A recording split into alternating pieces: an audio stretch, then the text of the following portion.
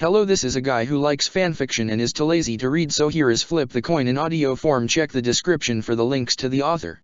Chapter 19. Why do they want to get rid of the old man anyway? It was Tsunade who had cracked and spoken first. A meaningless victory, but a victory all the same. Seeing how frustrating the last few days had been, Izumi would take it. It was the third night in a row that she and Shizune sat on the side while Anko and Tsunade tried to drink each other under the table, or to simply kill each other in the most undignified way possible. Who knew? Anko's strategy was to wear the woman down by constantly being in her face. It was very efficient because Anko could be very intimidating when she wanted to be, and no one liked to go about their business in life with a crazy-looking woman licking a kunao 2 feet behind at all times. They were drinking at the inn because no bar in town wanted to serve them anymore, and it looked like Tsunade had finally decided to at least hear them out. Small steps. Shit happened, Anko deadpanned, triumph badly hidden in her smug tone. He lost the trust of the clans. It was their decision, but he agreed. When are the clan ever happy? It was different this time. How so? Shimura Danzo was arrested and tried for treason, conspiracy, and murder. He was exiled. For the first time since their arrival, Tsunade seemed to lose a bit of her composure, and Izumi was a bit ashamed of how satisfying it was. Shizune looked worried, but Izumi had found out it was a constant state of being for that woman. The name rung a bell to them both, at least. Tsunade didn't let that move her for long though. About time. Is it supposed to be surprising? We don't know to what extent the Hokage was aware of his doings. But it wasn't zero. No shit. She seemed so unbothered by it, by the news that the Sandaime had turned a blind eye on off-the-books assassination, sometimes carried against their own people. It was as if this is how it works. Always have been. I don't get why it's such a big deal. Izumi supposed there was a measure of defiance in her words, of provocation, since she was just as intent as Anko at winning the obnoxious game. But she was certain her cynicism wasn't fake, not entirely. She was older than all of them. She had lived longer, had seen much more. Did that mean she knew what she was talking about? Did that mean she was right? It was different this time, Anko said through gritted teeth. Her temper rose easily and Tsunade had caught on that quickly. She was playing her. How so? Anko frowned, and she cast a furtive look at Izumi, who didn't even try to pretend she wasn't listening to their every word. Shizune was doing a better job of it, but only barely. If they weren't going to be sent away, they couldn't be blamed for eavesdropping. She understood Anko's hesitations. She decided she would put an end to it herself. He was caught planning the removal of the Uchiha clan. 3 pairs of eyes focused on her and she fought not to squirm or blush. This was a serious conversation, and she didn't want to be dismissed. Shizune spoke for the first time that evening. The removal is in death, to all of them. At least, that's what I understood. Izumi's eyes stayed trained on Anko. You knew? Yes. Uchiha Mikoto told me about it. She's Ataka's mother. I'm not supposed to be in the confidence, so. She had talked a lot about her clan to Anko these past few weeks, and she had an inkling that Anko was aware of it too, in the bitterness she sported on her face sometimes, in the way she asked details like she couldn't quite believe what she heard. The prejudice against the clan ran deep, deeper than Izumi had thought. Deep enough that at some point, some people had deemed it safe enough to wipe them all out, because in all likelihood, no one would throw much of a fuss over their disappearance. What the hell are you talking about? Tsunade asked, anger in her voice at being left out, at not having all the answers this time. Anko gestured for Izumi to go on. It is a complicated matter. Years in the making. But the gist of it is that the Uchiha clan had grown, discontented, with the way they were treated. Believing the whole village against them, they started to plan a takeover. The clan had spies among them, the Hokage heard of it. And she fought down a sudden onslaught of emotions, the exact ones that had gripped her all those months ago when Mikoto had finally agreed to tell her about what had happened. There was rage, and fear, resentment, and sorrow. She still couldn't quite wrap her head around the future they had avoided, around what could have happened to them. Around what Ataka could have done. There's no way to be sure, she said stubbornly. We can't know for sure. But Danzo had his solution to the problem. This was 5 years ago, Anko chipped in. Everyone's been busy dealing with the aftermath, and now, they want to move on for good. Izumi had heard about Danzo, of course. The subject came up regularly, even years after the facts, because there were still repercussions rippling out to this day. Sometimes it was hard to believe he could have been responsible for so much, for so long. Izumi had never felt overly concerned by this story though. The man had been dealt with, his misdeed uncovered and fixed to the best of their abilities. But her curiosity had gotten the best of her. She wanted to know. She almost regretted asking, as, she was sure, Mikoto regretted telling her. The third would have never stood for that, Tsunade said firmly, involved for the first time since they had met her. It's not our understanding of that situation, Anko shot back, smiling like a shark. She was taking some measure of joy in the confusion and shock of the older woman. She seemed to have a very personal grievance against her, which was weird, because Tsunade had left Konoha before she was even born or something. And you didn't get a civil war out of that, Tsunade said, not really a question, but disbelieving still. People are adamant to avoid war at all cost these days. Go figure, Anko said drily. She was old enough to have known the last days of the previous one. Izumi had heard enough about war to want to it gone too, and she had never been in one. Still you came after me, little Uchiha girl, Tsunade said to Izumi. Do you think I'll be better? Do you still trust any of this? Now wasn't the time to admit she had had no idea that was what they were doing until a few days ago. She had been a bit moody about it, but Anko had snapped her out of it quickly. She had apologized in a very roundabout way about hiding it to her, citing confidentiality and safety measures she didn't seem to like very much. Getting worked up at regulation and orders wouldn't get them anywhere, for now. I was mad, she admitted instead. And bitter, and sad. But despite the problems we face and all the things I'm not happy with, it's still our village.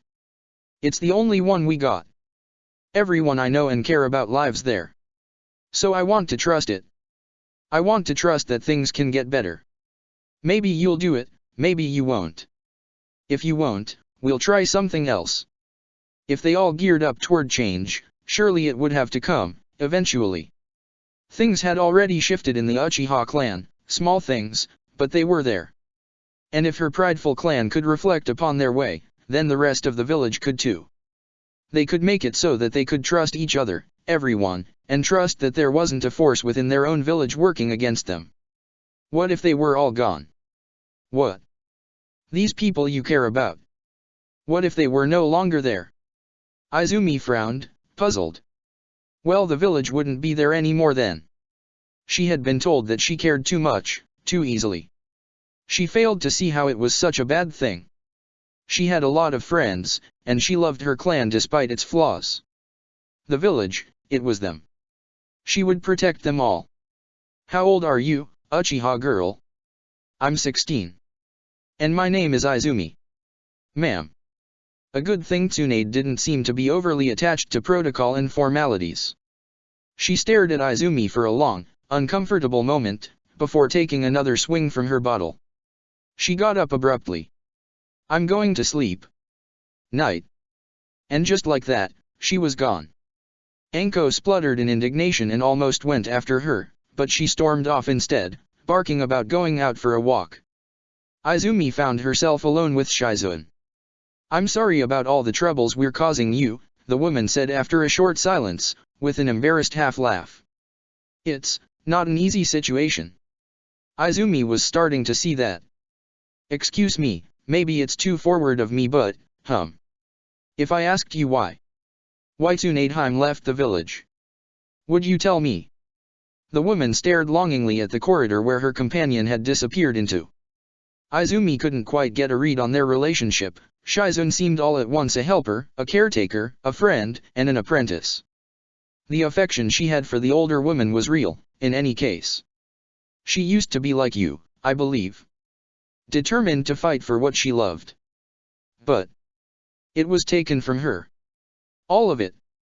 Izumi leaned forward above the table as Shizune's voice dropped low, derailed by grief and sorrow. War raged for the majority of her life. Her parents died in battle when she was quite young, and she raised her brother alone. They were very close. But he was a ninja, and he died. It was more shocking somehow, with Shizun's bland enunciation of the facts. It was an act though, her emotions were far from mild. She had a lover then, whom she loved very much, and who loved her. But he too was a ninja, and he, too, died of it. Shizun filled a small glass with sake to down it in one go, looking so dejected Izumi regretted to have asked at all. She went on though. You have to understand that for Tsunade. It's not a foreign power, outside's forces that were responsible for their death. You know about the Great Wars, right? Yes, of course. You must have learned who were the parties involved, how long it lasted. But do you know why it even started? Why it ended? Why they fought? There are reasons. Economic and political and we were attacked so. Right. We were attacked, so we had to retaliate. If you asked the opposite side, they would give you the same answer. The bitterness in her voice contrasted starkly with her gentle demeanor. She could never get over the idea that they didn't have to die. It achieved nothing. It wasn't heroic or meaningful. They weren't protecting anyone, as you said.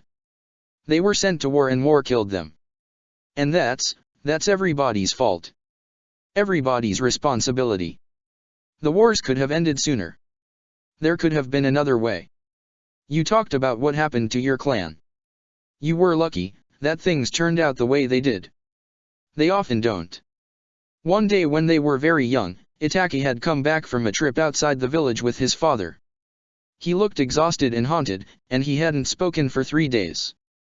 She was sitting with him on the pier when he had finally broken his silence. Let's never go to war, Izumi. From what she understood, starting a war was never the problem. It was easy. It was so easy that it felt they were constantly on the verge of it, no matter what they did, that they had to actively fight against wars starting, at all times. Ending them though.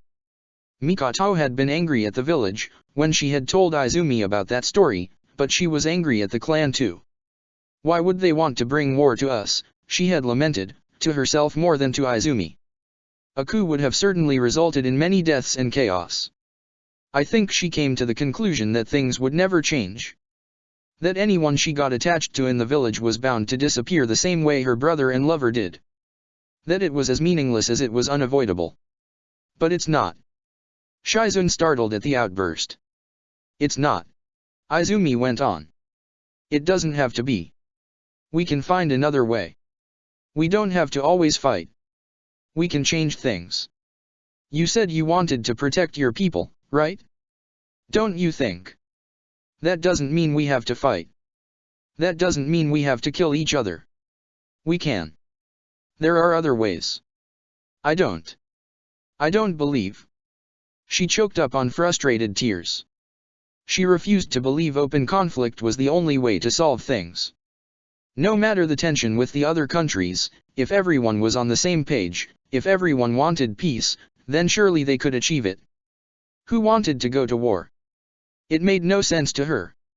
You're really young, came a drowsy voice by the door. They looked up to see Tsunade leaning against the wall, back from wherever she had disappeared to. You think you can pull this off? You think that's how it works? At least I'm willing to try. She gasped and put a hand on her mouth, shocked by her own vindication. She couldn't go around talking to Tsunade like that. But it was so damn frustrating, all these people that always started by "it can't be done," and so didn't do anything. That doesn't mean you'll make it.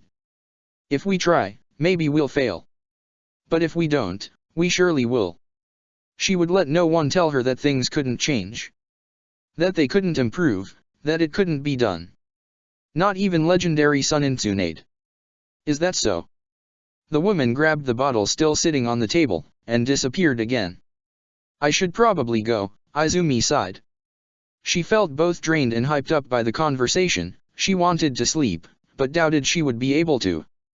Shizun rested a light hand on her arm, just as she was about to go.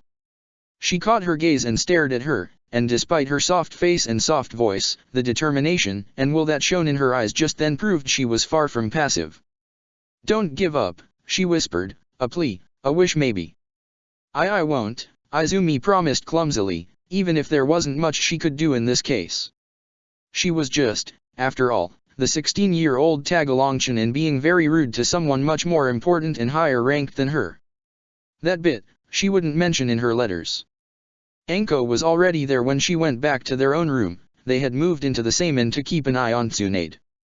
Anko was smoking on the balcony, eyes lost on the star-filled sky. She came back inside when she heard Izumi. "I had no idea you knew about this. You hid it well." It was hard to tell if it was a reproach. "I'm sorry. I'm not supposed to know, I was told." "Don't sweat it. I hid things from you too, it's only fair." Izumi accepted the settlement as it was. "He doesn't know, right? Your friend, Itake. He doesn't know you've heard the whole story." "No. No, he doesn't. He made me understand bad things had happened, but he thinks that's all I know, and I didn't tell him otherwise." "Why not?" Izumi took the time to change into her night clothes and tidy up her things a bit, trying to decide how to answer that. If he knew that I know, it would never be the same between us again. He would feel terrible, and I would too. I don't. I would be angry. I would yell, I would shame him, and accuse him, and hurt him, and what would it accomplish? I wouldn't feel better about it. He certainly wouldn't either. It's better like this. I want us to be able to move on. In the end he didn't do it. I can live with that. Maybe a time would come when they were both at peace enough with this story that she could open up to him about it. But it was still too raw, too fresh. Her rage was blind and aimless, too big to be expressed for now. And the air of despair and guilt Itaka carried with him constantly, she knew where they came from, and she had no interest in adding to it. She didn't want him to think he was a monster in her eyes, the one he was in his own. Whether she believed it or not was irrelevant, what mattered was what he was aware of. It was the same with Naruto, she pondered. No matter what people thought of him, they should have known to keep it under wrap, to hide it. It was worse in a way because Itake had actual things to blame himself, and be blamed, for, albeit hypothetical. Naruto was stranger to the crimes he was accused of. And still no one had ever bothered to keep their feelings about it to themselves. They didn't believe in sparing others from pain, it seemed. What about the rest of the clan? They were at fault too. She didn't get if Anko was trying to anger or hurt her, or if she was just playing devil's advocate, as she often did. Izumi knew her fair share of people who hurt others when they hurt themselves, she could easily look past it. "I don't think about it. It's not like I could speak up against any of it. Not yet, anyway. All these old men holding the reins and making decisions, they wouldn't be here forever. The Uchiha clan, the whole village, it would be theirs someday, her and her friends." Izumi could be patient. "You're such a good girl, Izumi." "It's kind of annoying," Anko said, more fond than biting. "You're a good person too," she answered, disliking the air of defeat in her mentor's voice and posture. "I'm really not." The thing was, Tsunade had no idea who she would fight for. Konoha's people deserved a leader that cared about them, right? And she didn't know if she had that in her. At the end of the day, she simply wasn't altruistic enough. She was too selfish. She had been told many times. She was always of a mind to say, surely somebody else can take care of it. But that girl, Izumi, she didn't see that at all. Something had to be done, and so she believed she had to be the one to do it. She was right that it was the best way of seeing anything accomplished. But if she was alone in this, it was already lost, and if she wasn't, then others could step up. She didn't have to do it. She didn't have to get hurt. Tsunade was like her, once, but putting herself in the first line every time had brought her nothing but pain and heartache. And had accomplished nothing in return. She had yet to see any proof that fighting for something ever worked out. She had also stopped trying a long time ago. "All right, so the old man is out," Tsunade summed up to the bottom of her glass. "I still don't get what this has to do with me." Mitarashi Anko had a fiery temperament and very little patience in store. The efforts she put up to keep her cool were admirable. The woman in her little Uchiha shadow had ruined yet another gambling night for Tsunade. Anko scared every man she stared at long enough, and while Tsunade could respect that quality in a woman, right now she wasn't enjoying it at all. There has to be someone else. Did Konoha spur nothing but average people since I've been gone? What about, let's see, Sakumo? He was a good one. Anko frowned deeply, something far darker than her earlier annoyance crossing her face. Take Sakumo committed suicide after his handling of a high-level mission brought him dishonor and shame. Tsunade should have stayed more in tune with Konoha's news, like Shizune had always berated her to. I'm sorry to hear that. Mentioning the Sarutobi clan or the Uchiha would be bad taste in this situation, I suppose, she went on. How about? You are one of the 3 legendary Sunin, Anko said through gritted teeth, very obviously trying to keep a grip on her temper. You're one of the most powerful shinobi of the village, of the world. And you have legitimacy to the position, both political and historical. Well, in case it has escaped you, in 3 legendary Sannin, there is 3. Why don't you ask Jiraiya? Don't they all say that old Perv was always stronger than me? Jiraiya-sama is a valuable spy to the village, Anko answered, though she didn't look so sure of herself. And he doesn't have your status. Or talent. Tsunade couldn't help the jab, even if he wasn't even here to hear it. He would refuse the offer point blank, that was for sure. Seemed like he had managed to make himself indispensable in something, so that he had a way out of the job.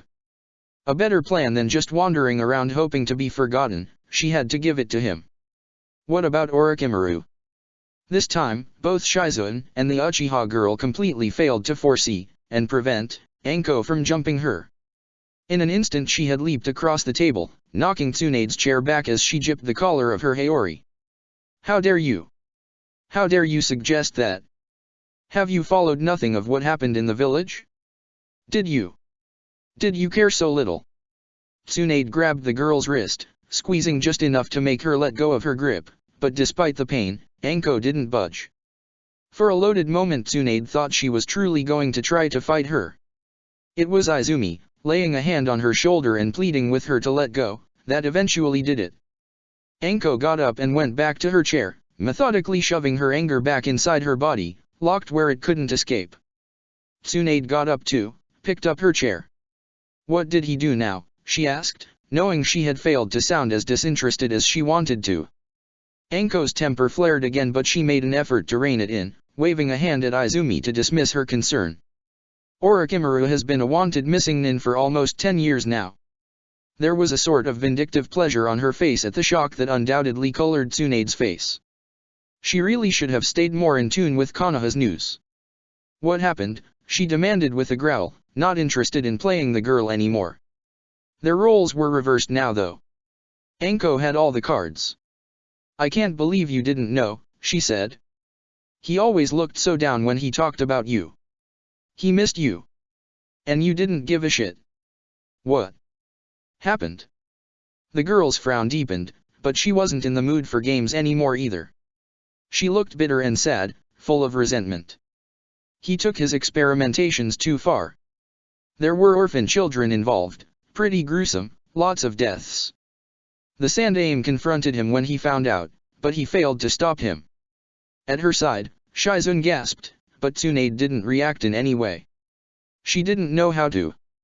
Surprise didn't begin to cover how she felt right now. Orochimaru was strange and he stood apart from the rest of them, but he wasn't. Was he? What's it to you? Tsunade asked as a diversion. Anko's personal feelings in this were obvious. She pinched her lips, ready to deny it, but eventually changed course with a heavy sigh. She cast an unreadable look at Izumi before answering. Orochimaru was my mentor. There was bitterness, for sure, rage too. But mostly, she looked sad, defeated. Old feelings, but still there, vivid, brought to the surface in no time. I never thought he would take a student, Tsunade remarked, trying to imagine it, how Anko must have been as a child, what would have drawn Orochimaru to her. I'm special that way. Tsunade hadn't seen Orochimaru in more than 20 years. Somewhere in her mind she imagined he was just where she had left him, carrying on his solo spying missions, working at the research center and doing his nerd shit, but she had never thought about it further than that. For all intent and purposes, she had stayed the exact same for 2 decades, never moving forward in any way, and she had just assumed they would be the same. How could this? Why did no one saw anything? Stopped him. Like who? His friends. The jab made Tsunade flinch. Orochimaru had this in him, always had. It was as if he didn't operate under the same rules as the rest of the world. He had a hard time understanding compassion and altruism, but he was willing to be taught. To be told what was right and what wasn't, what was acceptable, why that girl had slapped him when he was just telling the truth, why this death made these people cry while they were indifferent to others. You all need each other, Hiruzen always said, and Tsunade would roll her eyes because surely they would do just fine on their own. It turned out that his researches were actually Danzo sanctioned, Anko went on. Nothing is ever truly secret in the village, is it? There's always someone in the known. Tsunade would always ask why. Why do you study all the time, why all those researches, what are you looking for? And Orochimaru would answer, I just want to know. And in that pursuit, no one could stop him. He used to know though. If Tsunade told him it was wrong, he used to listen. But Tsunade was long gone from the village. Jiraiya too, it seemed, and that left Orochimaru on this own. Free to do as he pleased, with no one to keep him in check. Hiruzen had been there though. Their teacher knew him well. What was he doing? Leaving fucking Danzo to oversee him? How could this end in anything else than a huge disaster? If she chose to go back to Konoha now, it would be with no friends left whatsoever, and with the duty to pursue and neutralize one of them. A sweet deal indeed. Is that why they sent you? She asked. As his former student? Was that supposed to sway me somehow? Anko barked out a laugh. Don't be daft. They sent me because they didn't mind sparing me for months on end, unlike many other jounins. Tsunade could imagine being Orochimaru's students bringing scrutiny and criticism upon the girl, even before his desertion. His mentorship must have made her lonely, or was it because she was lonely that he had taken her in? At Anko's side, Izumi frowned and pinched her lips, displeased with what she was hearing. This one wouldn't care, probably, about who Anko's mentor was, about what the village had against her. A good kid. Izumi, could you go get us some more sake? Anko asked the Chunin. She seemed to take the request as what it was, a cheap way of sending her away, but she obeyed without complaints. Anko waited for her to be out of hearing range before turning back to Tsunade. Listen. You don't believe in anything, that's fine. Frankly, I don't either. But that kid, she pointed a thumb at the bar where Izumi was arguing with the innkeeper, she still has it in her. They don't deserve to have it like the previous generations did. They don't have to. We owe them. We owe them something better. Sounds to me like you believe it all right, Tsunade answered, aiming to tease, but just sounding fond. Sage, those people, and their grand ideals. Why was Hope so difficult to kill off for good? He talked about you, sometimes. I think he always hoped you'd come back. There weren't many people he had a good opinion of. Given what you've just told me, I don't think Orochimaru's seal of approval is such a good argument. Anko recoiled, hurt. Her animosity toward Tsunade made sense in the light of those events. Lonely kids didn't have the luxury to choose to whom their affection held onto. You think it's my fault, if he turned out this way? You think I could have stopped him? Anko's expression hardened even more, but it only made her look more vulnerable, young, and easily hurt still. I have no illusion over the kind of person he is. And still I wish things had gone differently. I'm sorry for what you've been through. Very soon, the moment had passed. Anko shook her head, dismissing her regrets and melancholia, going back to business. Tsunade was starting to like that one. Forget about it. We'll deal with him, in time. I won't let him. I'll deal with him.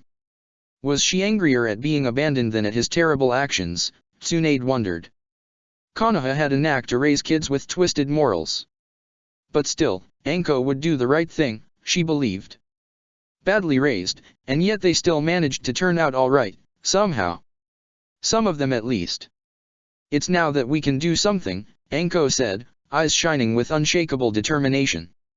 There's no one else, Tsunadeheim. It has to be you. Now that wasn't true. If she refused to come, they would find someone else, they would find a way. They would maybe do good, even. Or they would fuck shit up even more. Just like Tsunade could. But at the very least. If she didn't go now, what would she learn, the next time they sought her out? That Jiraiya was dead, that Orochimaru had attacked the village, that clans had been eradicated for disagreeing with whoever was in charge? These were things she could prevent. But to go back to that place. To walk these streets again. To face the same bullshit hierarchy, the same hard-headed fools, to fight her way through every decision again, to go through what both her grandfather, her great-uncle and her mentor had gone through, a position she had never envied, not for one hot second. And that she had never considered accessible to her anyway. Her name didn't mean shit. As if they were ever going to carve a woman's face into the mountain. Orochimaru's face wouldn't have ever been an option either, now that she thought about it. He was too cold and calculating, too in favor of the end justifying the means, any means. Out of the three of them, Jiraiya would have been the first choice, despite being the one who least wanted it. He was still the first choice now, probably, except she somewhat appeared easier to convince. That idiot would make a terrible cage anyway. Tsunade turned to the side to meet Shizun's eyes.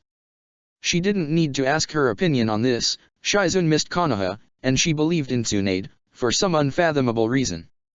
Her choice was obvious. And yet she would follow.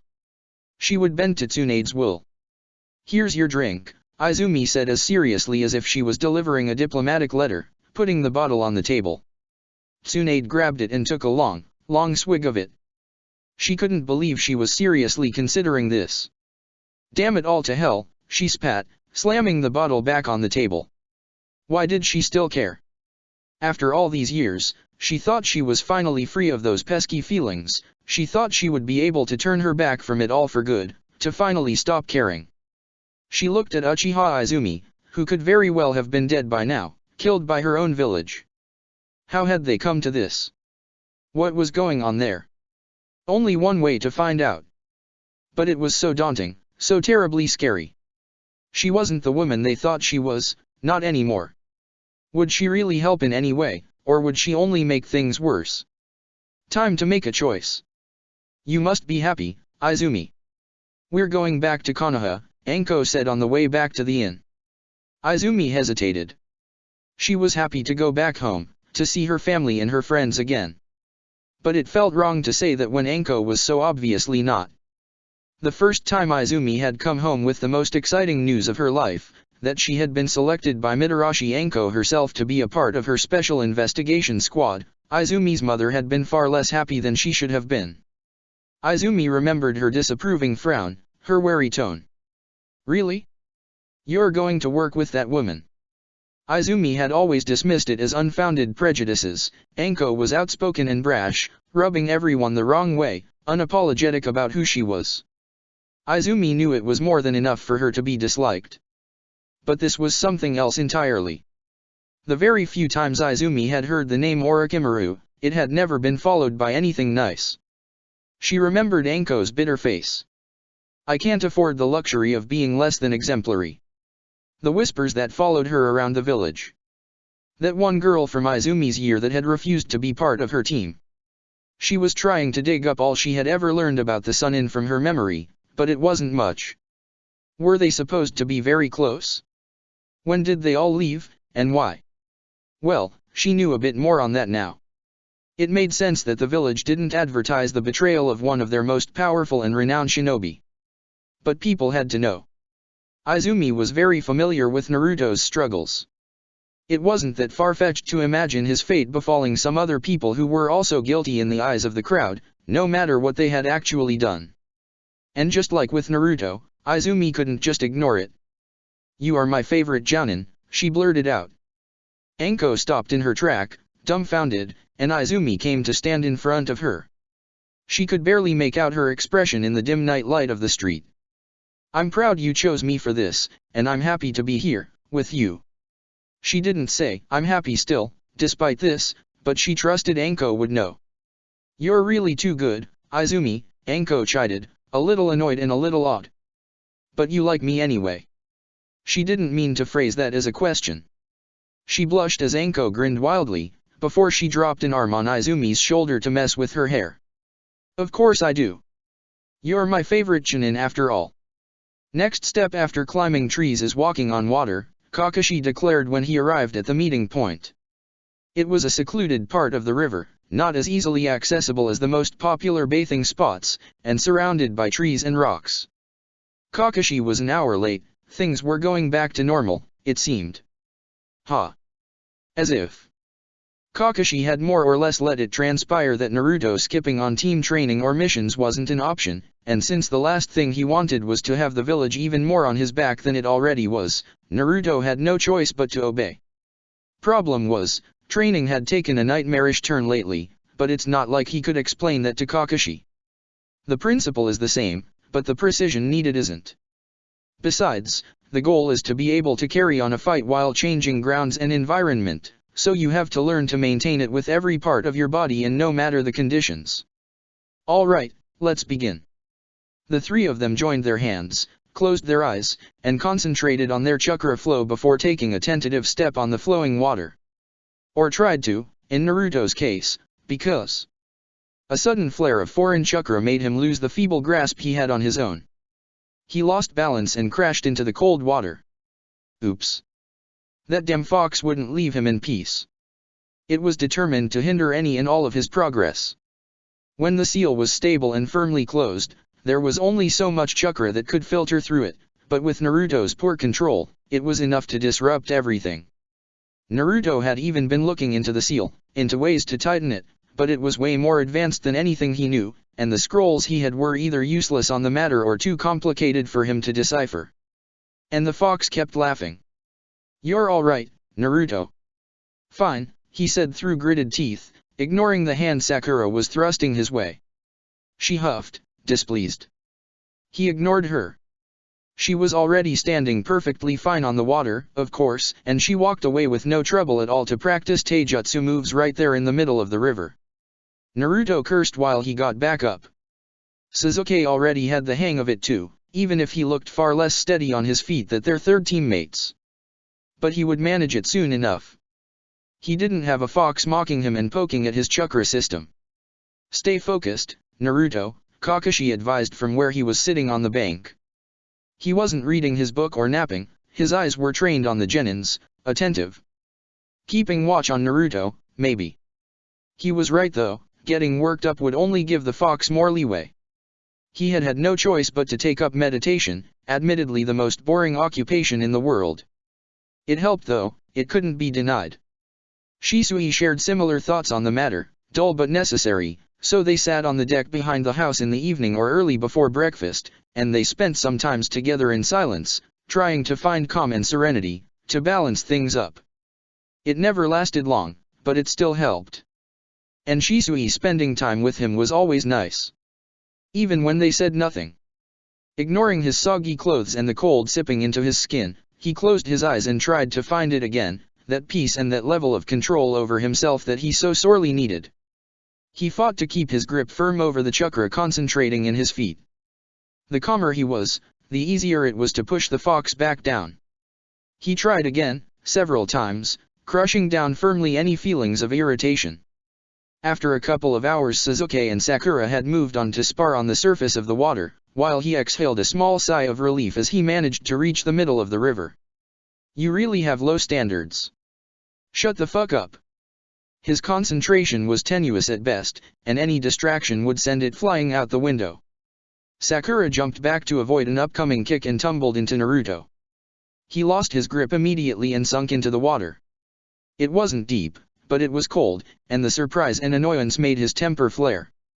He struggled to climb back up on the surface, spluttering and coughing. Damn it. Can't you? Oh, you called? Naruto shut down his rising anger immediately. It was his lot in life now, to be scared of his own emotions. He raised his head once he felt enough in control of the laughing fox, only to see Kakashi had gotten up and was staring at him intently. Sakura looked guilty, hesitating by his side to help him up or not. Behind her, Sasuke was observing him too, face unreadable. He knew he couldn't afford to get angry, or excited or scared. Last time he had lashed out, Haku had died, while it had been the last thing he wanted. He knew the fox would make no difference, wouldn't bother to spare those around him. Why do you do that? You'll either get strong enough to go against me, or I'll eventually wear you down enough to break free. It's your deal, not mine. Naruto should have kept his fucking mouth shut. I think that's enough for today, Kakashi called out.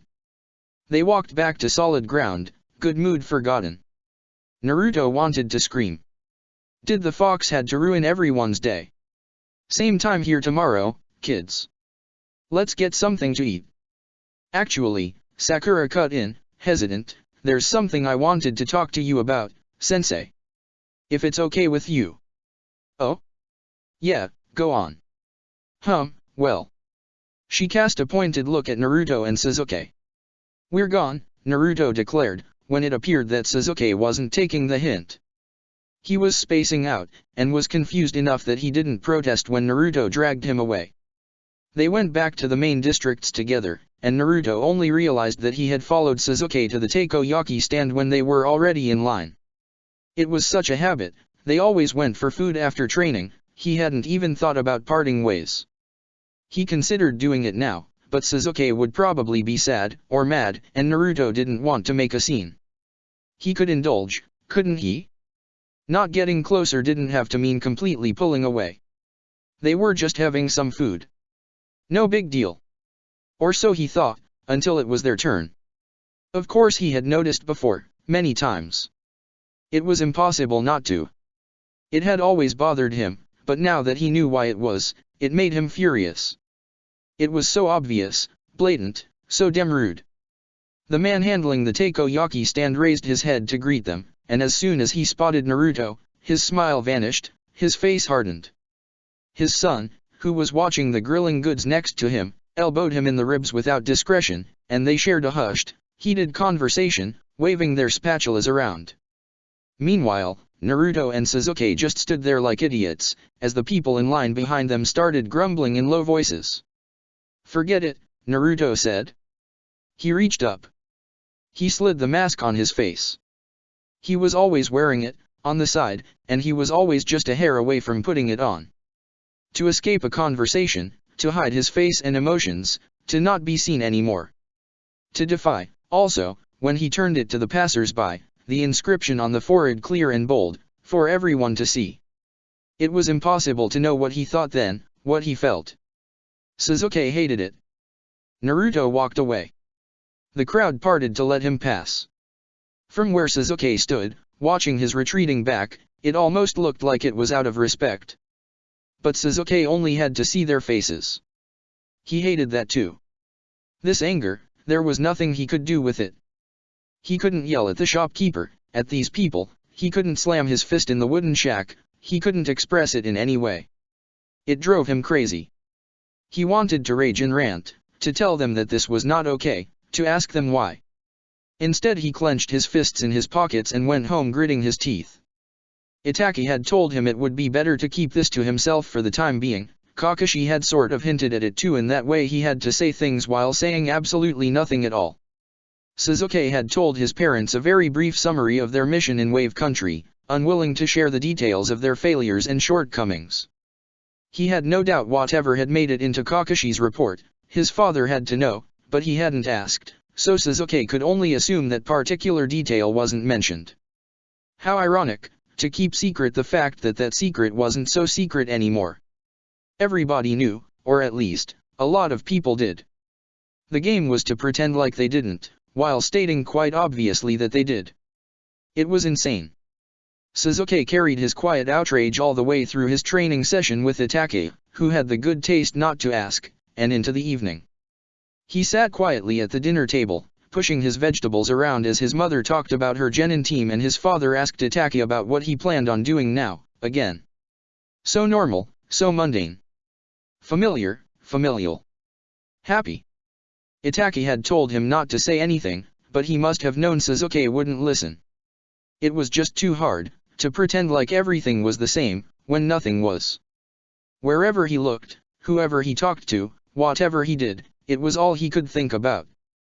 The people around him were bullies and liars. Naruto was set and bitter and angry at life, and when Sasuke looked around him, all he saw was people who were responsible for it. Is something wrong, Sasuke? His mother asked, concerned by his silence and his sullen mood. It's your fault, he answered. Itachi should have known Sasuke wouldn't listen. Huh, what? It's your fault if Naruto is the way he is. If he's unhappy and lonely. It's your fault. You did this to him. Sasuke, his father called, firm and authoritative. What are you talking about? I know about the demon fox. Silence dropped onto the table at once, the scene freezing like time had stopped, as they stared at him in shock and disbelief. How? His mother asked, distressed. He told me, Sasuke lied. He didn't leave them time to divert the conversation on that particular point. It just came out. I can't believe, all this time. I can't believe that's why. That's why you didn't want us to be friends. He's. It's all your fault.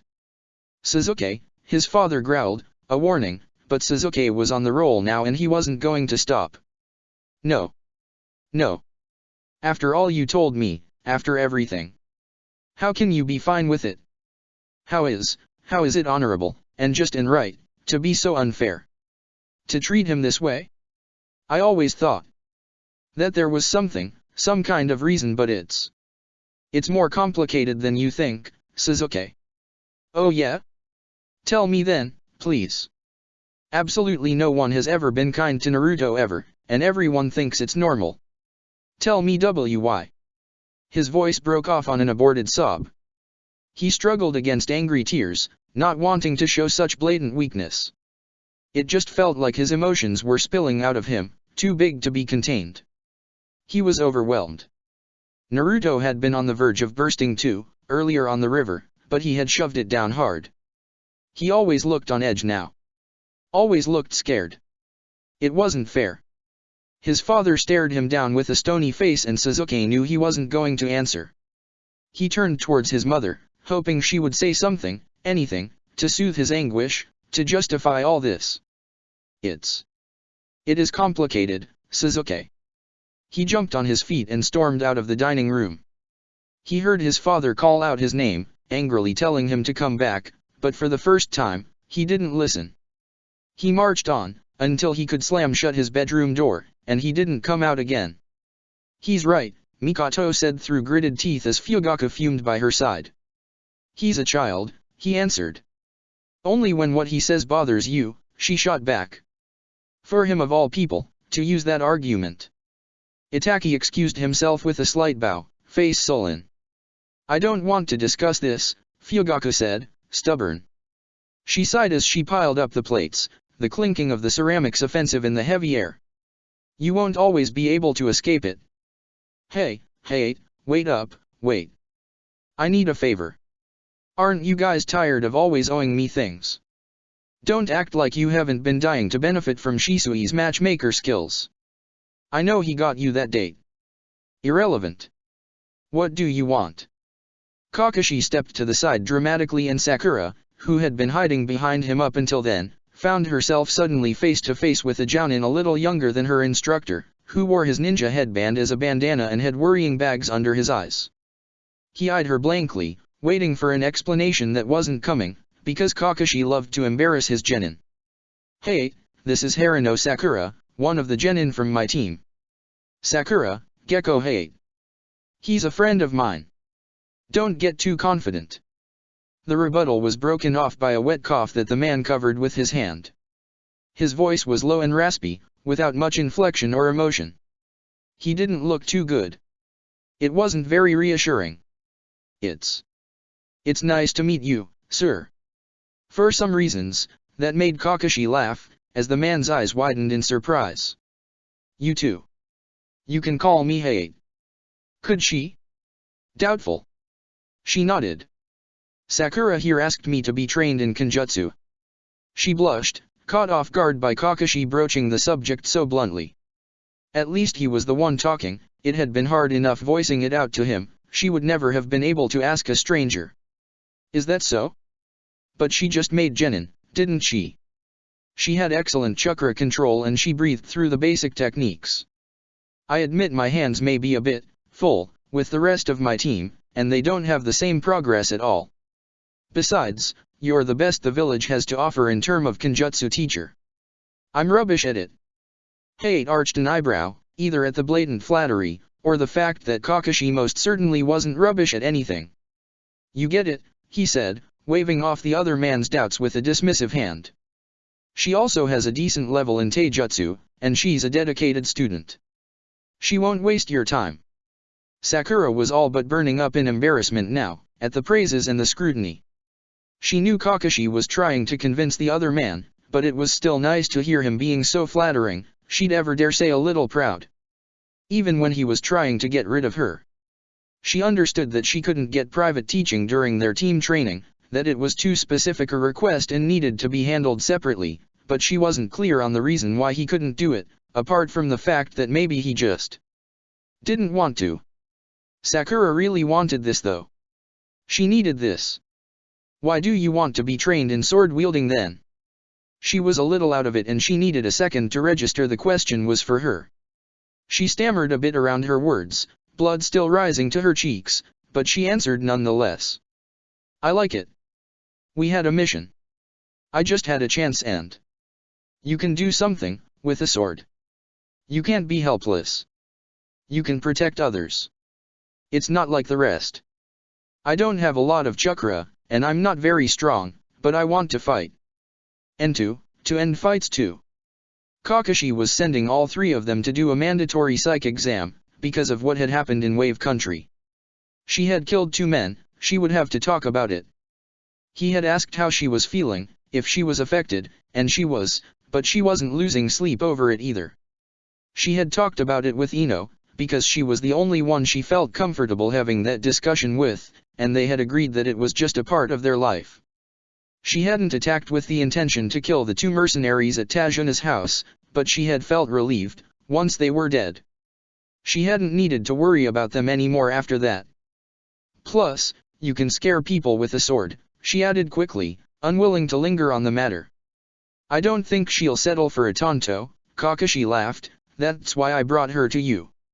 Hayate observed her for a moment longer, assessing, and she did her best to bear his judgment without squirming. Yojao will like her, he said eventually. It sounded like a good thing, if the small smile softening his face was anything to go by. Right? It could even be your first date. Joint training. That's romantic. Kakashi. Please shut the fuck up. Hayate, language. Think of the kids. Hayate and Sakura rolled their eyes in perfect sync. See, Kakashi said, you're getting along already. Training was cut short the next day, because Sakura was training with someone else, and Kakashi had things to do. Sasuke cast a puzzled look at Naruto gathering his things too. You're leaving. Why would I stay? We could train some more. Naruto shrugged, indifferent. I have my own training to do. Do it another time. Stay here. Spar with me. I don't want to. We can. I don't want to spend time with you. Sasuke's mouth stayed hanging but he didn't find a word to say. Naruto shuffled around, ill at ease. Often he looked like he regretted the words that had crossed his lips, but never did he try to take them back. Why not? I don't have the time. I have other things to do. Like what? Naruto huffed, exasperation rising as Sasuke kept pressing. He wouldn't let go though. Things couldn't go on like that. He didn't want them to. Things. Leave it. No. Naruto was destabilized by his sudden insistence. He was used to Sasuke giving up after a few tries. Sasuke didn't like to be forceful. It didn't matter much if Naruto wasn't in the mood, there was always next time. But now, things were different. Now time passing was distance growing between the two of them. Naruto would take no more step forward. If Sasuke stayed put, he would only keep getting further and further away. The other boy turned around to leave. Sasuke went to stand in front of him. Let me go. No. What the hell, Sasuke? What do you want? I just want to help. I don't need your help. What do you think you can do for me? No answer came to his mind. There had to be something. But he couldn't think of it. Yeah, that's what I thought. Naruto spat like he had proven a point somehow. He had proven shit. He tried to sidestep him. Sasuke moved too, getting closer. They stood almost chest to chest, in each other's face. Naruto's eyes were burning with fury. You can't fix this, Sasuke. There is nothing you can do. This is how things are, and you can't change them. You can't change me. I don't want to. Naruto huffed a disbelieving laugh. He took another step forward, menacing, all but breathing in Sasuke's air. Sasuke had learned his lesson though. He didn't budge. Naruto grabbed his collar, pulling him in.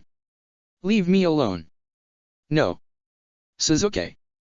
Naruto tried to shove him away, but Sasuke grabbed his wrists to keep his balance. It didn't work, they both tumbled backward, Sasuke's back hitting the rocky ground hard enough to knock his breath out of him, as Naruto crashed on top of him. Naruto grabbed his collar again, lifting him up to bring them face to face. He was furious, and he was trying to be intimidating, hoping to scare Sasuke away, but all Sasuke could see was that split second right after he had come back to himself on the bridge, the unfathomable depth of his grief and loneliness, and nothing could erase it from his mind. What's wrong with you? Naruto yelled to his face. Why can't you just let it go? I don't want to, Sasuke gritted. Something occurred to Naruto then. He sat back on his heels, freeing Sasuke's legs from under him. He looked serious and resolute, and that made Sasuke fear what he was going to say next. You said you would stay away. If I asked. Sasuke's heart skipped a beat before picking up the pace, as his own words echoed in his memories. He had said that, hadn't he? Well then. Don't do that. I'm asking. Leave me alone, Sasuke. And to be sure, Sasuke couldn't argue any further, to put an end to that conversation without confronting it in any way, because he was a coward and he had to know he was wrong. Naruto slid the mask on his face again. He wouldn't talk anymore. For all intent and purposes, he was already gone. Sasuke had the urge to smash the damn thing to pieces, because he needed to see Naruto's face, and to hear his voice, and to know he was here, he was alright. But he had said that. He had said he would respect his wishes. Naruto couldn't hope to convince him that he truly thought he would be better off on his own, but wasn't assuming to know better about his own feelings exactly the problem. Would it be better if he complied then? If he stayed away? No. Chapter 20. Naruto used to be good at this. He had done it for years, most of his life really. Going to school on his own, training on his own, eating on his own. Going for days at ends not exchanging a single word with another human being, let alone physical contact. He couldn't even say he had suffered from this solitude as a child, because it was all he knew. He felt envy and jealousy for the proximity and warmth he saw in others, but it was a pain that was dull, ever-present but manageable, something he had accepted as an inevitability. Something he didn't know, therefore couldn't miss. He used to be good at this. Now he couldn't bear it. He no longer went to eat snacks with Sasuke and Sakura after. He slipped away as soon as they were done with training or some stupid, useless mission. He no longer hung out with them when they had nothing to do.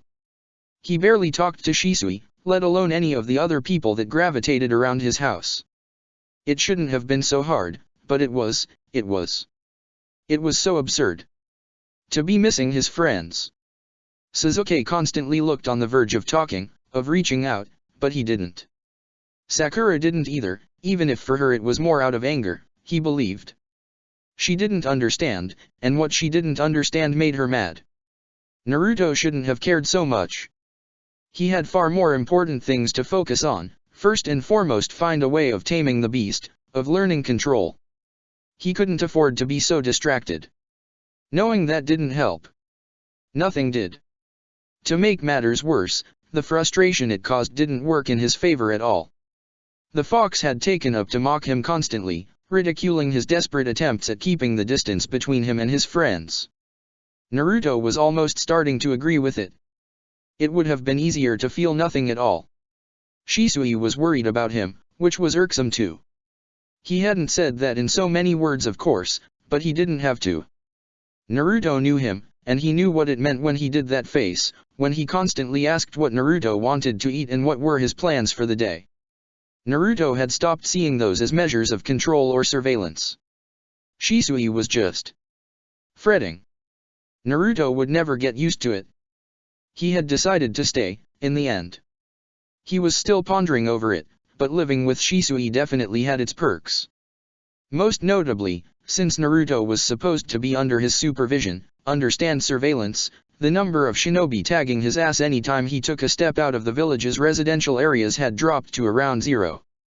He didn't know if they expected Shisui to keep him under house arrest or if they had just decided the Uchiha knowing about his comings and goings was enough, but in the end, it meant that Naruto was relatively free to wander the village's land, as long as he didn't cross the wall, of course. Shisui wasn't interested in monitoring his every move.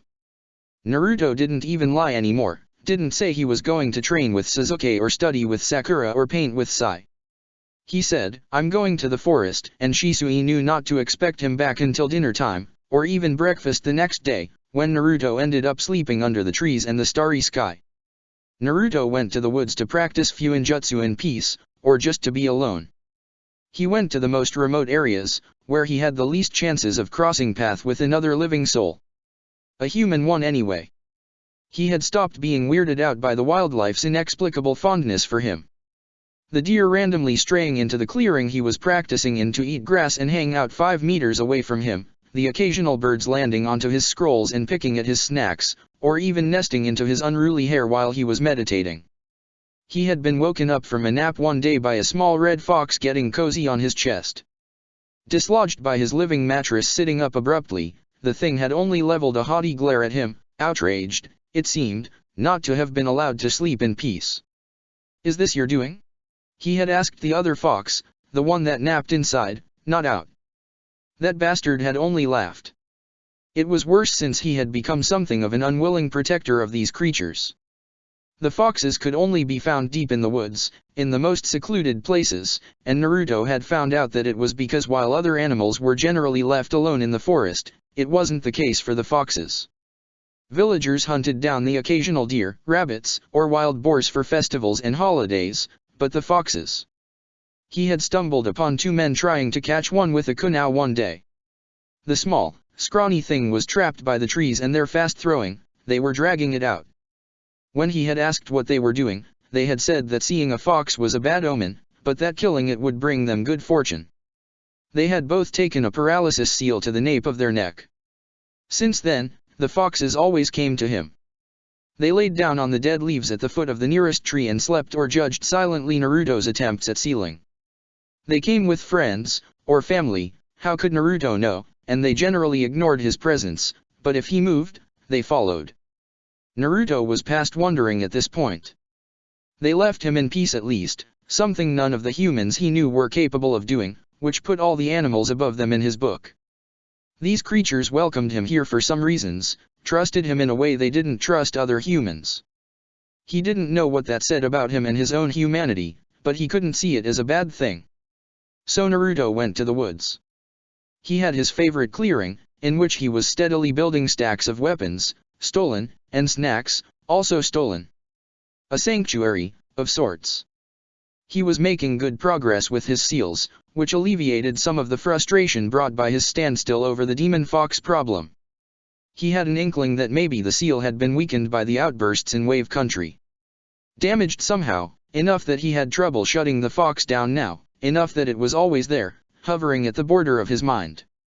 He had been timidly looking for seals that resembled the one he had on his stomach, but he was reluctant to get into it properly. If he messed it up, he couldn't risk weakening the seal even further, or worse, break it for good. He couldn't risk unleashing the beast on Konoha again. I don't see why that would be so bad. He didn't even bother answering anymore. There was something else he had been willing to work on ever since Wave Country. He had had to ask Shikamaru, again, not just because he was the smartest person to whom he could talk, but mainly because Shikamaru had no care in the world about anything. If he found it weird that Naruto came to him at random to ask for kanjis, he couldn't be bothered to question it or care in any way. Naruto wasn't worried about being reported. Besides, asking the boy for kanjis like summoning wasn't too suspicious since it wasn't something they had ever been taught in class. Sure, he had raised an eyebrow at Naruto needing to be taught how to write fox, but again, Shikamaru didn't have it in him to get curious about it. A wonderful quality, in Naruto's opinion.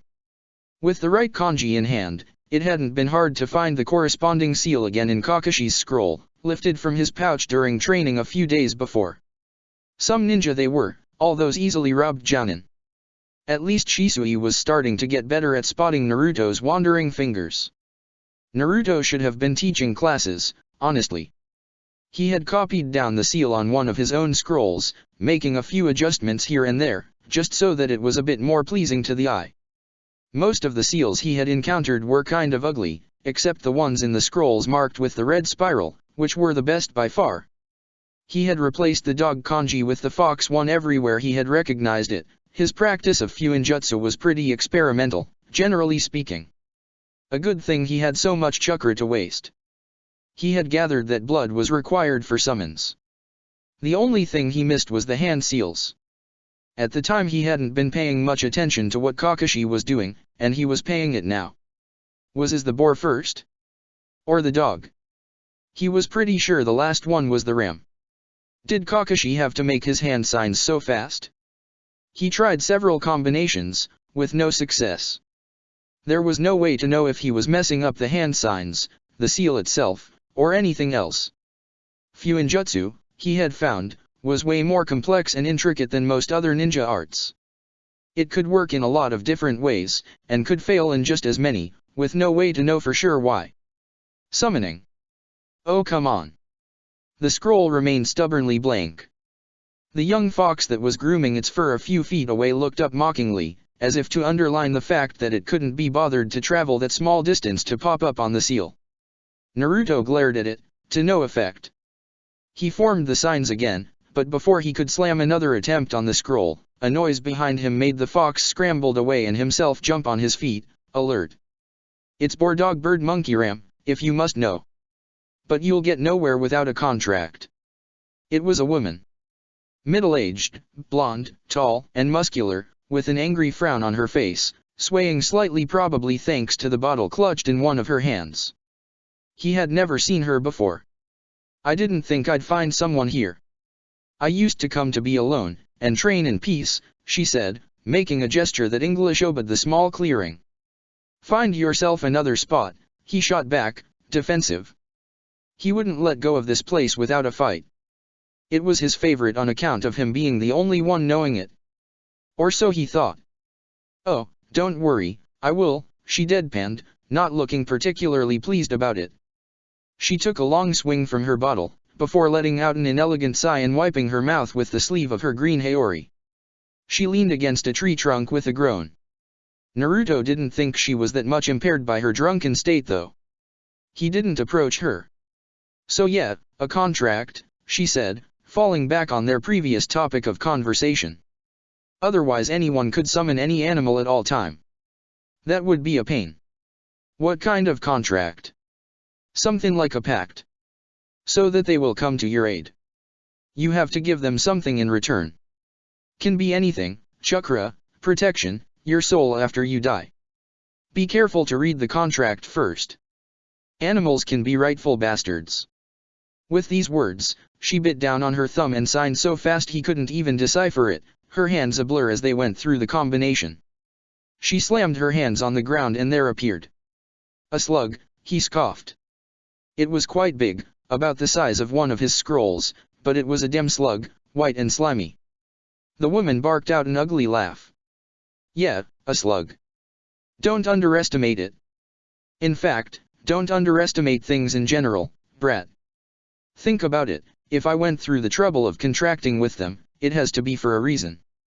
That made sense, but he couldn't think of a single one. So, oh, Foxes? Never seen fox summons before. But anything goes, I guess. She was leaning over his hand-drawn scroll spread on the ground, poking at it with interest. Naruto rolled all of them quickly to hide them back in his hoodie, out of view. I didn't know they taught seals in Konoha now, she slurred. They don't, he answered warily. He didn't know whether to be careful about that woman or not. She wasn't threatening, but he could tell she was powerful, far more than her youthful appearance and rude demeanor let on. Yeah, it figured. Why would they start doing anything sensible? He let out an involuntary scoff. She took another sip out of her bottle. Oh, she exclaimed. I get it. You're the demon fox boy, aren't you? Naruto tensed up all over again.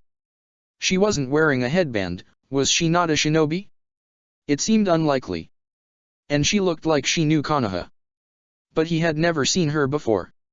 Is it the whiskers that give it away? He asked lightly, even if he had a death grip on the chakra sealing scroll in his pocket.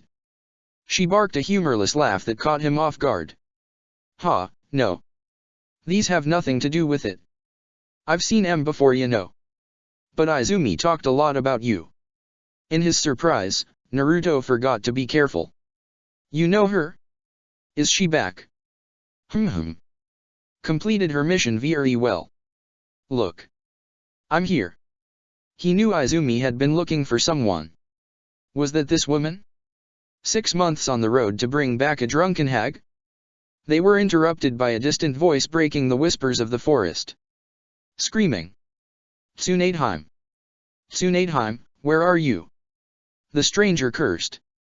Damn it, already? I need to up my game, it seems. Go away. She raised an eyebrow at him. Excuse me. Get out of here. I don't want them to find this place.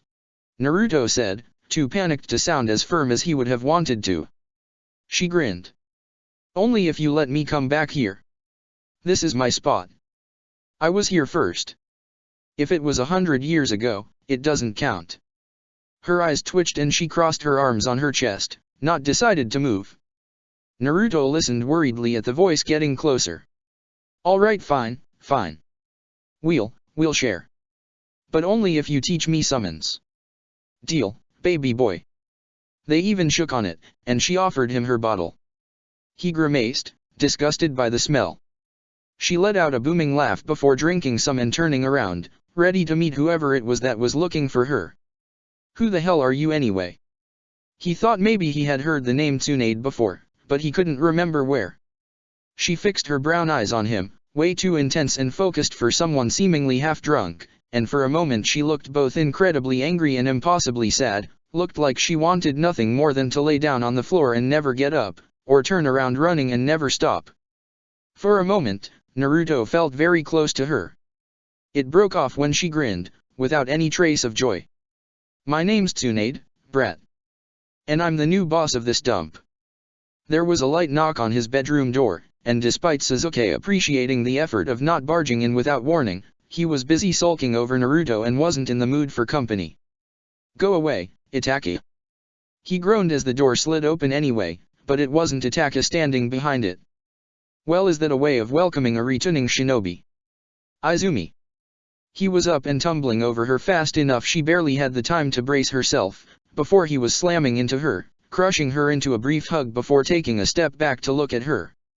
I didn't know you were back today, he said, while trying to look for injuries or any sign that things had gone awry while she was away. She only looked a bit tired, but otherwise, she was unharmed. I know, it wasn't scheduled. I came back this morning and scared my mother to death, and now I came to greet your family. I only crossed path with your father though. At least he had let her in, Sasuke thought. My mother is training her team, and Itachi is around, I think. I'm not sure. Well, at least you're here, she said with a smile. How are you? Sasuke opened his mouth. It was a simple enough question. It wasn't even a real one. Just a conversation opener, the one everyone said all the time. He just had to say he was fine. Even if he wasn't. But he was. Wasn't he? Sasuke.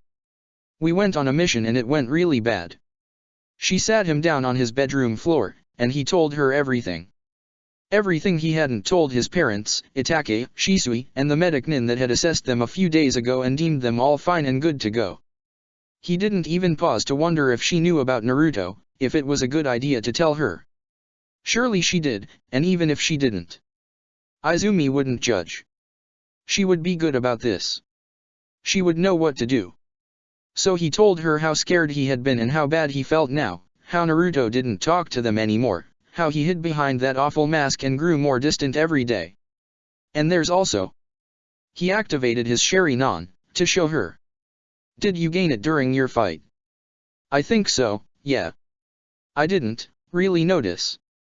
In fact, he hadn't even known he had manifested a second Tomo in both of his eyes until days after their return, when he had been studying his Sharingan in the bathroom mirror. Most likely, it had sprung to life when he was trapped in the ice prison with Naruto, trying to keep up with Haku's movements. He hadn't told anyone. He didn't feel like bragging about it.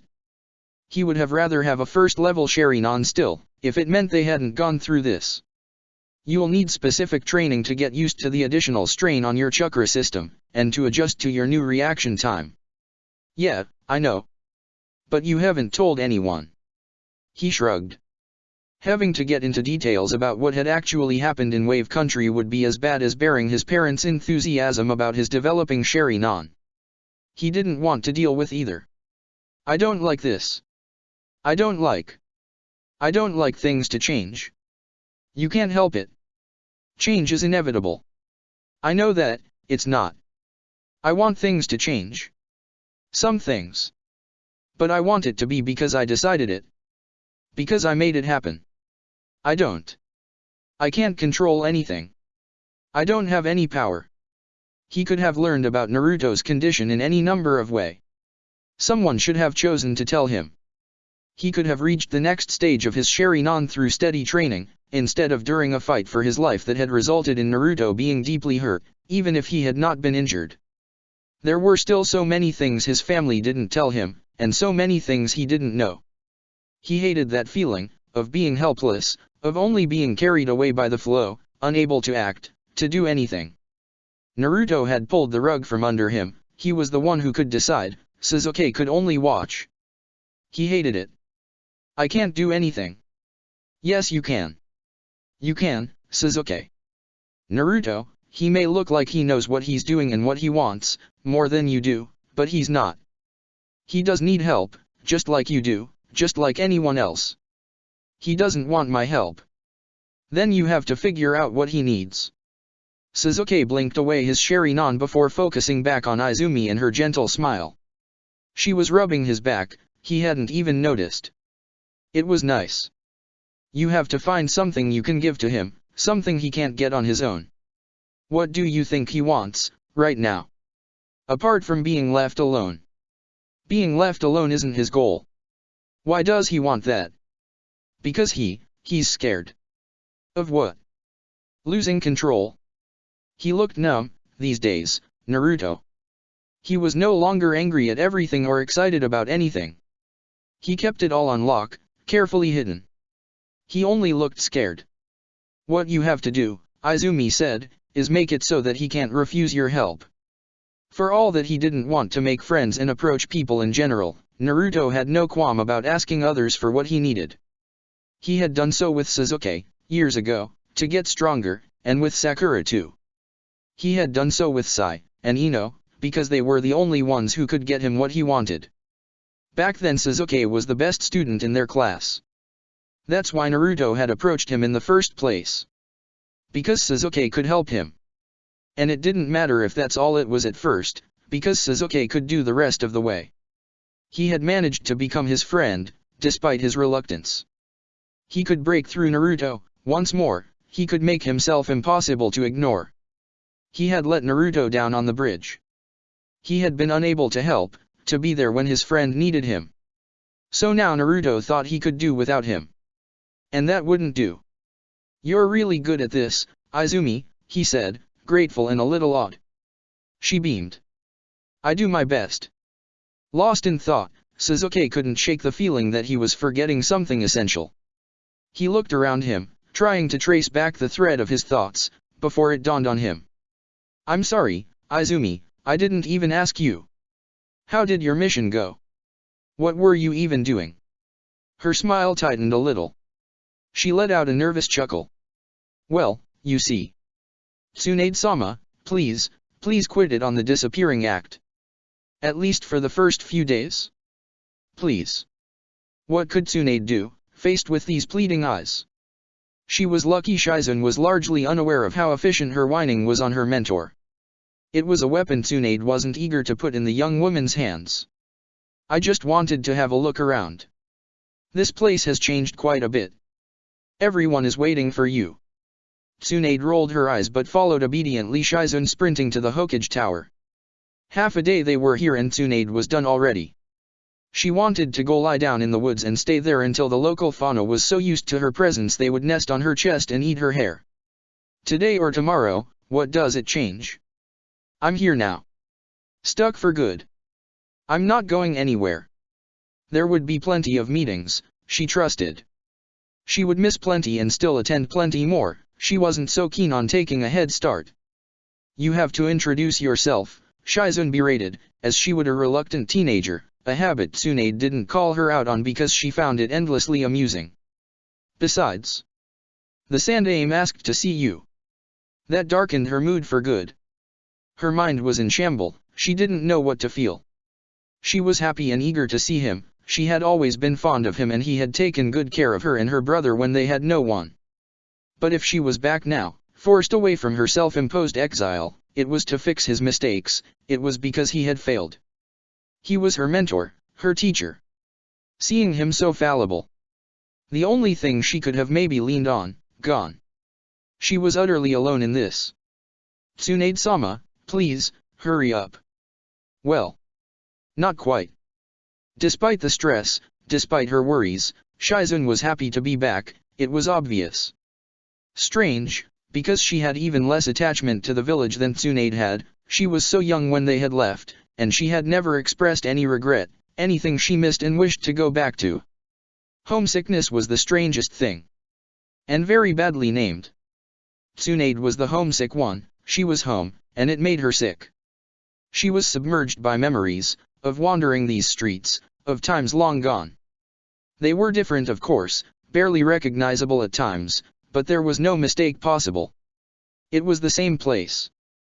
They went up the stairs toward the Hokage's office and she was 6 again, running around the corridors, getting reprimanded by the Chunin working the assignment desk. Noeka was here, his legs were too small, he couldn't keep up. Tsunade went back to haul him up on her back so that he wouldn't miss a thing. She was already stronger than most. Or she was a little older, 14 and pissed at another boring mission at the border. She was dragging both Orochimaru and Jiraiya behind her, so that they could go whine to her great-uncle for more exciting missions. War was at the door. But she didn't know that yet. Or she was even older, and she was dreading yet another unproductive meeting about limited resources and bad news from the battlefield. But at least Dan would be there. He would sit by her side and support her claims, or make them for her. If it was another woman, shouldn't he talk about War Day? She wanted that stupid meeting to be over already, so that they could go to her place and cuddle under her covers. Or she was walking the corridors dressed all in black, mourning. Which time? Her parents, her brother, her lover, her friends. There had been so many.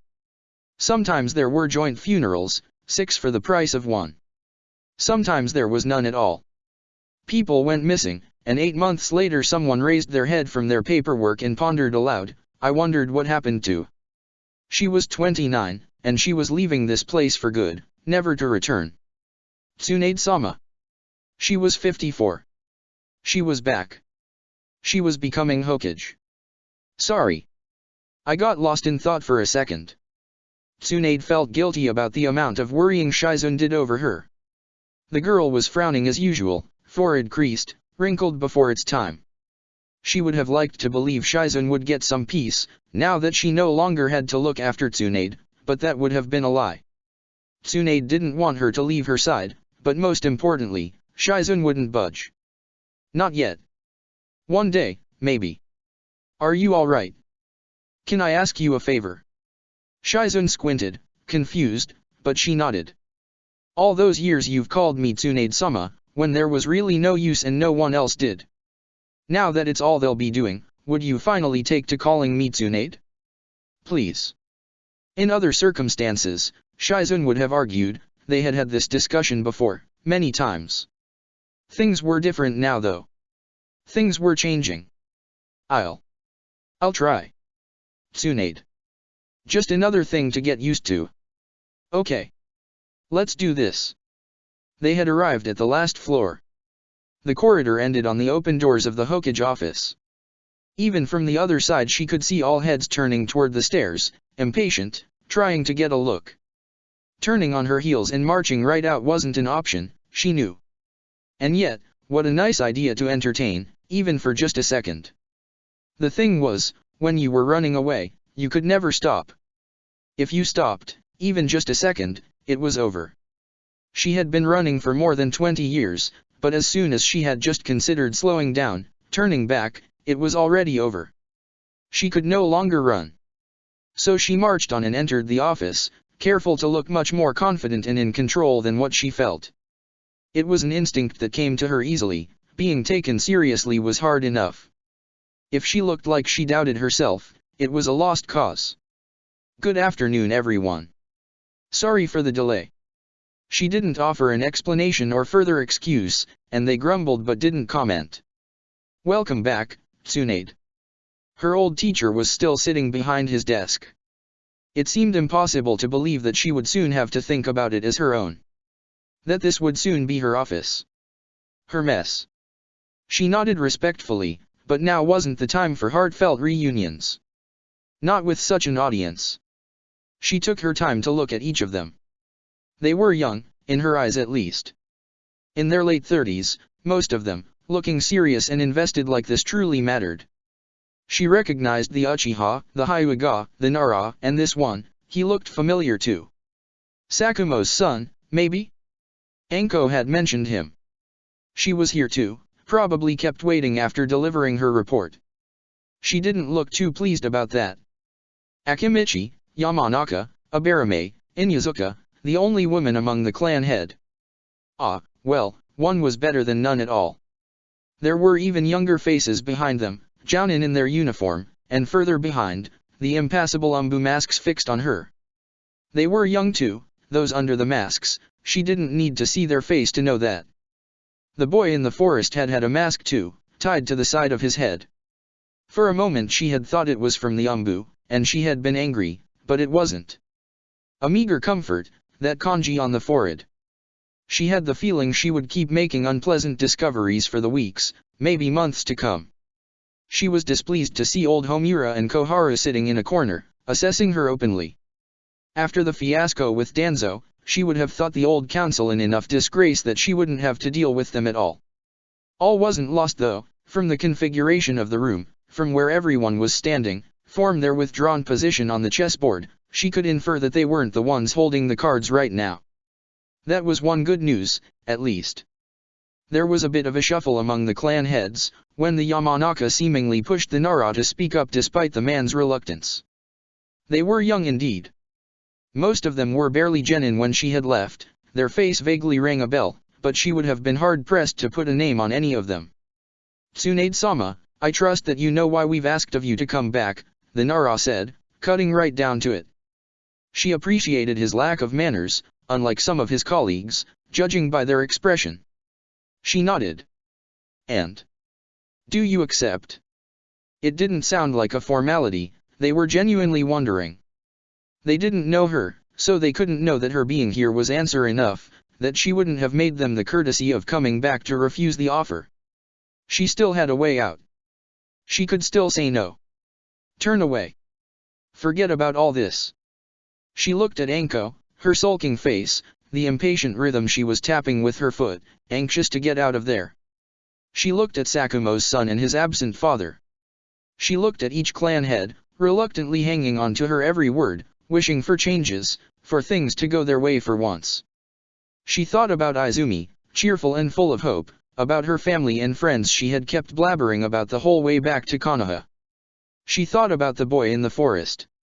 His resemblance with Noeki was uncanny, except Noeki had never worn such an expression of defiance and bitterness on his face. I do. Tsunade was officially done with running. Training wrapped up in the same dull, depressing mood it had these past few days. Kakashi could act as if nothing was amiss. All he wanted, it did nothing to alleviate the tension between Sasuke and Naruto, and between Naruto and the world at large. Sasuke supposed that the man was as much at a loss as Sakura and himself in ways of breaking through Naruto's thick skull, but Kakashi was their teacher. He was supposed to be better than them. He was supposed to know how to handle this. What happened between you two? Sakura asked for the umpteenth time. Sasuke once again opted for a shrug in lieu of an actual answer, angering her again and further degrading the team mood. She raised an expectant eyebrow at him, fed up with being kept out of the loop. He's an idiot and a coward, he said, loud enough to be heard by the other boy. Naruto huffed and puffed but didn't retort. Sakura huffed too, irritated. Sasuke didn't have a better explanation for her though. That was, in essence, what had happened. Naruto being an idiot and a coward, and Sasuke failing, again, to snap him out of it. They had spent the day weeding grass and washing shop windows, back on the dullest missions that were Genin's lot in life. There was no telling when they would be sent out on a real mission again. Sasuke was split between being upset and relieved. Having a repeat of the Wave Country mission wasn't exactly what they needed right now. Not that this was much better.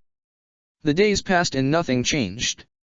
Sasuke and Naruto didn't address each other in any way.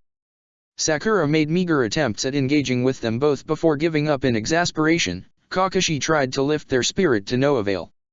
Sasuke's mood only worsened as the days passed and Naruto made it clear that he was very serious about his claim from that time by the river. It was absurd, to be missing his moody complaints and his dry mocking of everything they saw or did. Sasuke wasn't much of a talker, and he would have said that Naruto wasn't either, and yet this silence, it usually wasn't there between them. Sasuke was starting to feel threatened by the possibility of truly losing Naruto's friendship, and he didn't like that one bit. The thing was, at the end of the day, Naruto was his best friend. He was his best friend out of the two whole friends he had, and the idea of losing him filled him with dread and anguish. He thought maybe Naruto felt the same, but by confronting him, Sasuke took the risk to discover he didn't. He wouldn't run away from this though, no matter how scared he was. He wanted to know, and he wanted Naruto to know too, to be sure, to say it aloud. He was surprised by Sakura's lack of insistence, but soon understood where it came from. Ino was speed-walking toward them, trying and failing to look detached instead of excited. "Hello, Ino," Kakashi greeted with an amused smile, surely because he knew what her answer would be. It didn't fail. She squinted at him, suspicious, and only offered a stilted hi in return. Ino was openly hostile to anyone above the age of 20, sparing no one her rude demeanor, including important people or her own Jounin instructor. Sasuke wouldn't have been able to get away with half the things she pulled off, but her father's constant reprimand meant little to her. Sasuke found her equally infuriating and inspiring. Kinda like Naruto. Her face morphed into an excited smile as soon as she looked away from Kakashi and back at Sakura. "I took care of everything, we can go today," she whispered with an air of great conspiracy. "Really?" Sakura asked, looking very pleased. Ino confirmed with a nod, pride shining through her smug expression. "Sasuke, Naruto, you should come with us," Sakura exclaimed, overly enthusiastic. Ino didn't look so eager, but she didn't protest. As far as she was concerned, Sakura could do whatever she pleased, ask whatever she wanted. Ino would work to grant it to her. "Where?" Sasuke asked, curious despite himself. "I got my father to take me with him to meet that woman," Ino said, pleased as punch. "The one who is going to be the Go Dame." "You're not supposed to know about that yet," Kakashi chided without much conviction. There had been no official statement, and yet Sasuke doubted there was anyone in the village who didn't know about Princess Tsunade and the reason for her return to the village. "Are you in?" Ino asked, ignoring the Jounin. Naruto answered first. "I'm not going to the Hokage Tower if I don't have to. Besides, I've met her already." His expression of complete boredom couldn't quite hide his satisfaction at his friends' gaping faces. "When?" Ino demanded, incredulous and pissed off at him getting the honor first. The woman was all everyone was talking about, but no one had even gotten a glimpse of her, except those allowed into the Hokage office. The genin knew who she was, of course, the stuff of legend, but that only made them more eager to meet her in person. In the woods. Chance meeting. With the amount of time Naruto spent there, it was actually believable. URG, fine. Sasuke. I'll pass too. It was his turn to be gaped at. Of course, he also wanted to meet Princess Tsunade, if only to assess the competition. If her reign was even half as long as the third's, she would be the one he would receive the Hokage seat from. But she wasn't going anywhere, he would have plenty of other chances to meet her. It could wait. Talking to Naruto, however, couldn't. You're no fun, Ino said dramatically. Whatever then, your loss. Sakura, let's go. The girl cast a wary look between Naruto and Sasuke. He nodded at her, trying to convey some sort of reassurance, although he wasn't that confident himself. There was a non-negligible possibility that this would blow up in his face. It was a risk that had to be taken. Sakura left with Ino, the two girls chattering with obvious excitement. They shared a level of intimacy and complicity that Sasuke couldn't help but feel envious of. He didn't see himself ever sharing that kind of bond with anyone. Kakashi departed too, no doubt to drink alcohol with the other Jounin instructors, so that they could complain about their genin. Naruto made to leave too. Sasuke stopped him, planting himself in front of him. Fight me. Naruto had a feeling Sasuke would try something again. He was still startled by his bluntness. Sasuke was not interested in being subtle anymore, or in simply ignoring things until they went away, like Naruto did all the time. Why couldn't he just let it go? Fight me. No. Naruto tried to sidestep him, of course Sasuke didn't let him. But this time, instead of dancing around the subject, instead of trying to talk again, Sasuke directly jumped to the next step. He punched Naruto. Or well, he tried to. Naruto had no choice but to block, and to hit back, just because. They exchanged a few more hits, it was ridiculous how easily they could fall into it. Fighting with Sasuke wasn't ever painful or unpleasant, even when he didn't want it. It felt more like dancing maybe, something they did together, not one against the other. It didn't change the fact that he didn't want to. I'm not in the fucking mood, Sasuke, stop it. No. He should have been able to just walk away. But that's not how it worked. Besides, Sasuke wouldn't let him. If he had to knock him out to get his piece, then so be it. The problem was, Sasuke was familiar with most of his tricks by now. He knew all the seals he used in sparring, and he even knew about his favorite moves and combinations. Granted, the reverse was also true, even more so because Sasuke was more predictable than Naruto, not as good at improvisation. That didn't mean he was easy to beat. Sasuke. Inevitably, Naruto was getting angry. And inevitably. What a brat. Want some help with this? He tried to stomp down his rising unrest, but it made him lose focus on the fight. He wasn't used to trying to rein in on his emotions while fighting. It was among the few moments where he could uncoil, let go. But not anymore. He had to stay calm, had to. Sasuke was making that hard though, fighting dirty, making sure to be as infuriating as possible. He brought out the Sharingan when Naruto puffed out some extra shuriken from a scroll, and the red eyes never failed to make him feel uneasy. Sasuke, stop it. Why? Because They had moved closer to the tree line. He attempted to focus on his chakra flow, to climb one and put distance between Sasuke and him, but unlike Sealing, which he could do in his sleep, practicing this kind of control, even on such a small level, was only fueling the fox's ploy. Red chakra slipped through the crack, mixed with his own. He lost his footing and crashed on the ground, hard. It only added to his growing rage. I can't. You have to leave me alone. I don't. He couldn't say it. I don't want to lose it, I don't want to hurt you. He didn't want to say it aloud. Didn't want to admit how scared he was. Yes, you can. What? Sasuke's fist broke through Naruto's guard, making him stumble several steps backward. You can control it. You have to, right? That's what we're doing. What are you talking about? Isn't that what you want? Naruto frowned. That's none of your business. Yes, it is. Why? I'll help you with it. They had good practice of bantering while they fought, and they were barely out of breath. Focusing on Sasuke's voice and nonsense helped Naruto to tune the fox out. I don't need your help. Oh, so you'll make it on your own then? How do you plan on doing that? Of course, trying to keep himself in check on his own wasn't so smart, but it was still better than the alternative of having anyone else help him with it. Because what if he lost it? What if he slipped? There were good reasons why he trained as deep in the forest as he could. Had it been up to him, he would have trained 1,000 miles away. You don't know what you're talking about. Didn't you see? You saw what I did. I don't want to. You won't. That certitude in Sasuke's voice was grating on his nerves. You won't, Naruto.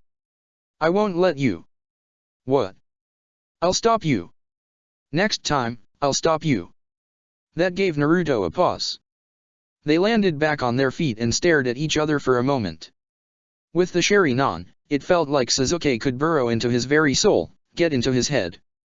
Naruto wondered if he could see the fox chilling in there. You can't. I will. I'll train too. I'm stronger than you. Naruto scoffed. The nerves. No, you're not. Really? Prove it then. He wanted to. But he couldn't. If he got too excited, or too worked up, or... Don't be so scared. Naruto snarled. I'm not scared. Sure you are. Naruto was the one to kick the fight back into motion, jumping Sasuke in hope he could make him shut his stupid mouth and wipe the smugness from his stupid face. Sasuke was expecting him though. They exchanged more hits, staying on taijutsu for now. It worked best when they were in that state. Naruto surely didn't have enough brain power available for any more advanced move. Sasuke did. He didn't get overwhelmed like Naruto, he could stay functioning no matter the stress. But he was matching Naruto's state of mind, just like Naruto did when the other boy wasn't in the mood for getting punched and fell back on ninjutsu. This was nothing like a real fight. Nothing like Wave Country. What can you even do? Naruto spat out, intent on being hurtful if that was what it took to shake Sasuke off. I don't know yet. We'll figure something out. Why? I'm not leaving you to fight this alone. Why? Sasuke fell back into his standard guard.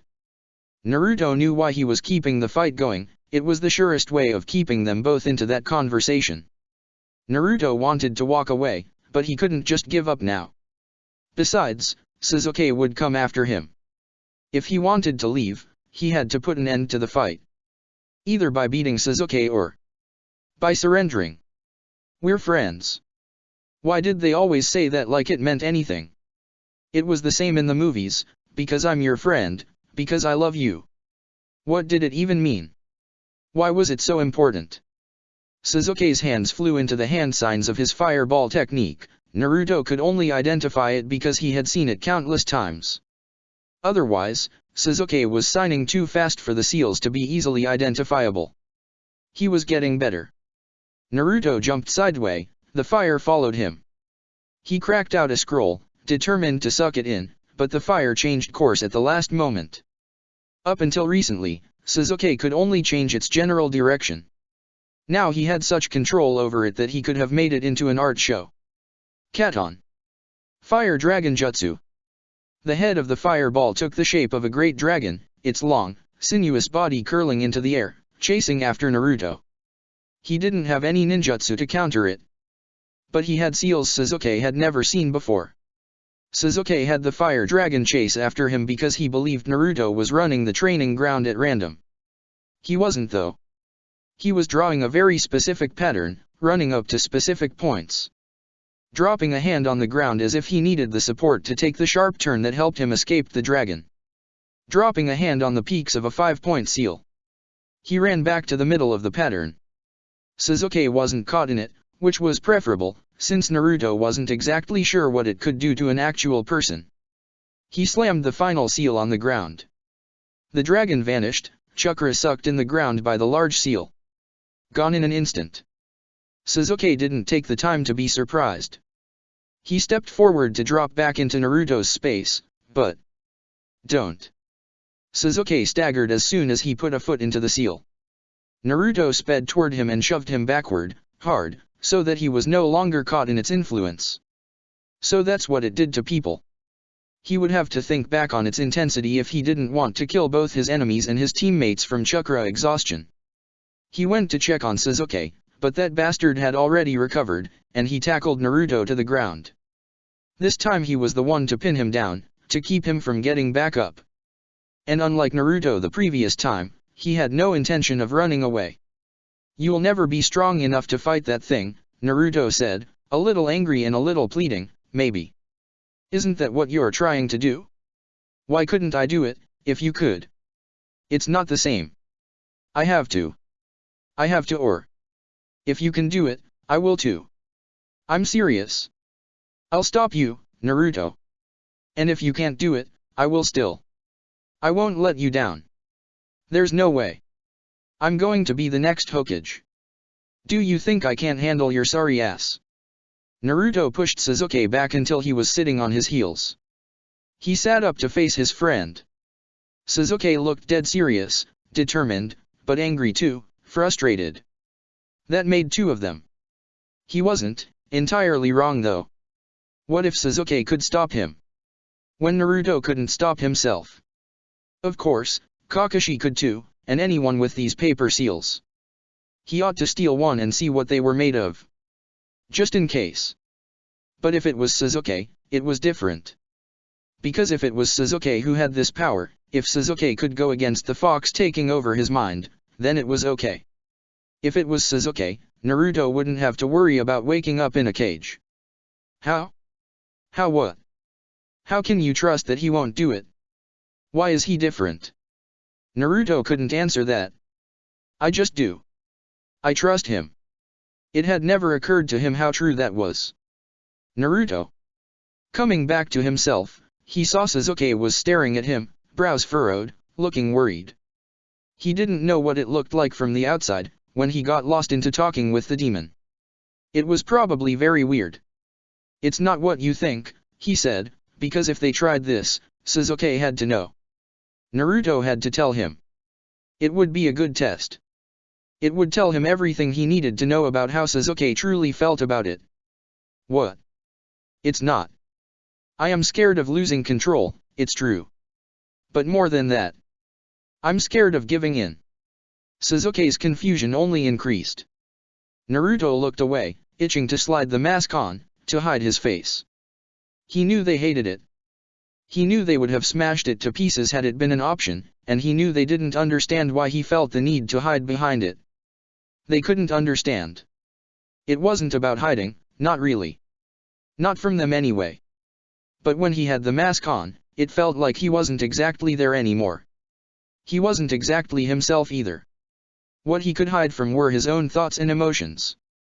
He wasn't part of the world then. Actually, he was back in that clearing, in the middle of Wave Country's lush forest.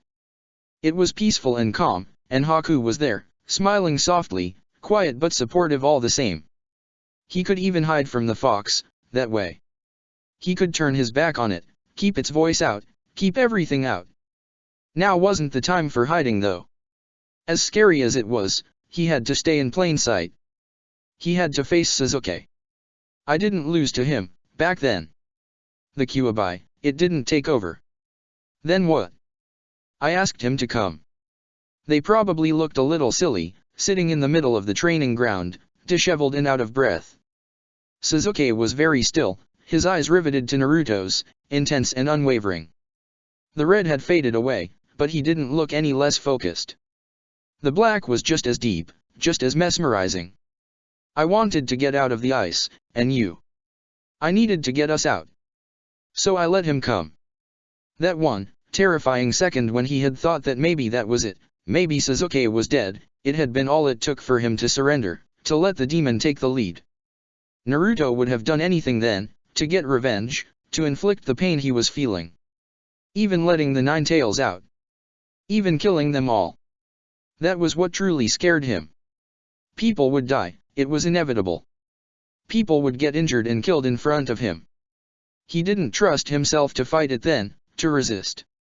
And if he didn't trust himself, his only option was to trust someone else. You. You can talk to it. It is in my mind. Sasuke gaped at him, dumbstruck. I thought it was like a wild animal. I didn't think it could talk. That was a fair point. Naruto had been talking with the fox ever since he had discovered its presence, so it had never seemed that odd to him. But in the stories and history, nothing had ever hinted that the Nine Tails was anything more than a feral beast. Turns out it was a feral beast that was, in bonus, super annoying.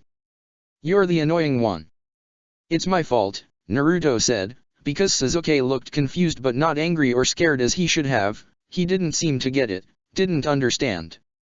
It's my fault, if it came out. It's my fault if Haku died. He didn't expect anyone else to give two fucks about the death of the teenager, but Naruto could think of nothing else. He longed to be back to that moment in the woods, to hear Haku's voice and see that beautiful, androgynous face again, smiling softly, looking sad but at peace, content. But he had killed Haku, with his bare hands. Sasuke nodded seriously, as if to show he was hearing it, was taking in the weight of Naruto's words. But he didn't draw back and he didn't leave. He stayed right where he was, and just as determined. We'll know now. We'll figure something out, and we'll know what to do. It won't happen again. Sasuke wasn't much interested in being reasonable. He just said this stuff, and he believed it. Maybe it was arrogance, or stupidity, or sheer stubbornness, but he just had absolute faith in the fact that what he wished for would come to pass. Failure wasn't ever an option. Things had to go this way. They just had to. For Naruto, who couldn't believe anything could ever work in his favor, it was extraordinary. He had to test it though. Just a little more. Just to be sure.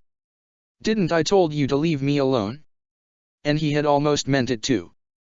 Sasuke's eyes narrowed, he looked lost in thought for a moment. The skin on his left cheek was starting to darken and swell from an earlier kick. There was also a bit of blood at the corner of his mouth, and the usual red, dry patches that appeared around his lips when he breathed his fire techniques for too long. Naruto couldn't look away. I know. And I will. If you ask again, I will, I promise.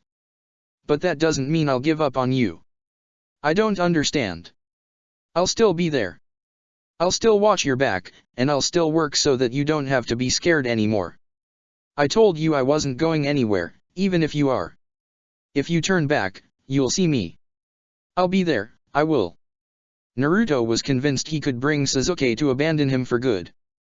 He had ideas as to where he could push and press, an instinct on what he could say that would truly cut deep, that would really hurt him, enough maybe that he would finally give up. He could do it, if he wanted to. No matter what. Sasuke didn't believe he could. Sasuke thought they would be friends forever. Naruto had to battle the urge to find out who was right. Sasuke rolled his eyes, getting impatient. If it's so hard for you to believe, just tell yourself I do it out of concern for other people. Someone has to watch you, since you're so dangerous. I'm only doing my duty. Sasuke thought it was laughable. To Naruto, it was a much better an explanation. Either way, that's what they could say, if people ever asked. It was more logical. It was easier to swallow. Sasuke was just too dumb to see it. You can't tell anyone. About what I told you. The Nine-Tail talking to you. Yeah. I'm serious. You can't tell. Not to Itachi or Shisui, not to Izumi, not to your parents, certainly not to Kakashi, or anyone else. All right? They can't know. If it came out that he could summon the thing at will, that he could chat with it and that they could influence each other, they would put him back in the cage for good. They would fear him even more. What about Sakura? There was a form of accusation in Sasuke's voice. Naruto pondered about it. I'll tell her. Not you. Sasuke didn't look convinced, for good reasons. But Sakura would ask questions, She would want to get into this in depths, and Naruto couldn't handle it right now. Her curiosity, her urge to study and understand. She wasn't scared enough for his taste. Sasuke would be more cautious. And he wouldn't want to talk as much. Alright. I won't tell. Still, Naruto could refuse. He could reject Sasuke once again and keep going as he had, keep trying to figure things out on his own. A part of him kept insisting it would be the smarter move, that involving Sasuke was a terrible idea, both because they risked injuring him seriously this time, and because giving him that kind of power over Naruto was properly terrifying. But on the other hand, it really was no fun. Being alone. And if he failed and no one was there to catch him in time, he would blame himself forever. It would be selfish to refuse the offer. He needed to know someone else could step in. He needed to know, if he ever hoped to sleep again. Okay then. Sasuke startled. Really? Yeah. Let's do this, Sasuke. And maybe he had another reason for agreeing.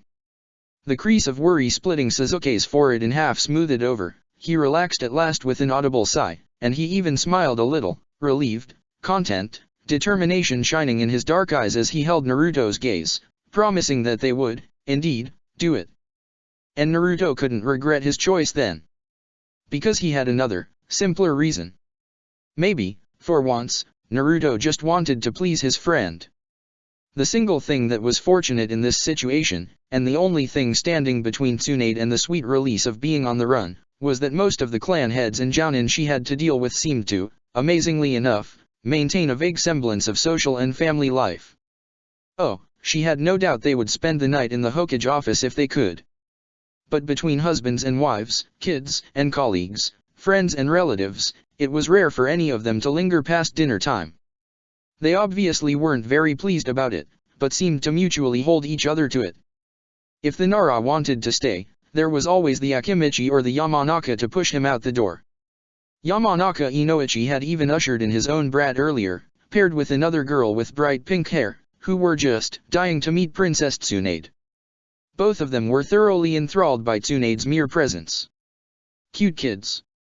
The Hyuga and the Uchiha were stuck between competing for most stable household and most invested counselor. She could play them both on that string if she wanted some peace. The jounin took turn reminding their fellow shinobi to go home and sleep. It was subtle, but they simply took care of each other. At the end of the day, the one who went home the last was the Hokage himself. There was no one coming to collect him.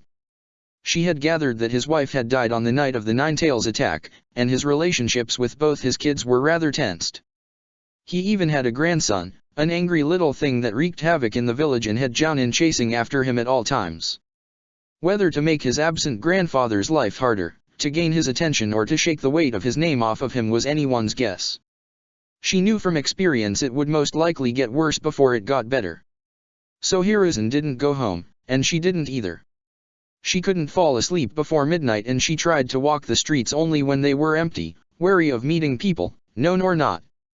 For now, she and Shizune slept in the apartments meant for foreign guests, close to the Hokage Tower. She didn't want to think about settling down anywhere just yet. All this made for long, awkward evenings of shared labor in the office. Hiruzen wanted to put all affairs in order before stepping down, and was walking her steadily through the duties she would have to uphold. Even if, she expected, there would be some changes to this, with how involved the clan heads wanted to be now. She didn't mind, on the contrary. Less work for her. He was explaining diplomatic relationships and ongoing commercial trades to her, but they had yet to just talk. Talk for real, about personal matters, feelings, and all that shit. Tsunade was more than 50, she didn't like it, but she was aware talking things out was a necessity. Before, she would have expected him to launch the conversation. He was the teacher, it was his job. But they were both adults now, and she no longer knew what she could hope from him. She couldn't focus on what he was saying, something serious and boring, while they had so much to discuss. When she had so many questions. What happened to Orochimaru? That was the other reason why it was a bad idea for her to be starting any kind of important talk. He stopped mid-sentence and finally looked at her properly. She realized their gaze had barely crossed since her arrival. What happened with him? And with Jiraiya? Why aren't they here? Somehow she hadn't truly believed her friends wouldn't be in Konoha until she had been faced with that harsh reality. They were both gone. She was alone. Jiraiya is a spy master now. He has his network to maintain, he's always on the road. Why? I think after the war he wanted to keep moving. He could never have contented himself with a more administrative position and, well, neither of them was interested in building up another team. She didn't want to believe their friendship had not survived her departure. And yet. Then he was chasing after Orochimaru. And then, when that failed, he took to keep an eye on him, as well as any other outside threats. You know, we suspect foul play in the Kyuubi's attack. It was also factual, emotionless. That didn't tell her anything about what could have gone through Jiraiya's mind, what he was thinking, why he was doing this. And Orochimaru then? Why isn't he here? Why did you let him go? Hiruzen had the good taste to at least look guilty. I should have kept a closer look on him, he admitted. You think? You knew he was like this. You knew he had to be watched. Don't you think I had many other preoccupations at the time, Tsunade? Don't take that tone with me. I am not a child anymore. I am not your student. You will always be. All three of you. She huffed, displeased, because he was right. She still addressed him as such, she could never take to calling him Hokage-sama. He would remain Sarutobi-sensei. There was no changing that. All right. Why didn't you form someone else then? His face hardened but he didn't answer. Why is there no one else to succeed you? If we were all a lost cause, and we were, why didn't you train someone else? Why does it have to be me? I always wanted one of you to take on the hat. But we didn't want to. He raised an eyebrow at the outburst and she made an effort to calm herself. How she hated those people who thought raising your voice meant losing the argument. She had a loud voice, damn it. And she had emotions, like normal people did. It had always seemed so unfair to her. Had Hiruzen formed this particular team with that goal in mind? If so, what had he seen in them, to believe it was a good idea? And if not, why was it supposed to befall them then? She knew it had always been somewhat expected of her to at least want to become Hokage, just because of her family. But she didn't want it. She was not caring enough and selfless enough to be a good leader. She just wasn't interested. And neither were her two friends. Orochimaru did, he countered calmly. She scoffed. Oh really? He did? Orochimaru? I have more fingers than people I can stand, Orochimaru? All hidden villages are the same, Orochimaru? What would he had even done with that? Why would he have cared?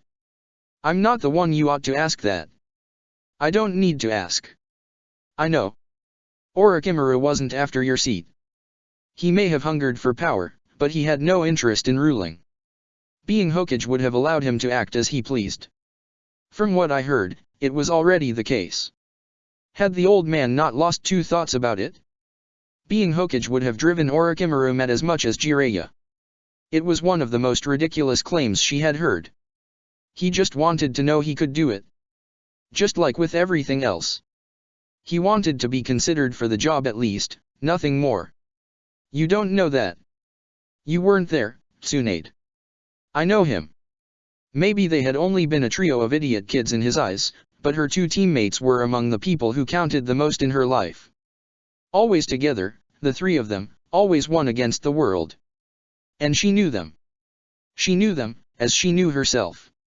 What he wanted was no more than what he always asked of us. And what was that? A reason to stay? She had lost count of how many times he had asked, especially when they were away in foreign countries. Why don't we just leave? Why are we going back? Always they would have to find an answer for him. It is our duty. We swore to it. They need us back then.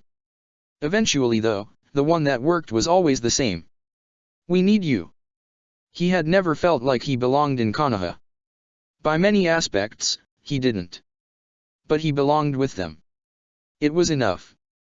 Until they weren't there anymore. How ironic, that he had ended up being the one who stayed the longest. War and loss had driven her out of Konoha, disgusted by how meaningless it all was, but it had worked just fine for him. He maybe even liked it better this way. Comforted in the knowledge that things like morals and justice were pretty damn flexible after all. Tsunade had schemed through the report of his activities. It was sickening, dreadful, and all authorized officially by Root, all overseen by Danzo himself. Orochimaru must have been delighted to be endorsed by the second highest authority of the village.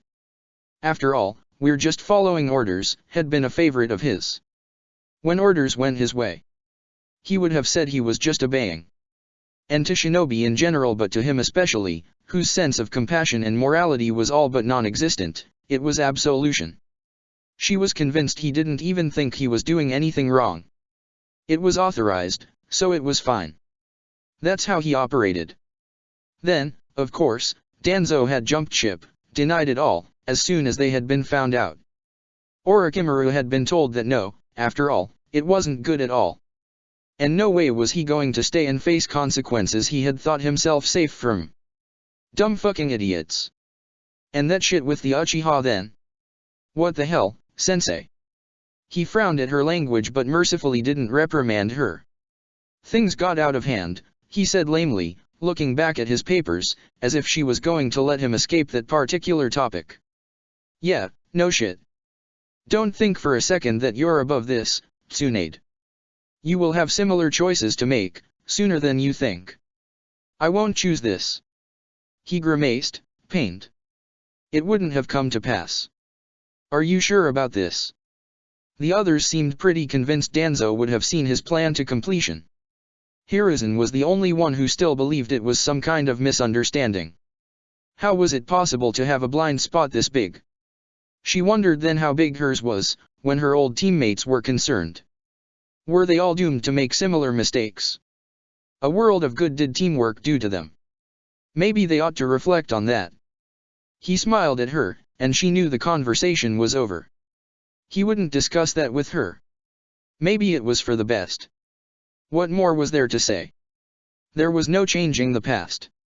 I do wish the circumstances were different. But I'm happy to see you, Tsunade. She couldn't bring herself to return the sentiment. They had all believed she would be back eventually. That it was just a phase, that she would get over it. They didn't understand, she had been fully committed to never stepping a foot in Konoha ever again, until the day she died. Did he think she had finally seen reason? That she had finally changed her mind? She hadn't. She wished he could have been able to provide comfort, to soothe her torment like he used to. But that, like many things, was long gone. You should have trained someone else. He sighed his "why are my students so stubborn" sigh, but he didn't try to deny it. Chapter 21. It was a game they were used to playing by now. They sat on their knees around the table, picking at their plates in silence or exchanging inane chit-chat, very deliberately ignoring the terrible mood hovering on the whole room, be it Itaka being especially quiet, in that way he had to give his brooding a physical presence, or their parents being mad at each other for one reason or another, or just their father angered by whatever had happened during the day. One of them would be sulking hard, sucking in the cheers, and Sasuke and his mother would be left to attempt battling it, to try to launch a conversation and lighten the heavy atmosphere, often to little success. No one was to ask what the problem was exactly. No one was to broach the subject causing turmoil. Better to act as if everything was fine. Better to say nothing. This time though, it was Sasuke who was responsible for the gloom.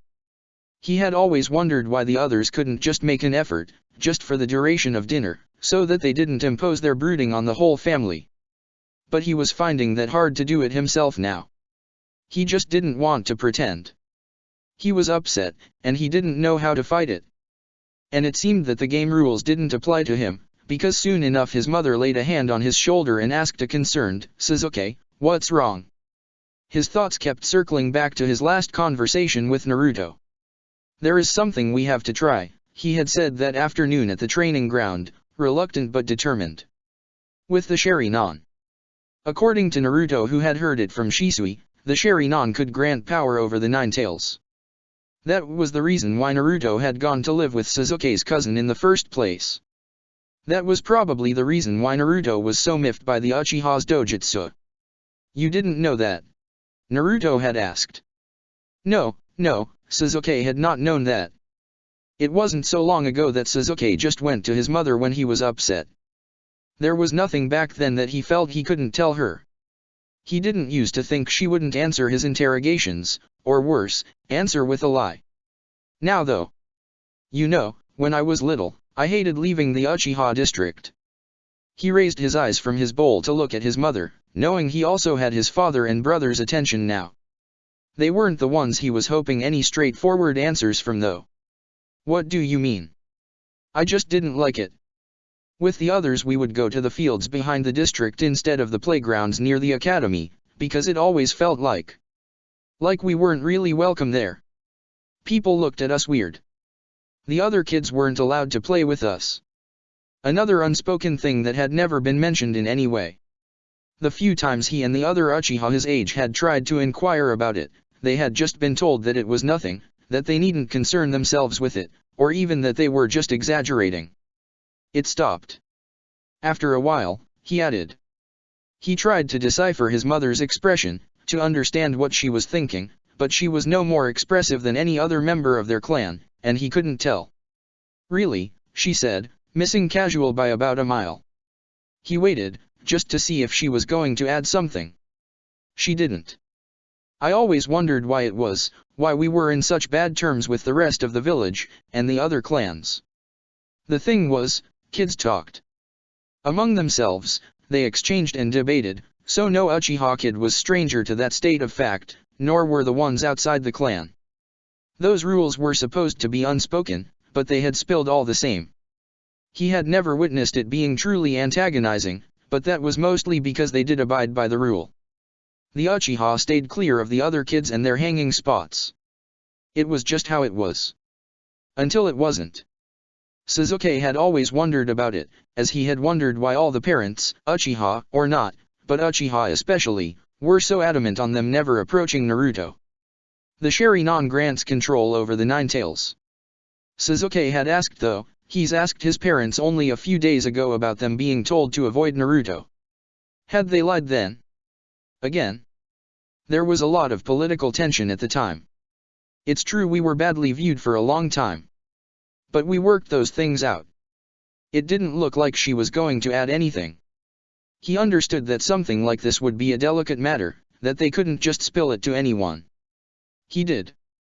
But he wasn't anyone. Itachi was 12 at the time all of this had shifted, the age Sasuke was now, and he was involved in the clan's inner working, he was even present to the clan's meetings. Why couldn't they just tell him? You always said I couldn't become friend with Naruto. Couldn't, as in it wasn't allowed, he insisted. Naruto had told him he had to find out more about this, because maybe that was the key to finally earning him some peace of mind. He looked exhausted these days, he slept badly. Sasuke wanted to help, he did. But he didn't want to tell his parents that he knew about it. He wanted them to be honest on their own. He wanted his mother to tell him the truth. What does it have to do with Naruto? His father interceded. What indeed? Sasuke almost said. He refrained. Maybe they wouldn't be on board at all with what he and Naruto wanted to do. If he was right, if this was the reason why the village distrusted the Uchiha, an extension of the way they distrusted Naruto really, then weren't they getting exactly into what they feared? Sasuke had no interest in actually controlling anyone. All he wanted to do was give his friend some reassurance that someone would be able to stop him from going on a rampage without meaning to. If his parents wanted to play dumb and treat him like a child, he would just do that without their support. Nothing, he answered. He was so disappointed though. What did he have to do, that they would start to take him seriously? That they would stop seeing him as an unruly brat that couldn't be trusted with anything remotely important?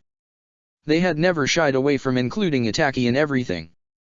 Dinner resumed in the same awkward silence, as Sasuke resolved to find out answers on his own. Do you think he knows? Mikoto asked worriedly as soon as Fugaku joined her in bed. How could he? Who would have told him? I don't know. But his questions were specific. Fugaku sighed heavily. He wasn't home much lately, caught up both in the handover and the increasingly disturbing news they got from various spies and observation missions around the great countries. Tales of unaffiliated shinobi too strong to be handled by bounty hunters, wreaking havoc with no discernible patterns. He had a hard time concerning himself with Suzuki's moodiness, while being very aware where that kind of dismissal had led him before. He didn't know how to balance it all. He will know in time, he declared. They had had long, exhausting arguments about what route to take with Suzuki, after the disaster with Itaki and Danzo. Mikoto was adamant that he be left out of the politics of the clan, but they hadn't factored in the fact that he would want to be involved. One thing was for sure, neither of them was looking forward to having to explain to their righteous son their own failings and shortcomings. With the benefit of hindsight, the village's mistrust toward the Uchiha clan and the clan's reactions to it painted neither group in a good light. Suzuki was so intransigent, how could he swallow this? What would he think of all of them? There was also the matter of Itaka's involvement. Suzuki finding out about that particular issue kept their oldest son awake at night. They all wanted to keep Suzuki blissfully unaware of the ugliest side of their clan's history. But maybe it was just wishful thinking. In time, Fuyugaka repeated. They would need to have this conversation sooner or later. Soon, not now. They still had time. Mikoto agreed, but she didn't really look any less worried. Tsunade was in a warm and wonderful place. Maybe she was on an empty beach, soaking up sunlight in a very small swimsuit, or even naked. Or she was drinking alone on the patio of a small house in the mountains, admiring the landscape with only the chirping of some birds to disturb the peace. She would even have settled for being in the forest with the bratty Jinhiriki, who was, at the very least, fun to be around. One thing was for certain, she wasn't in the Hokage office waiting for the Jounin facing her to be done arguing which one had the most important report to communicate or paper to be signed. Not at all. She was forced back there though, when Abarame Shivi had to restrain Inyazuka-tsum from jumping. Damn, she couldn't remember the name of that one. Tsunade, which one do you want to hear first? Shivi asked, and she had to admire his complete lack of involvement in a situation where he had a gesticulating Inyazuka woman locked in his arms. I have not been listening to a single word any of you have been saying in the past 10 minutes. No, you know what, make it 20. That got her the attention of everyone present, even if they were now united in their annoyance at her lack of interest. Was it her fault if they were all so damn boring? All right, listen up. I asked you to tell me what was urgent. As in, what I need to take care of first. I would like everyone here to make an effort and understand that if you tell me every little thing needs to be done immediately, some issues are going to arise, on account of me having only one brain and two hands. She knew she really wasn't working in the right direction if she wanted them to trust and appreciate her, but frankly, neither were they. Did they act that way with Sarutobi? She doubted it. Then again, did he even hear them at all? Maybe he left that to someone else. Or just let them do whatever. Or nothing. She had no idea. Now, which one of you is going to lay claim on the most important thing to deal with right now? Unsurprisingly, no one peeped up. Why did this feel so much like teaching a bunch of unruly children? There is the Chunin exam. All heads turned toward the back, the group parting to reveal to view the Jounin who had spoken. It was a young man with a senbon between his teeth, making a good job at looking disinterested even if he had half the clan heads and Jounin of Konoha staring at him. What about the Chunin exam? It starts in 2 weeks and little to no preparation has been undergone to organize it, he deadpanned in a very professional voice for someone who was throwing barely veiled criticism at everyone around him. You are Shiranui Genma, ma'am. Well, Shiranui Genma, I like how you think. Alright people, new top priority is set. They started to protest, of course. Is that really what you should be focusing on? Hyuga Hayashi asked with that clan specificity all the Hyuga had to be perfectly polite and supremely condescending at the same time. Or maybe it was just a man in power thing. As a matter of fact, I think it is, yes, she said sweetly. Because in the ocean of letters all marked with the same level of urgency that I have on my desk, look what I found this morning. She unearthed a scroll from the small mountain threatening to spill over. The seal was broken, but still recognizable. That's The Kaze Cage Seal, yeah. Rasa of Suna has expressed interest in attending the exam this year. I seem to recall relationships with Suna have been steadily improving these past few years, correct? The Mizu Cage of Kiri's attendance isn't written off either. It is the first major cross-country event Konoha will host in, what, 5 years? 6? And you were the ones to tell me we had to do something about Konoha's still depleted forces. Plus, a Chunin exam involves the whole village, it's a fucking party, and that will allow me for some visibility. We can double it as a handover ceremony and save us the trouble of setting up 2 distinct public spectacles. So yes, I think this is what I'm going to focus on. For all that they whined about getting more responsibilities, of the Hokage delegating some duties to them, they were still incapable of handling things without her approval first. Well, that would be trial by fire. Go do your own things. I want reports on your activity, but you don't need my signature on every last piece of paper you come across. All of you have expressed interest in tackling particular issues. Well, go for it. And leave me alone. Seriously, what did they expect her to tell them about rice price and the state of Konoha's road? She had been back for the whole of 1 week. And she really didn't care. She had no intention to babysit the whole administration, it was about time they got their own hands dirty. Shiranui Genma. Since you were the one to speak up about it, I'm putting you in charge. Congratulations. The man's face betrayed nothing of how he felt about that, contrary to all those around him. The clan heads present cast both him and Tsunade an incredulous look. She sighed. She was tired already. She needed a drink. I'm not putting this in any of your hands. One-off diplomatic events of this type won't be put to the credit of a clan. Am I making myself clear? Maybe it was because, for all intent and purposes, she didn't have a clan anymore, but she had no patience left for their delicate sensibilities. She appreciated their involvement and she knew she would need their help, but she wasn't willing to put more power in their hands than she had to. Besides, they really had other things to be worried about. I'm counting on you to handle your respective duties, she added, to soften the blow somehow. Did the Uchiha, busy with the police force, or the Yamanaka, handling most of the intelligence, think they had time to play party planner right now? She had to laugh. They finally, mercifully decided to leave her alone, leaving only young Genma behind, looking long-suffering. You're not going to make any friends like this, he commented offhandedly. I'm not here to make friends. They'll get used to it. Or depose you. See? It's a win-win situation. A corner of his mouth raised just a bit, and another reason why she preferred to deal with clanless shinobi was that they just had a way shorter stick stuck up their ass. Anyway, I hope for your sake that you spoke up about this because you already had something planned, she said as she gestured for him to take the seat in front of her desk.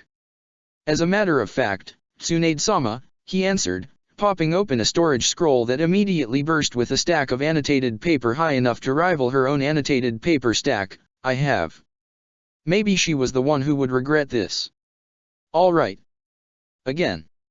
Yeah, just give me a minute. Naruto huffed, displeased, and Sasuke kicked him in the leg to the best of his abilities with both of them sitting cross-legged on the mushy forest ground.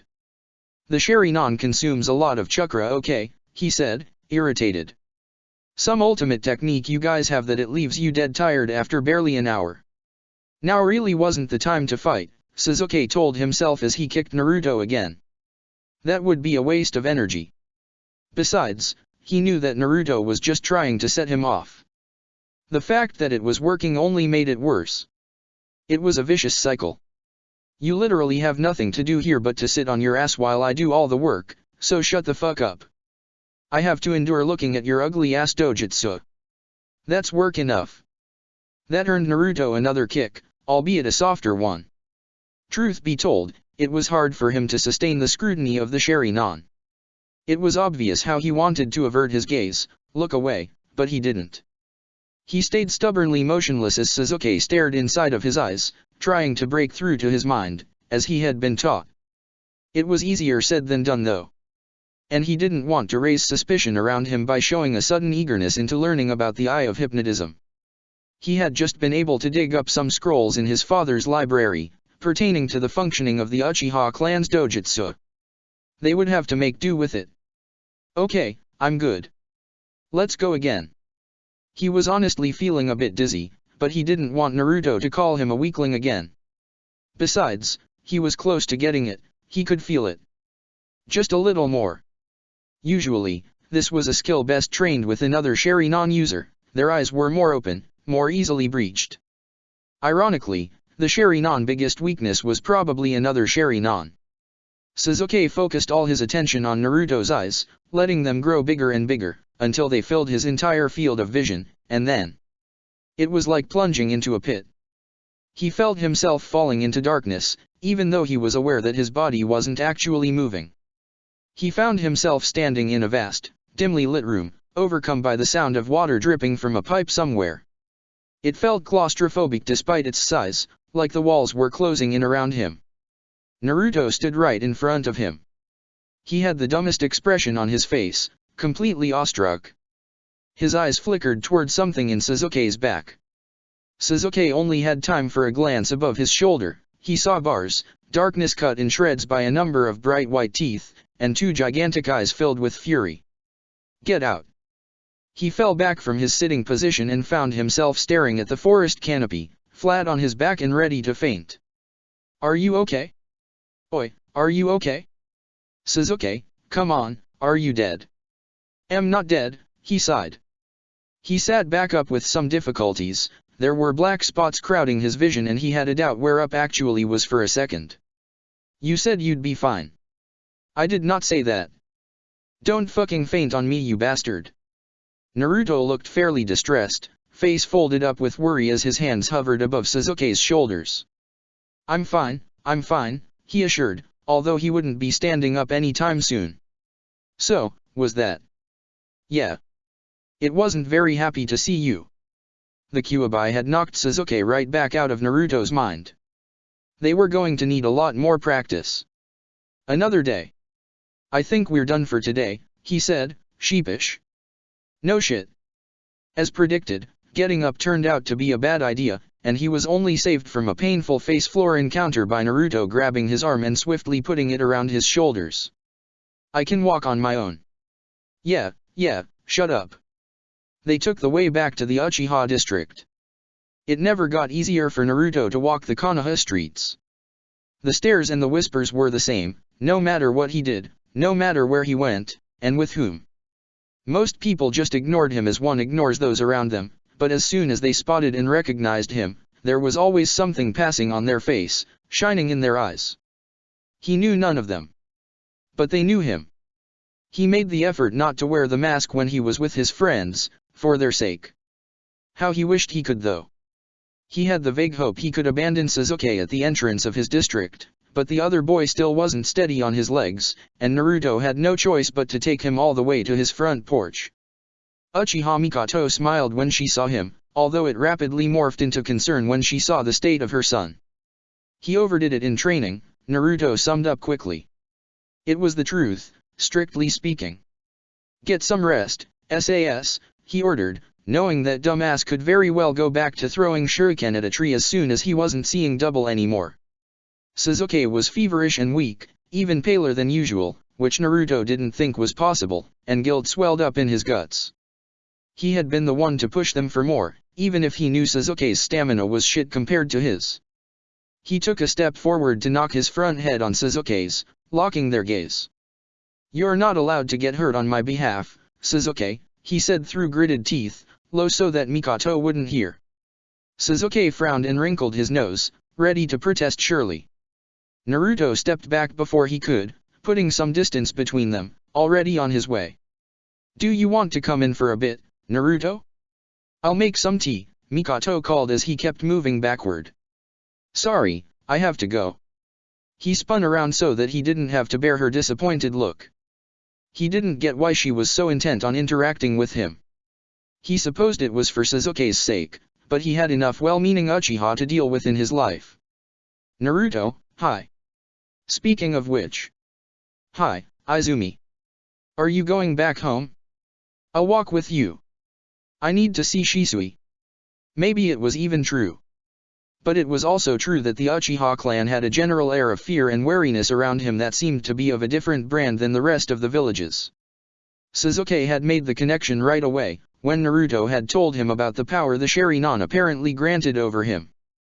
If the village is so uneasy with you, he'd said, a nice way to put hate you on sight into acceptable words, it stands to reason that they wouldn't be so fond of those who could control you either.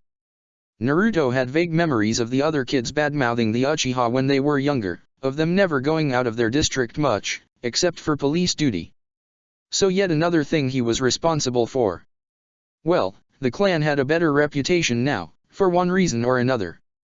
It didn't change the fact that they still held that particular fear of him, the one that had pushed Sasuke's parents to try to forbid their son to even approach Naruto.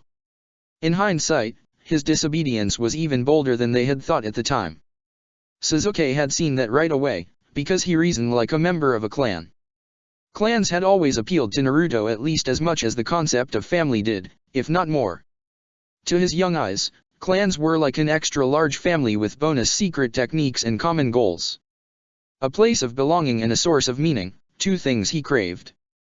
Suddenly, he didn't want to go home anymore, to go stare at the ceiling of his room while Izumi and Shisui talked and laughed downstairs.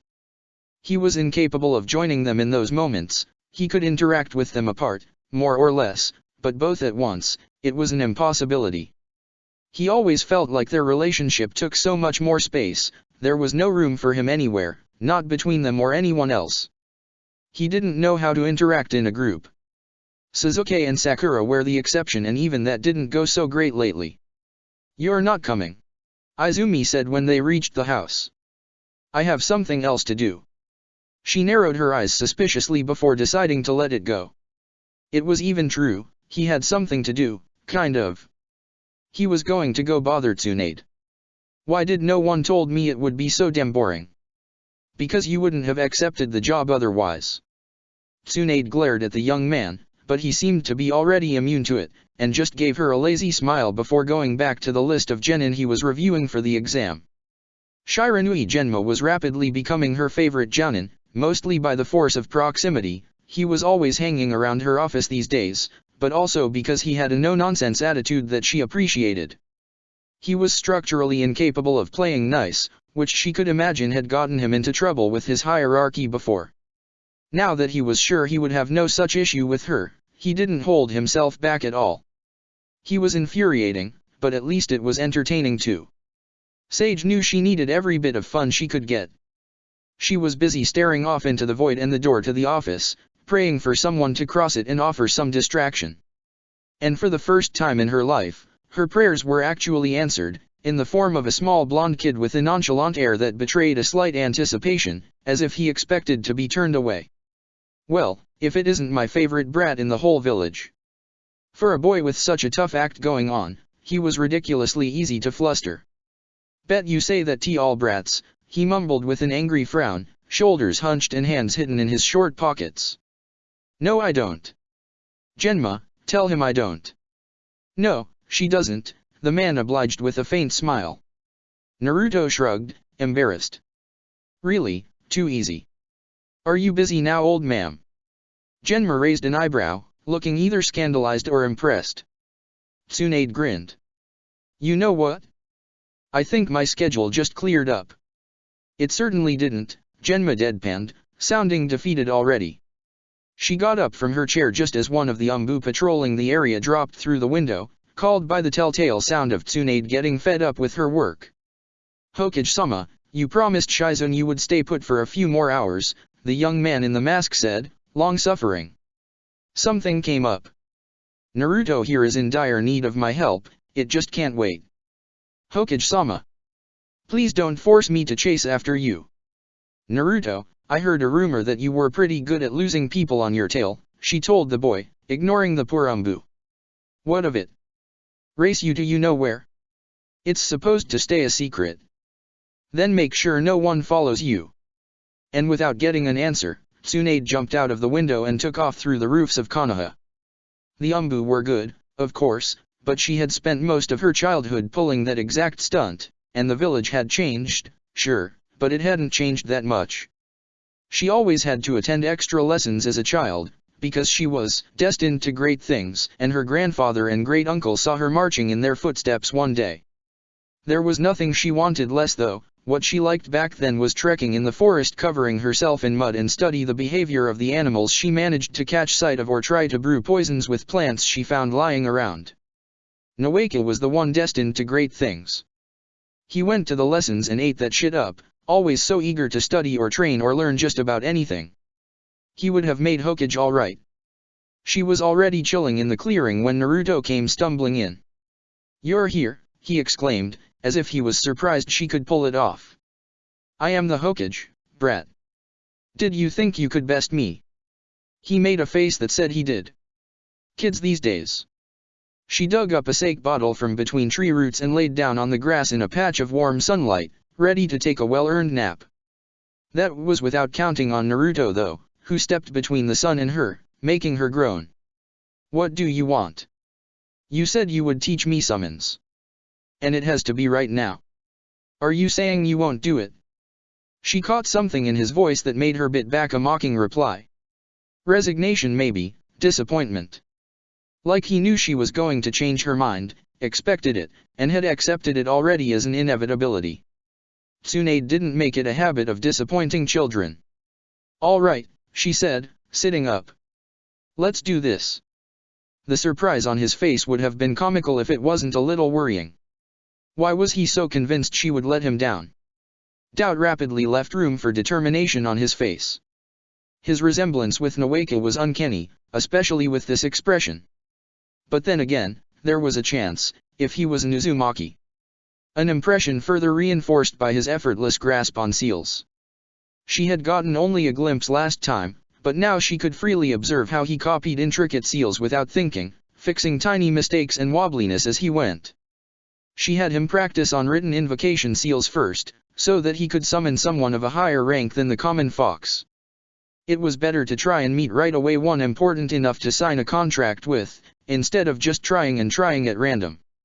"You're really good at this," she commented as he drew yet another summoning circle because the previous one had some mysterious defect he wasn't satisfied him.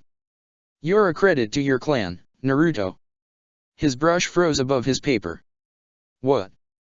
What did you say?" A drop of ink fell from his brush and splashed over the seal. He didn't notice. Even if clans have their predispositions and specialties, it doesn't make every member automatically good at it, and it doesn't make their talent any less admirable. "What are you talking about?" She frowned, puzzled about his own puzzlement. You're an Uzumaki, right?" she asked, suddenly doubtful. She hadn't had the time to dig into the boy's history, even if she really wanted to. She figured it would come up sooner or later. "My name is Uzumaki Naruto," he answered.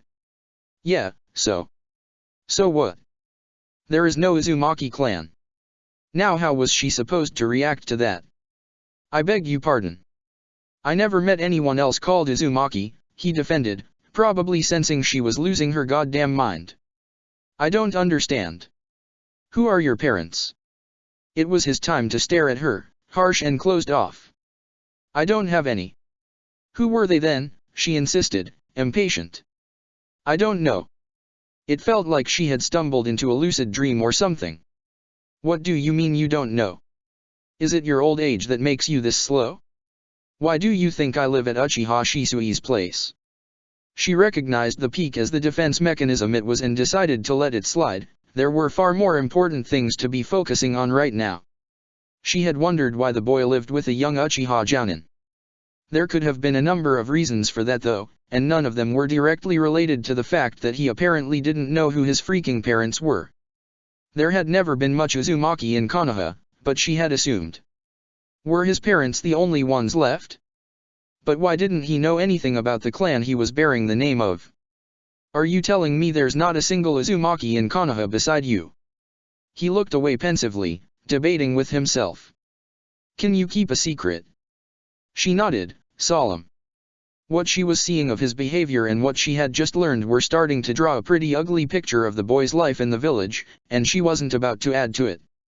"Follow me," he said with an air of conspiracy, before jumping up in the trees and taking off. She ran behind him, all the way up to the top of the Hokage mountain. The sculptor had come in the morning to take the measures of her face, and it had taken most of her willpower of the day to sit through it. She had no wish to see herself carved up in the mountain with the others, firstly because she was sure she would look ugly as hell, but mostly because it felt like a travesty. Her predecessors had been put up there because they deserved it, because they had worked tirelessly to earn it, to prove themselves. But her? She was just filling in a blank. She wouldn't be remembered like they were. Naruto led her on a grassy spot just above the Yondame's head. There was a stone erected there, with flowers laid at the bottom, some fresh, some long since faded. The stone was covered with carefully carved names. It wasn't difficult to guess what it was. I thought the memorial stone was right by the cemetery, she commented, joining the boy who was squinting at the little characters, trying to decipher the names. This one's special. How so? He traced a finger on the relief of the kanji, lips pinched and face bitter. He didn't look at her when he answered. This is for the victims of the Nine Tails. There were so many. She had almost come back, when she had heard about it back then, but she was on the other side of the country when the news had arrived with a week delay, and by the time she had reached the borders of Konoha, more time had passed, and she had figured there was nothing more she could do there. All those people. And in the end, it had taken only the power of one man to bring the demon down. None of them had had a single chance to hurt it. They had died in vain. The first name, at the top of the stone, was the Yondame's. Namikaze Minato. She remembered only vaguely Jiraiya's favorite student. Sarutobi was also fond of him, and, she suspected, not over his death. Both because they had been close and because his sudden and premature disappearance had meant chaos at the top of the commandment chain, and had forced him back into the hat. Her old teacher should have been enjoying his retirement for 15 years now. Look. Naruto's index rested under a string of kanji she had no difficulty deciphering, on the third line of the long string of names. Uzumaki Kushina. I found a stone the other day, in the cemetery. It had this name, and the date of my birth. I figured maybe she would be here too. It's a she, right? It's a woman's name. Tsunade stared at Naruto. Somehow she had been under the impression that he was older than this, despite his small height and childish feature. He just looked so harsh, all sharp edges. It was the first time she saw him with such an expression, one that had its place on a child's face. The first time he actually looked like a 12-year-old. She had no idea he had been turned into a host as a newborn. The very day of his birth. The name Kushina though. She wasn't sure, but she seemed to recall a girl with bright red hair and a feral grin. Chosen to be the next host of the Kyuubi. She had to look into this. Yes, she answered belatedly, when she became aware of Naruto's interrogative gaze on her. I figured that maybe, you know. I've never heard of anyone else bearing the Uzumaki name so. He had figured she was his mother. But he wouldn't say it aloud. He really had no idea who his parents were, and she couldn't wrap her head around that. Didn't you ever try to ask? About your parents? The look he gave her could have melted ice. Right, it never occurred to me, he bit back. Fair enough. He turned back toward the stone, toward that tenuous link, that small piece of the puzzle carved in front of him. No one ever answered me. The Sandame. He said it didn't matter. And that I shouldn't ask. Tsunade took a deep, steadying breath. It would be very ill-mannered to damage either a memorial stone or the Hokage monument. Is it true then? What? There is a clan. Tsunade knew well enough what reluctant hope looked like. He was careful to keep his emotions in check, not to show too much, or even feel too much, most likely. Even now he looked so reticent to ask, unwilling to care and yet unable to help it. She couldn't have explained even to herself the fondness she felt for that troubled kid. Famed for their practice of Fuinjutsu and their enormous chakra reserve. Both things you seem to have inherited. He fought off a pleased smile. She wished he would just give in to it. And where are they now? Ah. Now that was a harder question. They were native to a hidden village that no longer exists, so they scattered throughout the country. I thought there would be a few left in Konoha but... His face fell, disappointment obvious even if he tried to hide it. She was positive there had to be some Uzumaki left, somewhere. But if they were laying low, and for good reasons. Uzushio had been destroyed because of the fear the Uzumaki name could induce, the power they could yield. No doubt that they wouldn't be advertising it. Which make Naruto bearing the name even weirder, but then again, she wouldn't begrudge anyone for leaving him this link to his late family. I could tell you about them, she offered. I've known some of them, and I've been to their village, before it fell. Why? He was more distant now. Gone were the traces of interest and wonder she had managed to coax out of him. He was back on the defensive, tightly guarded up. Why what? Why would you do that? Why be nice to me? She stayed silent for a while, at a loss for what to answer to that. Maybe I'm just a nice person. He scoffed, which was mildly vexing but also well-earned probably. He didn't look that amused though. Even if you were. Why was it so hard for him to believe that she was just looking out for him? At random, sure, but she just liked him. There wasn't much of a reason behind it. I want to make sure you'll come back to my office and give me an excuse to run off again, she said, opting for a silly answer since she couldn't think of a heavier one that would convince him. It made him laugh a little at least. You bet I will, he promised. And maybe it wasn't very fair to the rest of the village and all the people working their ass off to keep it running under her new command, but it was the first time she actually considered that coming back might have been a good idea. Maybe we could just stay here, Kurane said to the bottom of her empty glass she was eyeing regretfully. Asuma was thrown back in his chair, staring at the ceiling, or at the smoke rising slowly from his cigarettes. For how long? He asked. It jolted said cigarette that was stuck between his lips. The ashes consumed at the end fell onto his face, and he cursed loudly as it landed into his beard. None of them bothered to dignify that with a reaction. Forever. Kurane answered, ignoring his whining about burnt facial hair. They have sofas here, they serve good food. We could set up shop. Let's take it one step further and buy the place, Kakashi said, although it was a bit muffled because his forehead rested on the table and he was essentially talking to his knees. This place sees good traffic. We wouldn't be so bad off.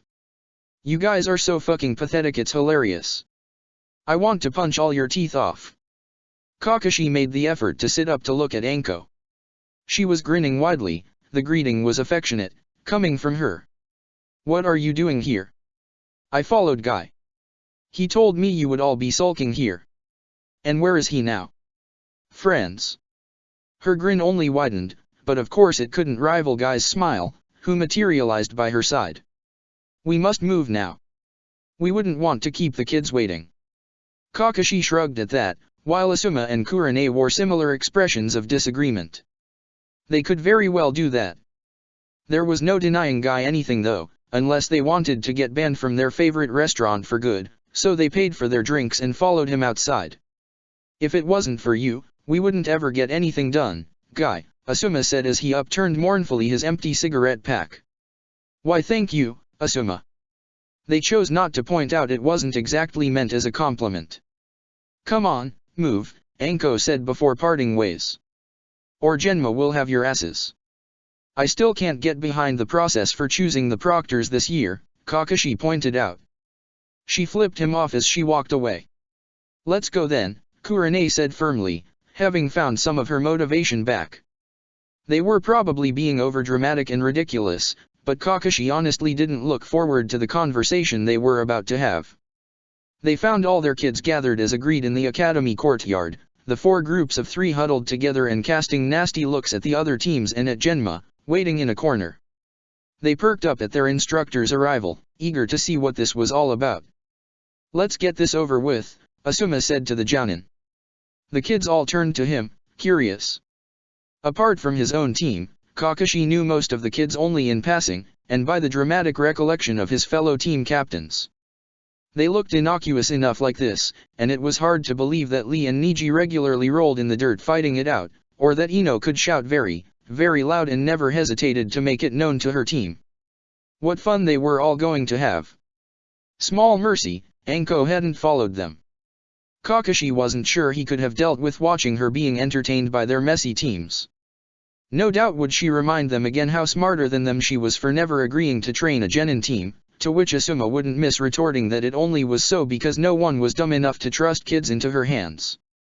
They usually solved that particular fight with a drinking contest, so it didn't hinder anyone's good time. As long as they didn't turn it into a drunken brawl.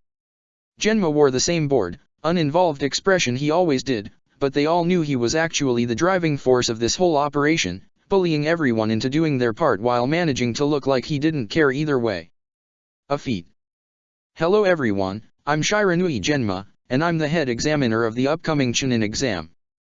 You may have heard already, but Konoha will be hosting the exam soon, and every genin with at least one C-rank mission completed is allowed to register for it, which means all of you qualifies. So we're here to ask you if you want to. It usually fell to the instructors to decide if their team could enter the exam or not, and Kakashi couldn't decide if the Godame didn't trust any of their judgment, if she just wanted to get the kids more involved, or if she just enjoyed fucking with them. It was rare that a team wasn't entered at the exam anyway, if they qualified. The kids didn't want to be stuck as genin and the village was in dire need of more higher-ranked shinobi. You're asking us? Shikamaru inquired, mildly puzzled. Their look of utter confusion was hilarious, they weren't used to be asked any sort of opinion. Yes. The Chunin exam is the only way to be promoted to the Chunin rank. And be aware that the distinction will matter in earnest starting now. No genin will be sent to any mission ranking above C, if even that, no matter the circumstances, no exception. Tsunade had looked at them dead in the eye, during the first meeting regarding the Chunin exam, and declared that even if the country was crumbling down, no genin would ever see the edge of a battlefield under her command. Some thought it was all talks, but Kakashi trusted she would hang on to it, and without much difficulties. The threat of mysterious shinobi groups attacking at random and tension still ripe with the other countries had fallen on deaf ears regarding the matter, as well as the worryingly low number of shinobi in their rank already. Have them pass the exam then, Tsunade had said. The message was clear, dissuade their students to enter if they deemed them not ready for it.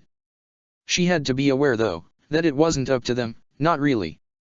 The exam is difficult, and dangerous, with casualties every year. You have the choice to wait the 2 years until the next one to better prepare yourself, if you deem it wiser. There is no choice to be had here. Genma ignored the Hyuga boy's interruption. The choice is yours, but the exam must be tackled on as a team of 3. Mind you, it doesn't have to be your current formations. You only need to be all in agreement. You can also consider your teacher's opinion. None of them even glanced at their instructors standing right behind them. The Hyuga side exchanged a look with the girl from his team, Tenten, while ignoring their third member entirely. Guy's expression was pinched, but he wouldn't speak up. We will attend the exam, the boy declared. Don't you want to discuss it further? No. I look forward to fighting all of you, Lee exclaimed eagerly. His resistance to Niji's disdain was impressive. Your team is registered then, Genma concluded, ticking something on the clipboard he was holding. What do you say, Hinata? Kiba asked the second Hyuga of the group. She stared at both her teammates, unblinking and voiceless. She doesn't have a choice either, Niji snarled from the side. Did you hear me asking for your opinion, asshole? Kiba shot back. What did you say you? Kurane stepped deftly between Kiba and Niji. Kakashi wanted to go home right now. Hinata? Shino asked again. She didn't utter a word, but after a while, Kiba sighed audibly. Fine, he said, resigned. We're in 2. All 3 of us. It was Kurane's turn to look like she had bitten down on a lemon. It's not like it was a surprise though. Sadly, Niji was right, the choice wasn't theirs, not really. Those clan kids, they didn't really get a say in these matters. As we are, Ino piped from the other side of the group. She glared at Shikamaru, but that didn't prevent him from speaking up. We are, he asked, either annoyed, or just bored. Yes, we are. He shrugged, not seeming to care either way. Koji didn't protest. That left only one team. What about Team 7? Genma asked. All attention turned toward Kakashi's team. They probably would have liked the opportunity to discuss it in private between them, but they were on a schedule, and they would have to decide on the spot. Besides, he was pretty sure the information had leaked already, if only because of Ino's bad spying habits. They had had some time to think about it. "I think we should do it," Sakura said timidly, ill at ease with the attention. Naruto wasn't about to play East though. "Why? You don't want to?" Sasuke asked, irritated. "I'm asking why you do." The Uchiha's expression soured considerably, and it's through gritted teeth that he answered. Itachi was already a Chunin at 10. He bore Naruto's flat stare, until the blonde boy turned to Sakura. "I don't want us to be left behind," the girl said with a little more confidence, almost defiant. Naruto wasn't impressed though. "What's the point of the exam?" he asked Genma. The man shrugged. "Well, to become a Chunin. So I guess the next legitimate question is, what's the point of becoming a Chunin?" Shikamaru scoffed, and didn't let Ino's glare deter him. "What? It's a good question." One that wasn't surprising, coming from Naruto. He had no interest in making ranks. He didn't even want to be a shinobi. "Damn kids, I don't know," Genma shot back. "Better pay? Actual missions instead of lawn mowing. A cool uniform. The point is not to stay useless low-level grunts," Ino exclaimed, biting. The look on both boys' face expressed clearly how little they thought of that argument. "Naruto, come on," Sakura said weakly, unwilling to argue but wanting to change his mind all the same. She and Sasuke were already on board, they were sold to the shinobi life already. "What? Give me one good reason why I would agree to go through this." It was quite fascinating, to see their dynamic, the power at play between all of them. Sakura frowned, looking upset, which made Ino frown in turn. She looked at Shikamaru, pointed at Naruto with her shin, as if to prompt him to say something. He let out the longest, most drawn-out sigh, before focusing on Naruto, deep in thought. Searching for a good point to make. "If even just one of you makes it Chunin," he said, "your team will be disbanded." Sakura gasped, affronted, as Sasuke grimaced. Naruto looked considering though, pensive, holding on Shikamaru's bored gaze without blinking. "Okay, fine," he eventually conceded. There was a chance he was agreeing to that particular tune for the sole purpose of pissing his teammates off. It was effective too. He couldn't help but antagonize them at every turn lately. "Very well.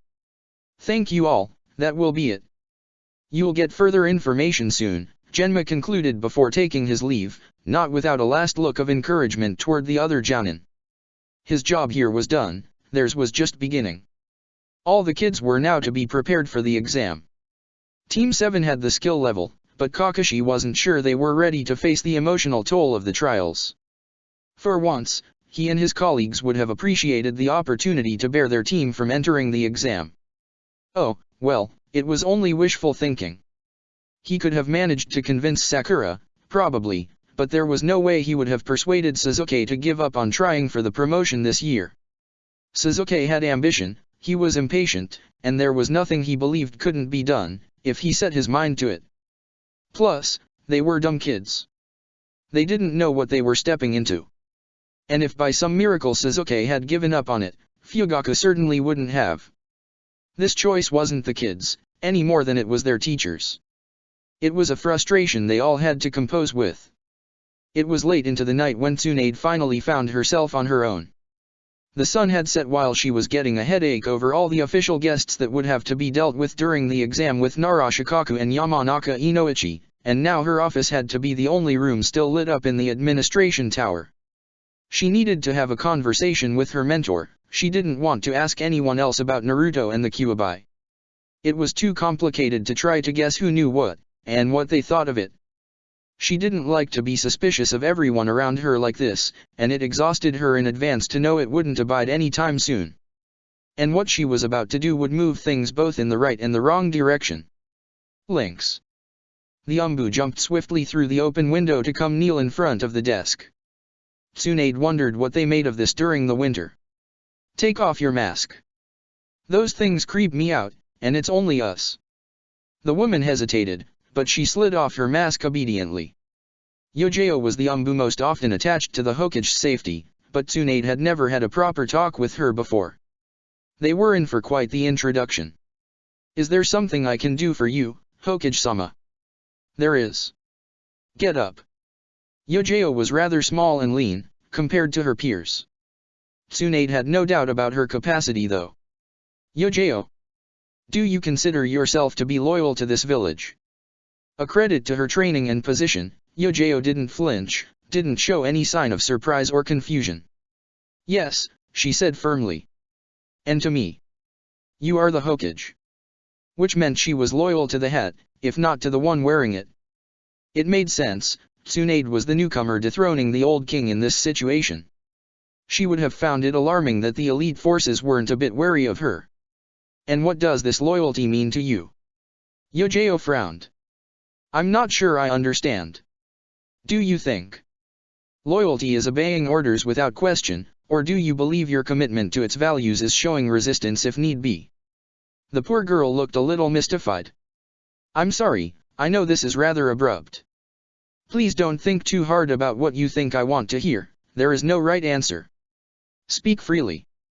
Tsunade was pleased to see the girl take the question into careful consideration before finally answering. "If ever the good of the village and the will of the Hokage were to diverge, I would pick a side, yes. I would try to do good, if I could. But if disobedience is punished by death, maybe I ought to obey then. At least on the surface." So it was a question she had asked herself before. That was a good sign. "If I may ask, Hokage-sama, what is this all about?" They all had that slightly awkward note in their voice, when they addressed her as Hokage-sama, as if they had corrected their pronunciation in the last moment, or weren't sure they were using the right words. Sarutobi's influence would hover for a long time. They still called him Hokage-sama too, and would likely keep doing so even when her appointment was set in stone, both metaphorically and literally. "I am going to give you a mission order," Tsunade said, picking up the scroll in front of her. "I want you to read it, and I want you to tell me if you accept it or not. You do have a choice. If you refuse, I will consider it the answer of all your peers, and I won't ask anyone else. Although I don't dismiss the idea of just taking care of it myself." Yojao didn't like what she was hearing. It was understandable. Tsunade had been brought to the village with the specific purpose of rooting out such shady practices. She had no intention of building her reign on this, but she wouldn't be able to rest easy as long as it wasn't done. "If you accept, I will ask that you select a few people you can trust to carry it out. We don't know each other and you don't trust me, but you have to believe that this is not a test, or a trap. I need to ask it of you, and I need to know what your answer would be.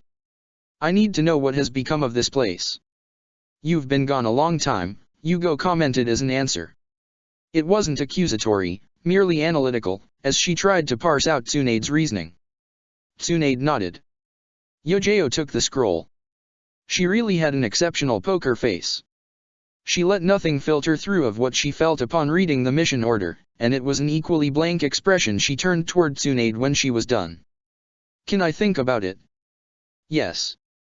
Tsunade couldn't very well say no, even if she would rather have had an immediate answer.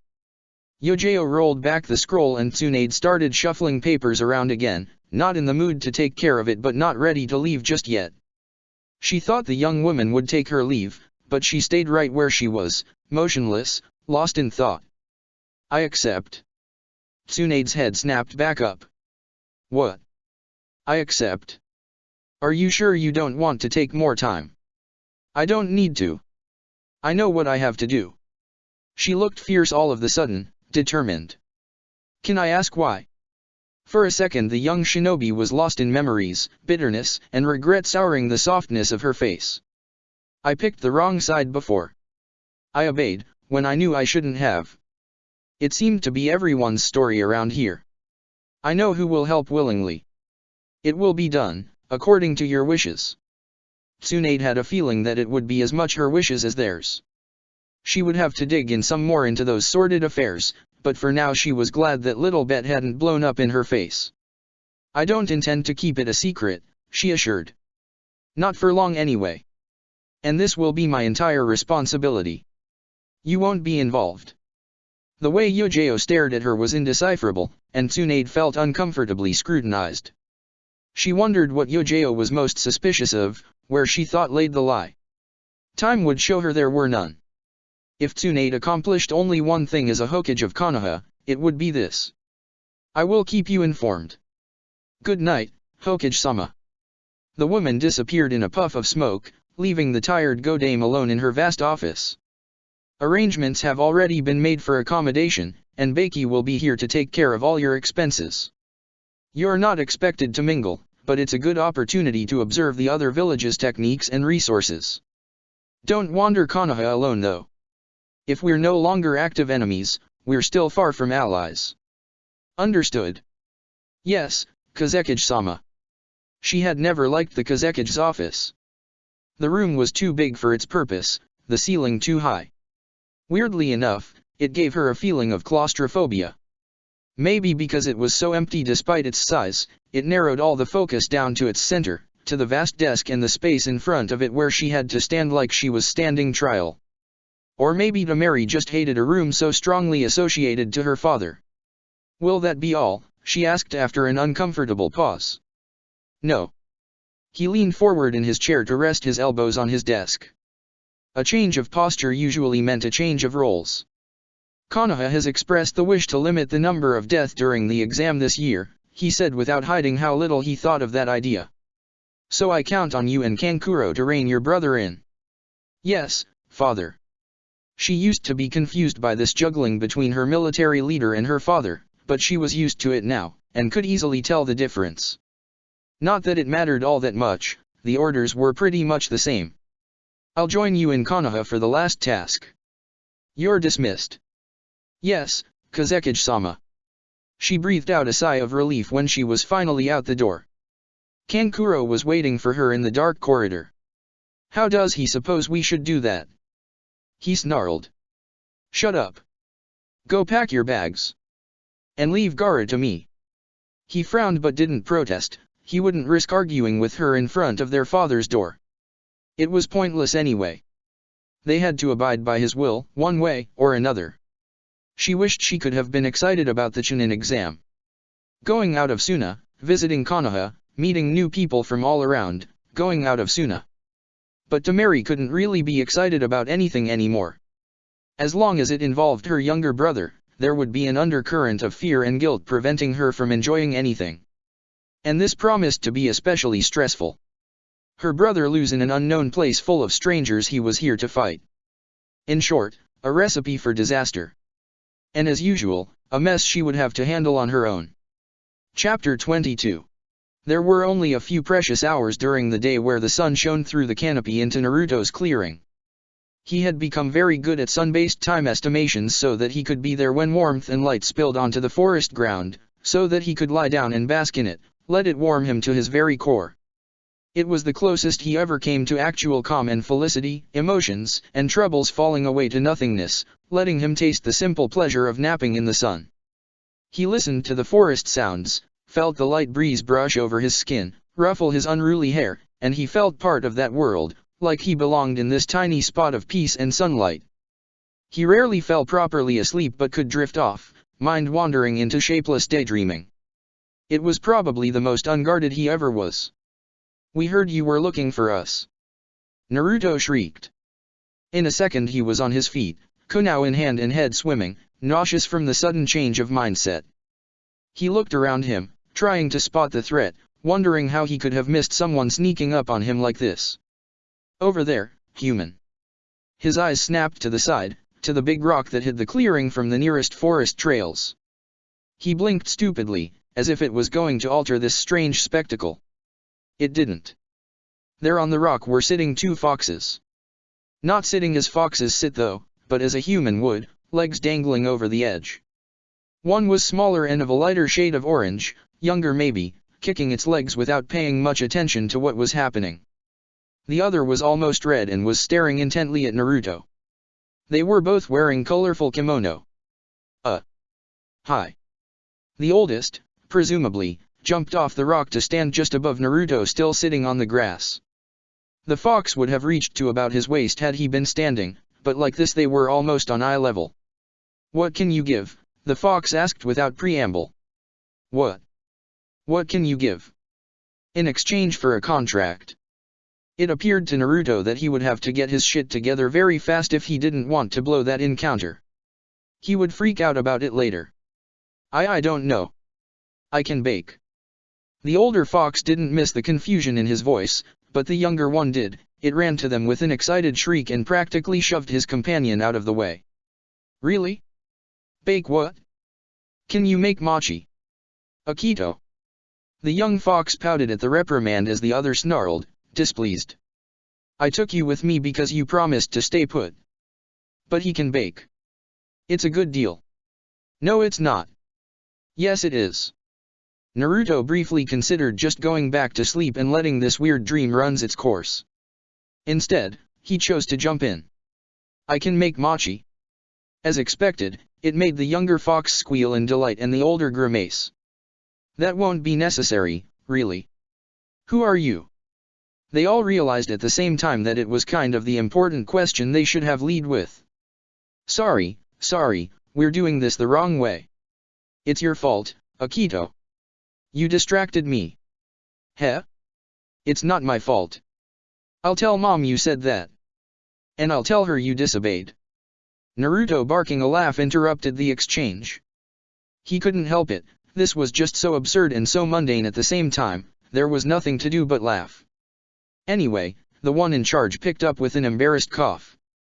I am Akira of Mount Inari, and this, he gave a tap on the other fox's head, is my little brother Akito, who is never coming out on a mission with me ever again. You're the meanest, Akira. And what do you want from me? Akira cast him an incredulous look, and really, Naruto would never have thought that foxes could be so expressive. It's more like, what do you want from us? You called, right? The messengers of Princess Katsuyu told us about you looking to contract with us. Princess, who? Katsuyu. The Great Slug. Naruto thought he would only ever witness Tsunade talking about slugs with such seriousness and reverence, but that was forgetting talking foxes, apparently. Did that mean Tsunade had asked her summons to, campaign on his behalf? She said that it was hard to get a contract without knowing any other contractors first. He had the seal and the jutsu right, but if a creature didn't want to come, it wouldn't. We usually don't contract with humans, the fox said with some measure of disdain in his voice, but the foxes and the other animals around here speak fondly of you, so I was sent to see what this was about. Oh, okay.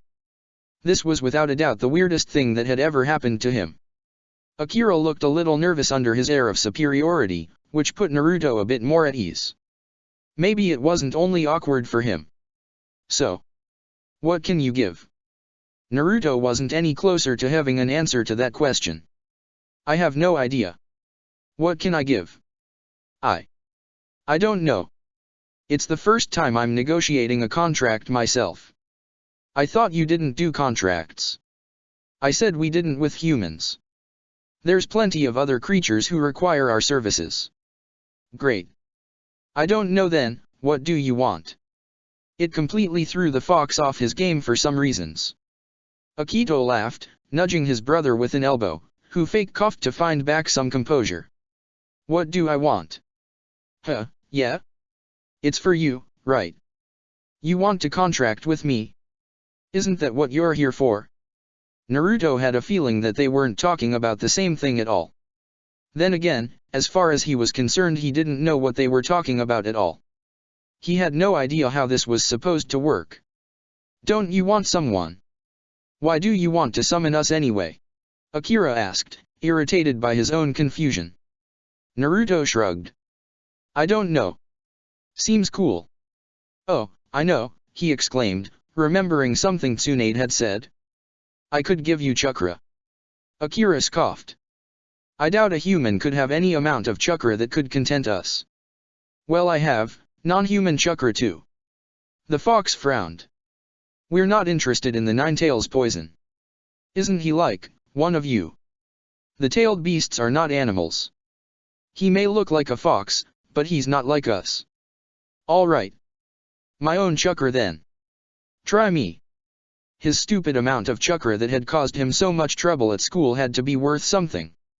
His clan's heritage, Tsunade had said. Naruto didn't want to think about it. What use was a clan, if they were all dead? Was it even true? The name could have been given to him at random. He didn't want to think about it, and he wouldn't. Akira looked skeptical, but deemed Naruto's determination good enough, for he stepped forward and held out both his paws, under Akito's wide-eyed curiosity. Naruto gave him his hands. He imagined that was what those who fell prey to his widespread chakra vacuum seal felt. The seal didn't affect him much, so surely anyone with regular reserve would have been sent to their knees by Akira sucking up chakra like this. Naruto felt himself weaken, but he was far from depleted when the fox released his hands, looking grudgingly impressed. Maybe it could work, he mumbled, a bit reluctant. Would you still protect the foxes? Humans need to be kept in check around here. Course. Was already doing that anyway. What do you think, Akito? Akira asked his brother. The young fox squirmed at the sudden attention, but recovered his bright demeanor soon enough. I like him. His chakra tastes good too. It sure does. Akira cast Naruto a long, calculating look. His eyes were entirely black, and his face still, it was hard to know what he was thinking. We'll be back, he said solemnly. In a puff of smoke, they were both gone. All right then, Naruto answered to empty air, before dropping back down immediately, intent on resuming his nap and see if this made any more sense when he woke up. At the very beginning of their first lesson, Hayate had said, for now we will do exercises that won't make sense to you and will probably bore you to death, and once you understand how they can actually help you, you'll have made some measure of progress in your training. The exercises in question were breathing ones mostly, or things about balance and muscle strengthening. Sakura had found the comment to be odd and bit insulting, because she wasn't dumb, she could infer why it was important to have good balance and centered breathing to do well with a sword. She got it now though. Like, really got it. As she and Hayate circled around each other, sword in hand and ready to strike, she could feel the change that had occurred inside of her thanks to his advice and strict training program. The awareness she had of her own body, of every muscle, of the weight of the sword in her hand, and how open she was to her environment too, to her opponent, attuned but not distracted by it, all of it.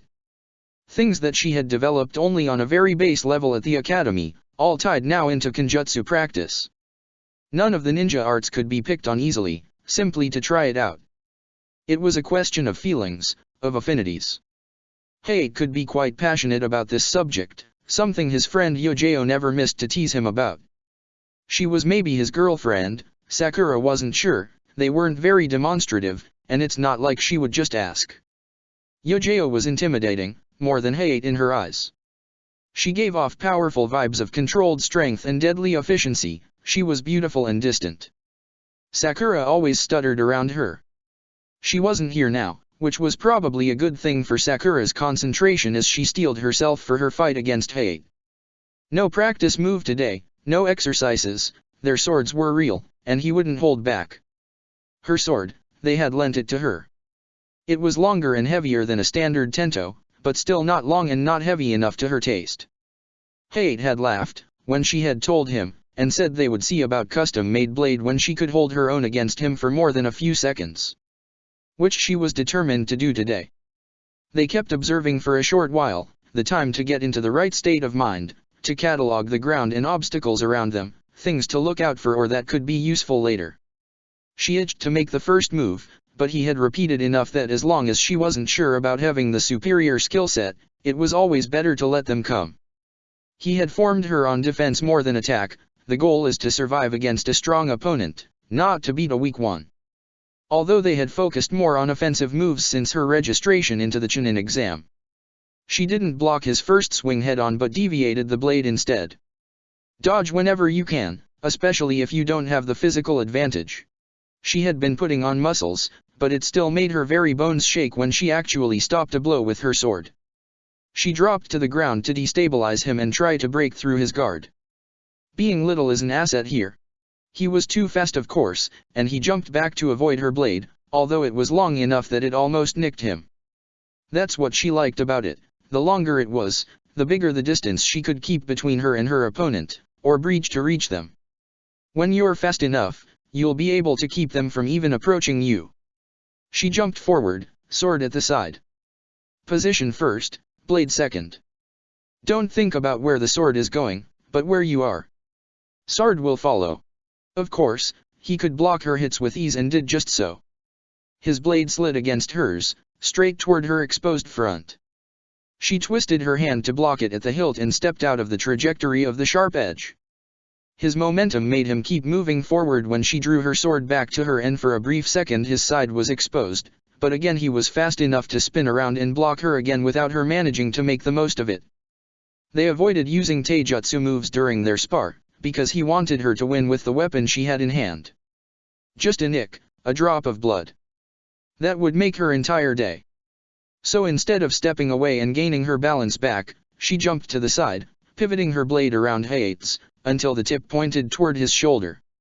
She jumped forward, only to realize that she was in the perfect position for him to aim for her arm, and probably cut it clean off.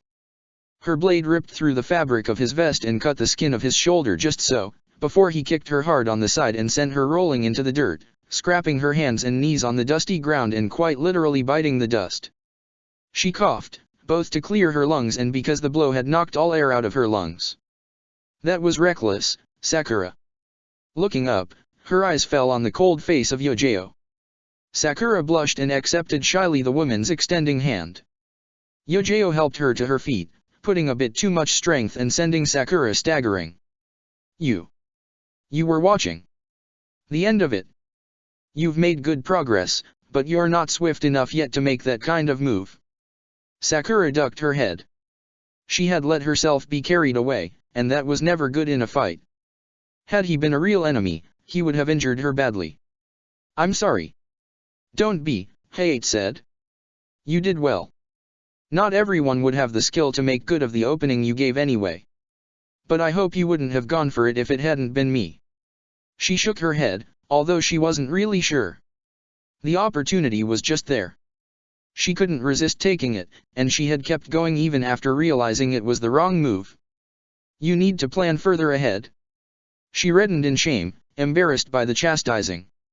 She hated failure and she hated to be a disappointment. She should have been more careful. She felt even worse when Hayate brought a hand to his bleeding shoulder, assessing. So reckless, for such a small result. It was a mistake. She should have. I can't believe you made such progress in such a short time. Kakashi didn't lead me on this time. I'm aghast. Yojao nodded approvingly before tossing him a piece of gauze for his wound as Sakura stared dumbly, not sure she had heard right. You'll make me look good during the exam, Hayate deadpanned in a tone that suffered no doubt. He's proud of you, Sakura, Yojao translated with an affectionate scowl at the man who let out an embarrassed half-laugh. Sakura's face was on fire. Oh. Did you doubt it? The woman asked, not unkindly. She had to know the answer already. Hayate's words were scarce and never harsh or unearned, but Sakura still couldn't quite believe that he was honestly content with her progress. Thank you, she said, overwhelmed, hoping they knew it wasn't just for their words, but for all their help, for taking her under their wing when they had no reason to do so. She was sure there were better students out there, more skilled and more important, but they had gone along with it, with her of all people. Are we done for today then? She asked as usual, instead of, could we go on a little longer, because she couldn't say that aloud. One last thing, Yojao said. She unhooked the sheath hanging on her shoulder and presented it to Sakura. It held a long, wide sword with a two-hand grip that looked well-worn but still in good shape, solid, and heavy. It's nice, the girl said, at a loss for how she was supposed to react. It was very nice indeed, and she almost asked if she could try it out, but refrained, not wanting to sound too bold. Besides, swords were something of a personal matter, and if training swords passed from hand to hand, fighting swords were rarely used by more than one person. It's for you, Yojao said, a little amused. Sakura stared at her blankly. What? It's for you, she said again. It's an old sword of mine, the very first I owned. I think it will suit you just fine. They were both staring at her, and she couldn't figure out how they expected her to react to this. It didn't look like it was a joke, or maybe they were really good actors. Jounin were supposed to be good at pretending, right? I don't understand. It's a gift, Sakura, Yojeo answered. You've been a dedicated student and you're a very promising Kenjutsu user. You're tackling the Chunin exam, which is not an easy feat, and you need to be prepared. Both of us are leaving for a mission soon and we won't be here to watch, so consider this our way to encourage you. Yojeo was so beautiful, it was unfair. Especially when there was the oh-so-rare ghost on a smile on her otherwise guarded face. Hate's face never showed much either, but he was smiling too. They were serious about this. I can't accept that. It's too much, I couldn't afford it. You do know what a gift is, right? Yeah, but...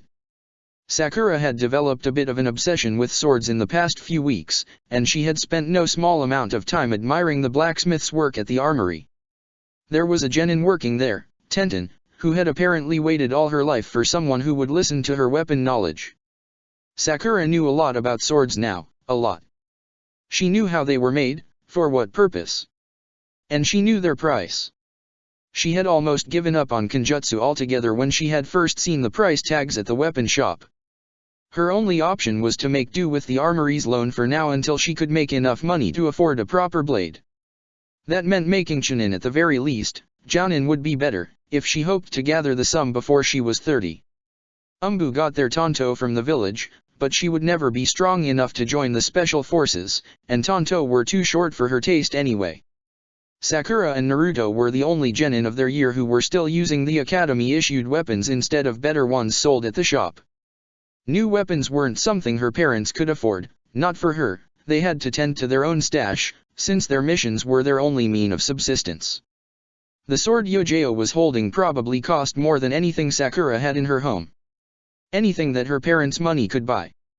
She had resigned herself to make do with subpar until she could sustain herself, and to not let that slow her down despite the shame that never failed to creep up on her every time she was reminded yet again that there was no prestige attached to her surname, and certainly no wealth either. She and Naruto had taught themselves how to sharpen and take proper care of their blades, to make sure they lasted as long as they could. They had decided they wouldn't care. This sword was so nice. You deserve it, Sakura, Hayate deadpanned without much feelings. That was the final blow. She was crying when she took the sword and kept crying as Hayate ruffled her hair with a laugh and Yojeo patted her shoulder awkwardly. I'll take good care of it, she promised, clutching the sword to her chest. Make good use of it, Hayate demanded instead. She nodded firmly. She would take her team through the Chunin exam. You're not taking the exam, right? Sai didn't raise his eyes from the paper he was meticulously covering with gray paint. He was in a black and white landscape mood lately, walking the fine line between ethereal and depressing. Shin seemed to have a system in place to decide which artwork went up and down the walls. They had run out of place to hang them all long ago. Naruto's messy name calligraphy was still there in its corner, something that always came to his mind whenever he got the distinct feeling that Shin didn't like him at all. No. What even is your rank nowadays? Naruto asked, in a mood to dive into subjects they usually stayed clear of. They had never acknowledged out loud how much they knew about each other's situation. I was in Umbu. That's not a rank. It was subtle, barely visible, but Naruto caught the downturn of the boy's mouth, the tightening around his eyes. Naruto felt on edge, and vulnerable, from the favor he was about to ask Sai. It made him vindictive, which was unfortunate when one needed to obtain help. He couldn't help it though. Chunin then. But I don't do missions. Why not? Sai paused, thinking his words over, and made eye contact with Naruto for the first time, and Naruto knew he had gone too far. Same reason you don't, I imagine. Naruto sucked up a breath, annoyed by the unexpected jab. He was the one who had crossed the line first though. They didn't address those matters, it was an unspoken agreement between them. Yet he felt the urge to push for more. Perhaps he needed this to be acknowledged out loud, just once, to know he wasn't the only one in the known. Do you think it will change someday? Maybe. Do you want to go on missions? Get out of the village? It always went back to that. It wasn't about leaving, not really. Naruto wasn't even set on that, as he couldn't trust himself to wander the wild alone, not when there were such risks that he'd lose control. He couldn't inflict the beast upon this world. Yet he knew he would feel better if he was at least allowed. Even if he never did it. Even if he remained trapped here. Maybe. Sai couldn't have much more than him to hold on to here. I need a favor, Naruto asked bluntly. Talking with Sai was always a strange experience, there were moods and currents to their conversations, things couldn't just be said at random. He had wondered how to broach the subject all day, but it was obvious now. Tell me. You still have access to a lot of information, right? The libraries, the archives. Yes. It was something better left unquestioned. I need you to look for a name. Which name? Mine.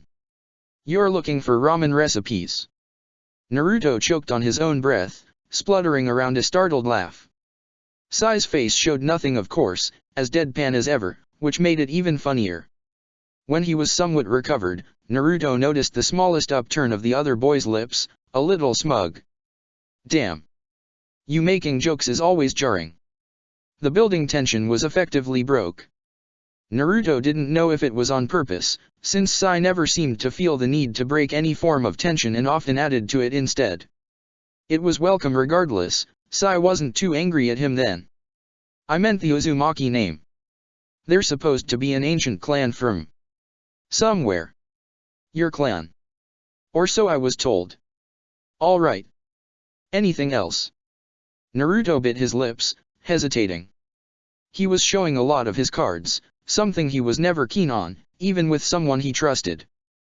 But if he could tell those things to anyone, it was Sai. He wouldn't ask further clarifications, he wouldn't tell anyone either. His strict disinterest into other people's business was one of his greatest quality, and, Naruto suspected, had to do wonders to his peace of mind. There is one person, specifically. A woman. She was a ninja of the village, I think so. Maybe in the registers. Her name. Uzumaki Kushina. It was so weird to say it aloud. Even more so to another person. Once again, sharing this made it more real, made it a physicality of this world. Your family. Naruto shrugged, hoping he didn't look as desperate as he felt. Maybe. There was a pregnant pause as none of them knew where to pick up from there. Naruto couldn't help pressing further. He had shared something huge, and he wanted some kind of repayment. Do you know yours? Your family. As far as Naruto knew, Sai and Shin didn't have a last name. I have Shin, Sai answered simply. He was back into his painting. His tone suffered no doubt, no hesitations. Final. After all, if they had had family remaining somewhere in the village, they would have gone back to them already, like the others who had sprung up sometimes after the Danzo's death had. Sai didn't seem thorn over the question, and Naruto envied him. But then again, Sai didn't doubt that he had indeed been born from human parents, that he was a real person. Naruto just wanted the proof. He wanted to know where he had come from. If that Kushina woman had given birth to him the day of the Kyuubi's attack, or if he had come after, because of it, because the beast was being shrunk down into a more harmless form. He wanted to know if he had ancestors, if they were people related to him, dead or alive, or if he was just the Kyuubi with a human shape. If they were a reason why he was born, other than being a prison cell. If he had been wanted. If someone, someday, had wished for his existence, had been happy for him coming into this world, for him being alive. I will look, Sai said after a while, and it was a relief, because Naruto could trust he would look indeed, and would probably find something too. Alright kids, stop. Kakashi crouched to avoid another swing of a sword and a wave of shuriken flying towards his head. I said stop. He had to grab Naruto's foot with a hand and Sasuke's wrist with another. What part of the world, stop, eludes you? Come on, sensei. Sakura exclaimed, sword still high above her head, although she had at least interrupted her gesture mid-swing. The exam starts tomorrow, we need to be ready. 5 minutes of training won't make you any more prepared than you are now. And what you need is proper rest before the first task. All right, the girl grumbled, finally lowering her sword. But you're treating us to some food then. That was incentive enough for the two boys to settle down too, as the kids started arguing ramen against soba. They ended up at Ichiraku in the end, as always. Sakura had caught Naruto's passion for it, and unlike him, she knew how to make her case. "Today's food's on me, children," Tookie exclaimed when he set the bowls down in front of each genin. "You need your strengths for tomorrow." "Thank you, Tookie," Kakashi said for his 3 badly raised students who dived straight into their bowls without as much as a grateful nod. "You're paying your own bowl, Kakashi. You don't have anything to do tomorrow." The kids snickered at him. It was only fair, he supposed, and that was always better than 4 bowls out of his own pocket. They were going to left him penniless at the rate with which they coerced him into buying them food. "Go home and rest," he ordered them before leaving, knowing full well they wouldn't obey. He couldn't begrudge them, they were overexcited, full of a mix of anticipation and fear. He couldn't exactly relate. He was 7 when he had tackled the Chunin exam. He had been assigned randomly to a genin team short a member that he had ditched pretty much the second the first task had started. He had never had a proper team before Minato's. Obito and Rin had been together for the exam. He imagined they had been just as excited, just as eager to prove themselves. He didn't even know who was the 3rd genin of their team back then. They hadn't been friends that long, in the end. He thought he would go home, but his feet took him to another part of the village, in front of a familiar door. He was hesitating to knock, debating just leaving and going to run laps in the forest for a few hours. He didn't even know what he was doing here. He would just be a bother. As usual though, his friend just knew. The door opened without prompting. "Kakashi. I was hoping you would drop by." Guy always did that, always made it look like Kakashi was the one doing him a favor by visiting him, like he was the one in need of his company, knowing Kakashi needed the incentive to give in on spending time with him. This time though, Kakashi had an inkling that Guy was just as desperate for companionship as he was. "Can I come in?" Of course, of course. Guy's flat was just as tidy but cluttered as usual. He had loads of pictures hanging on the walls and propped of shelves covered in books and knickknacks picked up during missions. He made a point to bring back some for Kakashi too, and complained dramatically every time he visited Kakashi's place and noted yet again that they weren't on display. Kakashi kept them neatly stacked in a dedicated shelf in his wardrobe. He would tell him one day. Maybe. He loved coming here. It felt more like home than any place he had ever lived in or visited. He was in a few of the pictures hanging around the place, during laid-back missions, at the bar, with the other Jounin instructors. When he was here, he remembered that he did have a place somewhere, that he was part of this world. One of the shelves was dedicated to Guy's genin teams, from his own when he was a kid to all the ones he had trained after that. On the last one, Lee and Guy had the exact same blinding smile, while Tenten looked more long-suffering, if a little fond. Niji was sullen in the corner, looking away from the camera. "I'm worried about them," Guy said, following Kakashi's gaze toward the picture. "Aren't you always? It's different this time. I don't want them to get hurt." For Kakashi, it was his first time experiencing that anxiety of sending their students to the exam, where they would fight for the promotion, sometimes to great injuries, or worse. At least the death rate should lower than average this year. It had never bothered him before, not when he had passed the exam himself and not when his friends had either, but now, knowing what Sasuke, Naruto, and Sakura would face tomorrow, he wasn't liking it that much. "It will be fine," he assured, despite having absolutely no ground onto which he could base this certitude. Guy smiled, a little strained. "You're right. There's no need to worry." No need, he didn't know. But no point, for sure. It was out of their hands now. There was a lot of trees. A lot of them. A lot. He had never seen so many trees. Actually, most of those he had never seen even one. Green wasn't found much in Suna, except in the greenhouses, and the cacti. There were no cacti here though, unfortunately. And Gaara hated the greenhouses.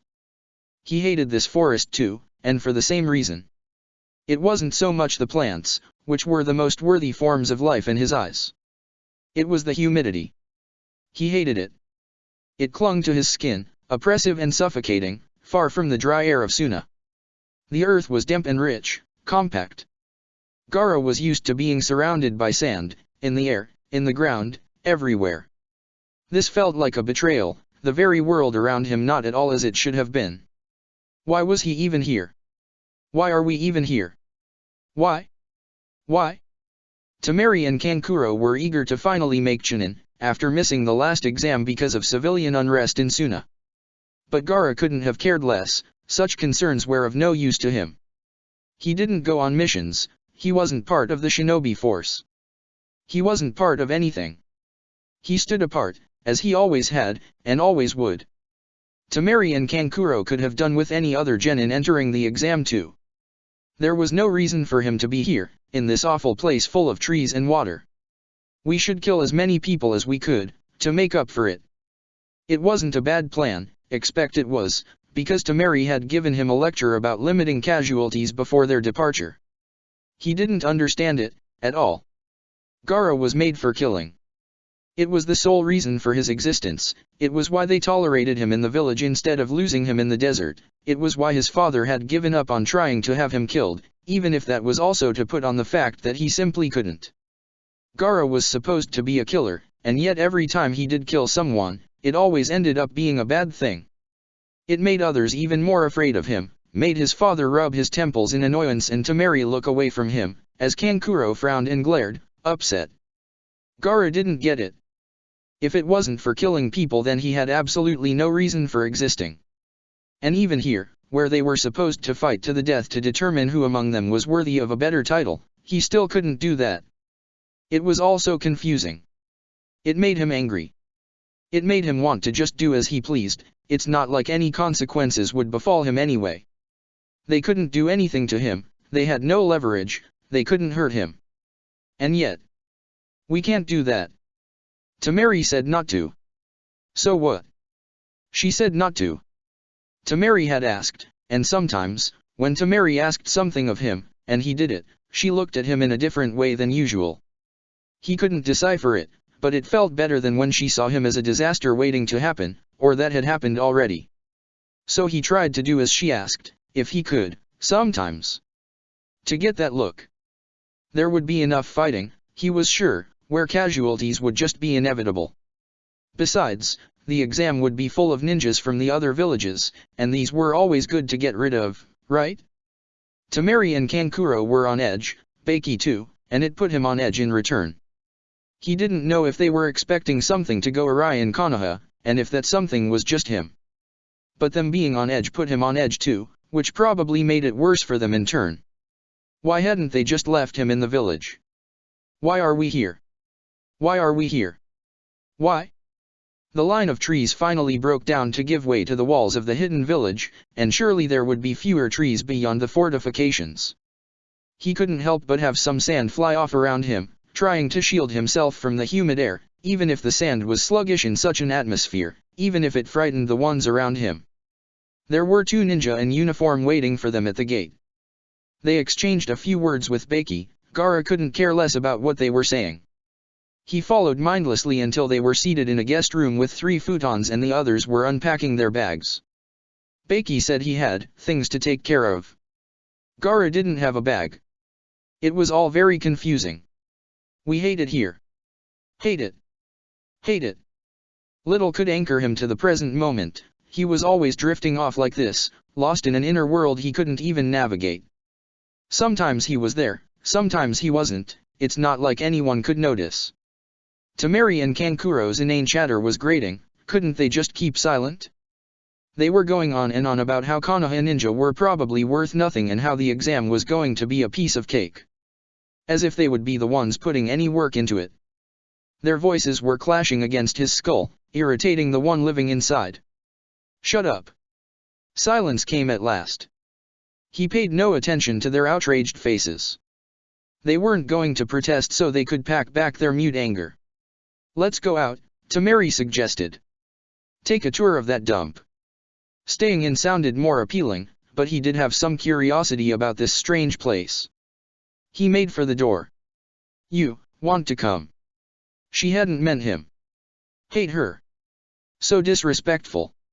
Anger flared again, old and polished but still scorching, still as invasive as ever. They had dragged him here he was now. And they wanted to sidetrack him, again. Is it a problem, he asked, knowing full well she wouldn't answer, because they spoke up but they never backed it up. That was familiar too, the defiance not strong enough to stomp the fear he inspired them, the brief urge to talk back that faded away as quickly as it had come as they took a good look at his eyes, to evaluate his mood, which was always the same. Why did they even bother to talk at all? In the end they always fell in line. He didn't even want to come. But they didn't want him to either, and he didn't want to make it easier for them. They shouldn't have taken him at all. We should just kill them too. No. Not them. No. No? Why not? He didn't know why not. But not them. Even if it meant angering the voice, meant it would be louder and harsher and meant he wouldn't be able to tune it out and would lose time to it again. They found themselves in the streets. People looked at them funny, but Gaara realized, with some great disbelief, that it wasn't aimed at him in particular. For how commonly known his reputation was in Suna, it was nothing here. These people didn't know him. He was nobody to them. Kill? So they'll know. Maybe he ought to. They had to know. They had to know he had a purpose, a use, that he had a reason for being down here in this world. They had to know, so that he would too. Kankuro bumped into someone. Naruto and Sasuke glanced at each other and Sakura could just tell they were going to disappear to train again somewhere. She understood the urge, but Kakashi was right, they needed rest now. And she needed them not to leave her alone. Don't, she said, not as firm as she would have wanted, when they jumped from their seat, food gone and ready to go. She didn't look at them even if she could feel the weight of their interrogative gaze on her shoulders. I know that you have your own thing going on. I won't ask, if you don't want to tell me. But we're going in as a team tomorrow and we need to stick together. All three of us. She berated herself for sounding so pleading, so vulnerable. But she didn't want to be left behind, for them to forget about her.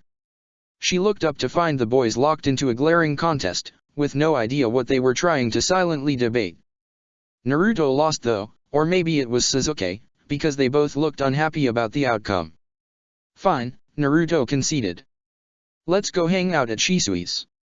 With Naruto, it never felt like winning, with how reluctant he looked even when he was in agreement. She had learned to ignore it. Questioning his motives and inner thoughts got tricky really fast, so she stuck with what he deigned to say plainly. Shisui was used to seeing them invade his house at all hours now. Naruto's room was their HQ, since both Sasuke's and Sakura's house were as uncomfortable welcoming Naruto as he was going in. She wished her parents would make an effort to at least pretend like they weren't wary of a sulky 12-year-old, but alas, no such luck. Sasuke's parents did a better job, or at least his mother did, but Naruto always looked like a commoner at the emperor's table anytime he was confronted with any sort of family life. Besides, he felt safe at Shisui's place, he felt at home in his little room. And Naruto feeling any kind of comfortable and at ease was rare enough that Sakura and Sasuke indulged in whatever way they could. Hello you three. I had a feeling I would be seeing you today. Hi, Shisui.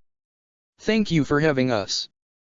Naruto stayed silent, as embarrassed about them being friendly with the older Uchiha as if he was an overbearing brother or parent. She couldn't pretend to understand their relationship, she didn't even know why Naruto lived here. Shisui was good with him though. That's all that mattered. You might want to turn right back, we're out of snacks, Shisui said, holding out a few bills. He knew them well. Not you, he added, grabbing Naruto by the hood. You have something to do. Shisui jabbed a thumb toward the sink, piled high with dirty dishes. Naruto grimaced. Come on. Can't you take my turn? No can do. You were the one to insist we shared the chores, and the system is absolute. Besides, I don't want to.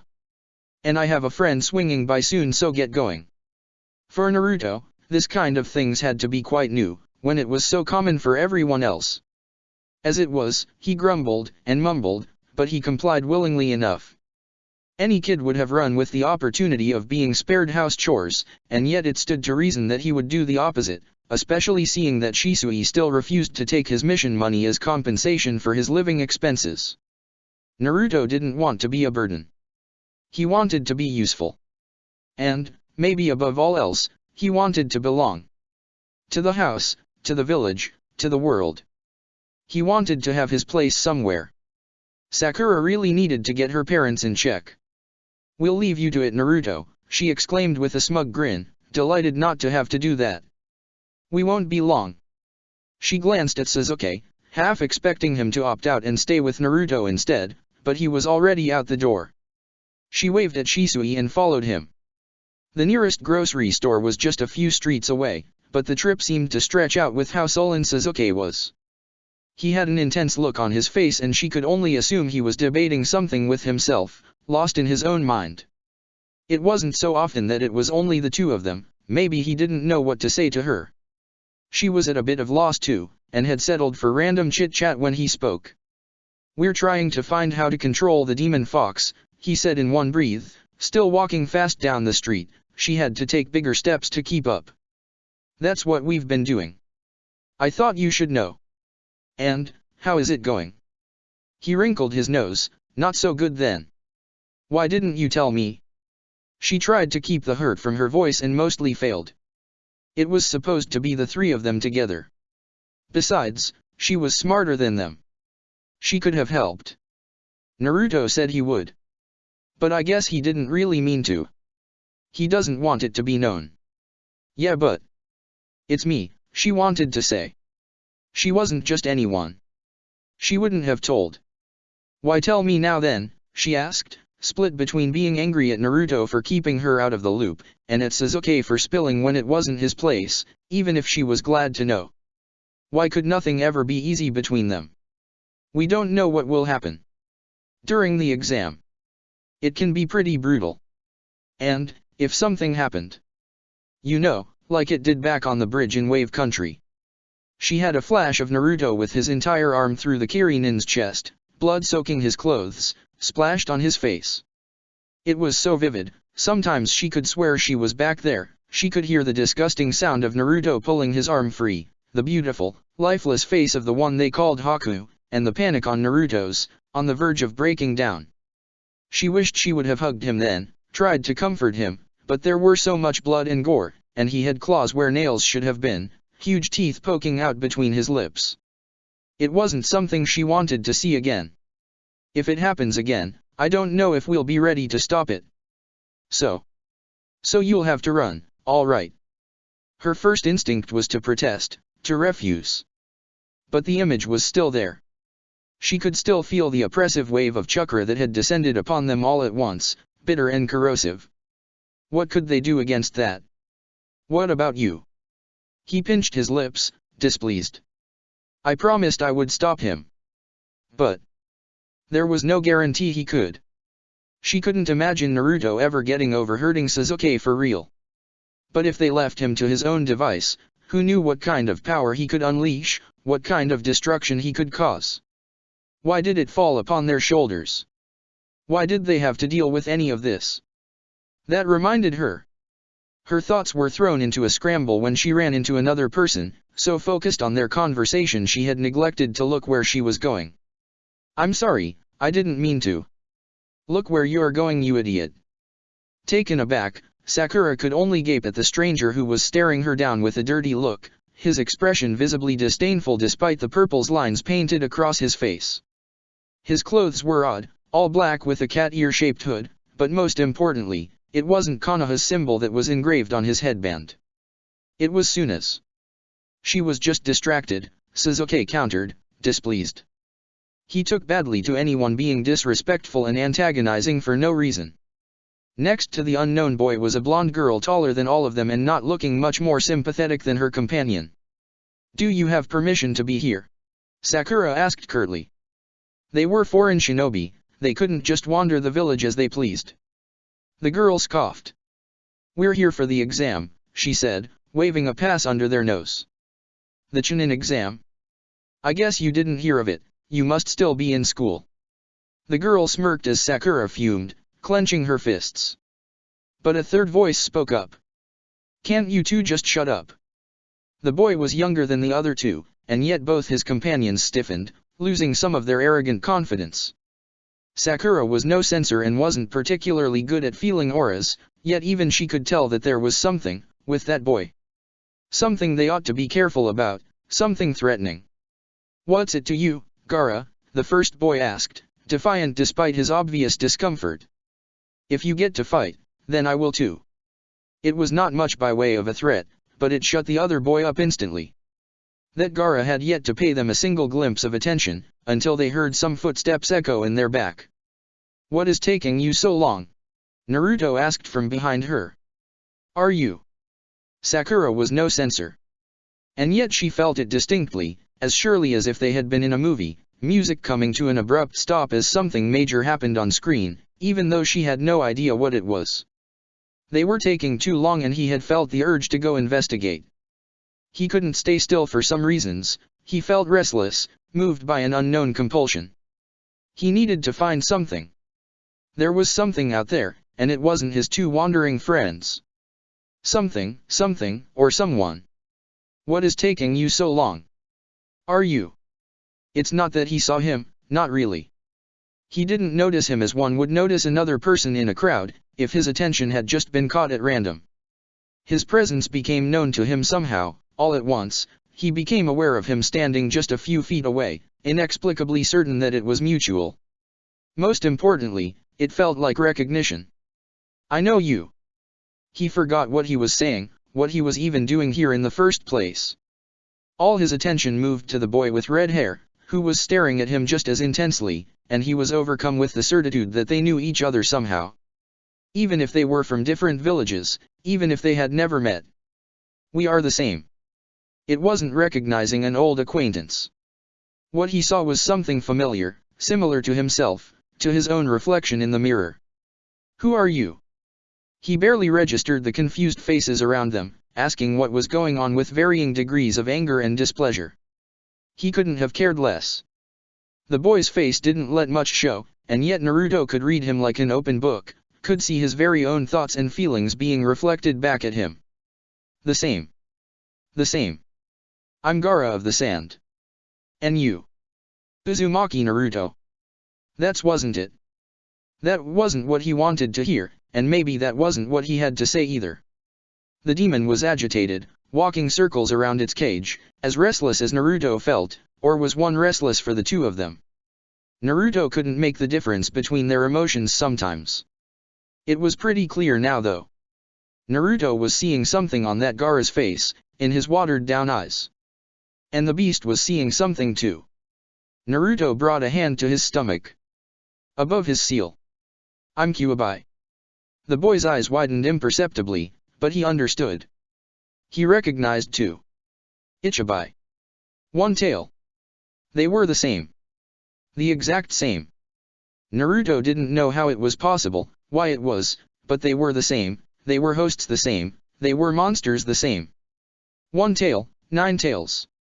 Loneliness and resentment in every line of their faces, in the light of their eyes. The same. Can't believe they let that bastard out of the teapot. His head was swimming, thoughts tangled, and confused, and he didn't know how it was possible and he didn't understand, but there was something settling down deep inside his chest, something he was so familiar with he hadn't really noticed it. He knew nothing of that boy and of anything really, but Naruto had gained a certitude he didn't have a minute ago, one he didn't know could ever come to be and one he didn't know he craved so much. He wasn't alone. There was another. At least one, and who knew? Maybe more. 1 tail, 9 tails, so maybe, in between. The more the tails, the stronger the Biju, came the smug voice of the beast, faking disinterest but wide awake like he rarely was. Biju? What's going on here? The others turned their gaze towards the two men fast approaching, Genma and some stranger. Naruto didn't look away from the boy and the boy didn't either. Nothing, Baki, the blonde girl said hastily, mistrust and confusion making the statement unconvincing. Let's go, Naruto, Sakura said from his side. Naruto registered his two friends walking away, but couldn't bring himself to do the same. Couldn't bring himself to break their gaze. What if he disappeared once Naruto turned his back on him? What if he was just imagining things? Naruto! Come on! Sasuke went as far as grabbing his arm, stirring him away. Naruto came back to reason, realized that he was once again acting really weird and that if he didn't snap out of it they would tell Shisui, or anyone else, and he couldn't have that. He didn't want to answer any question or explain anything, he just wanted to talk to the boy. Gaara.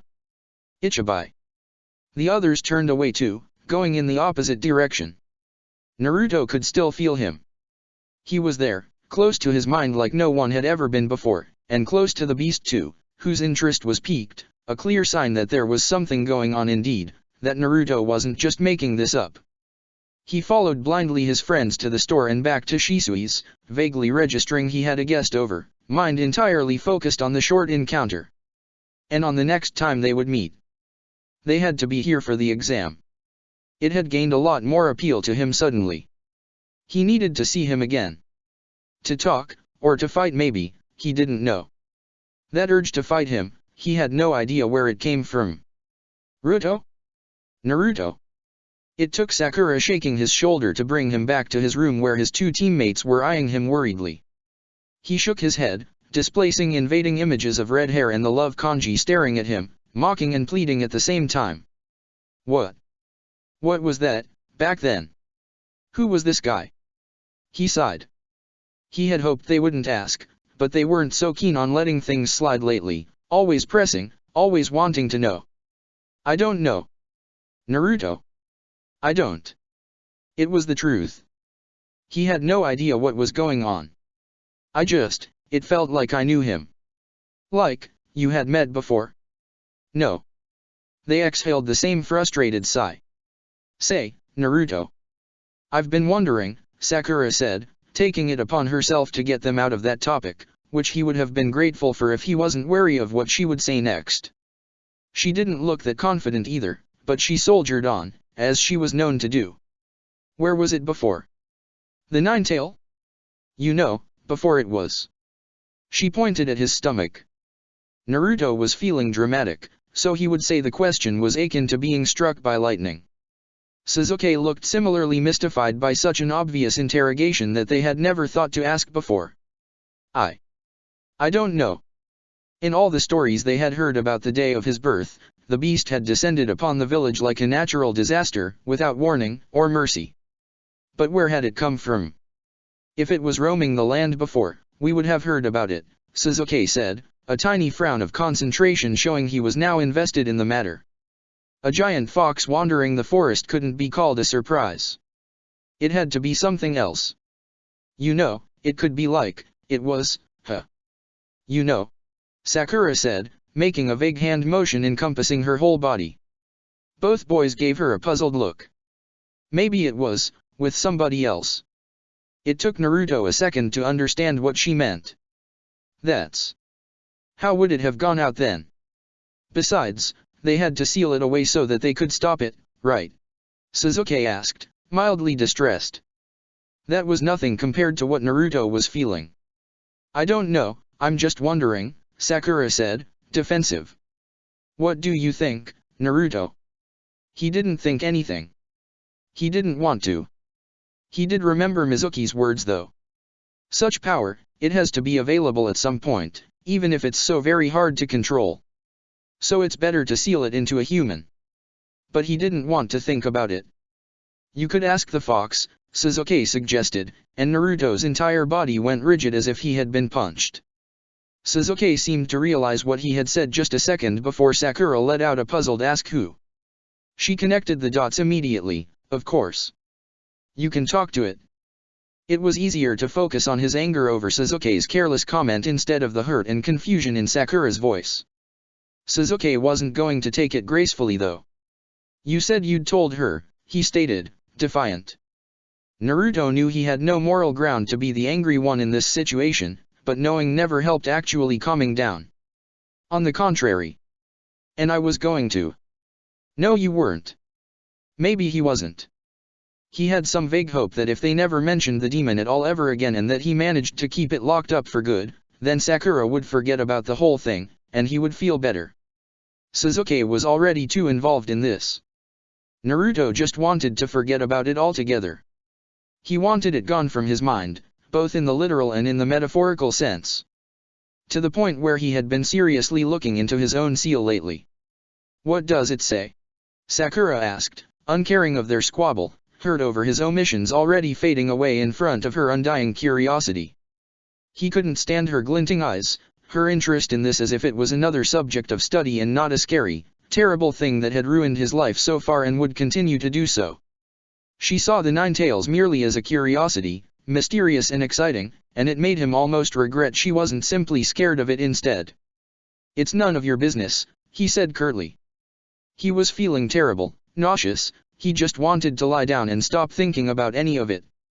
Sakura wasn't on board, obviously. It's important. Maybe we can. We won't do anything. It's none of your business.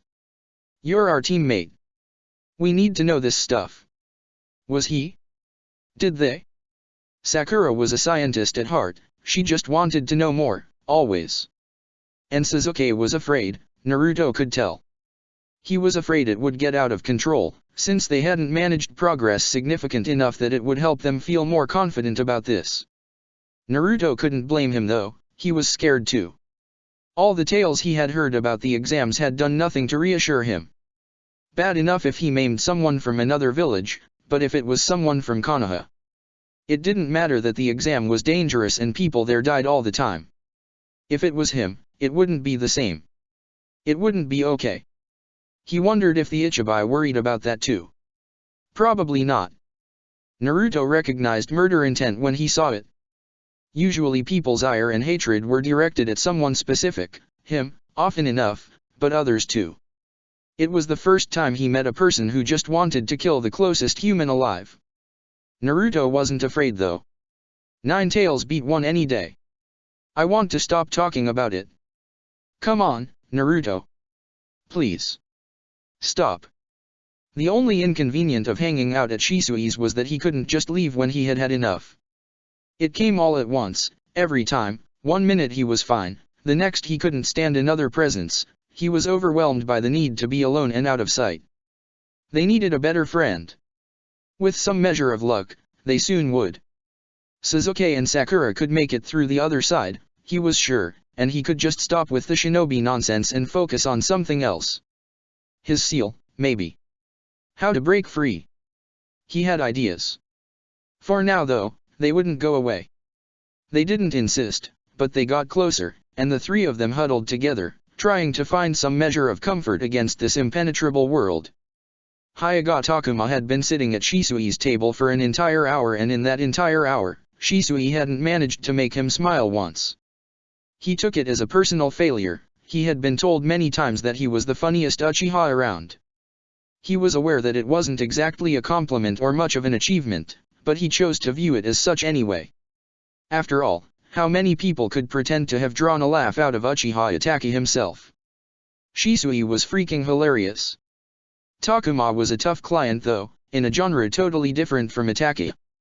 Itachi was all brooding and melancholy, Takuma was just absurdly serious. It was sort of a good thing, since they were here to work, after all.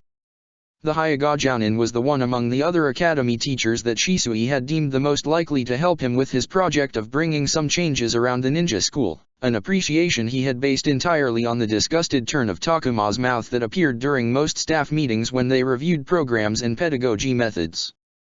Plus, he was the second youngest after Shisui himself. The rest of the teachers were a few years older and not interested at all in putting in any more work than strictly required. Well, he couldn't say Takuma exactly looked interested either.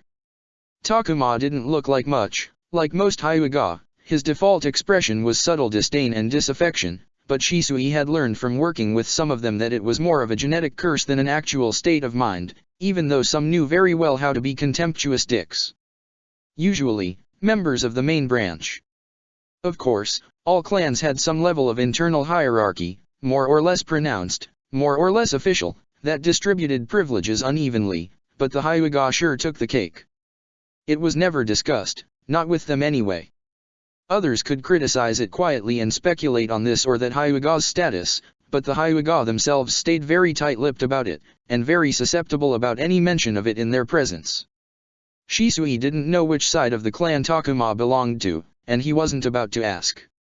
It was irrelevant to their affairs anyway. Despite looking completely disinterested in the question, Takuma had accepted to help him scavenge around the archives for some sort of information about the school system in other villages, and their own old one. Information was scarce, but he was hoping to get inspired by it, if only into what not to do. Seriously, some of this shit was insane. It was a common joke among the population that no one knew if only unhinged people became shinobi or if it was being a shinobi that made them unhinged. He didn't have the answer and would rather not ponder about it too much, but what he was seeing on those reports tipped the scale quite clearly. And didn't give much ammunition for jokes. Oh, he would have managed to make it funny, he was sure, had he had a more willing audience. But more than the lack of smile, Takuma almost looked offended by attempts at humor and anything that would lighten the studious mood. Shisui couldn't help but see it as a challenge. He was interrupted in his next attempt, however, by Sakura and Sasuke coming down the stairs. One look at their frowning faces was enough to guess the day's mood. He would have to drill Naruto for answers later. "We'll be on our way." "Thank you for having us," Sakura said. In that way she had to always be polite but always looking like she had no idea why she had to be. He waved at them, ready to go back to teasing Takuma, when he noticed Sasuke trailing behind. "What is it, Sasuke?" he asked, used to the boys, "I want to say something so ask me," attitude. "I heard you talk with my mom the other day. You were saying Naruto was getting better," he said, looking straight into Shisui's eyes. The more embarrassed he was, the more confrontational he became, as if he was trying to get over his emotions by exposure. "Yes." Mikoto often asked after the boy. Shisui couldn't fathom why Sasuke looked so displeased with that. "He's not." The tone was absolute. The next second, he was gone, vanished out the door, leaving Shisui dumbstruck at his kitchen table. The silence stretched out as he stared at the door and tried to gather up a list of things that had happened recently and that could justify what his cousin had just said, but Naruto was doing better. He was more talkative and open, looked less constipated all the time, and he had accepted to take the DEM exam. It had to mean something. Right? A movement at his side abruptly reminded him that he wasn't alone with his thoughts right now. Takuma's expression was as unreadable as ever, and instead of the questions or comments Shisui was sure he was going to make about that situation, he said, "I think the break your own finger and then reset it lesson can join the no pile."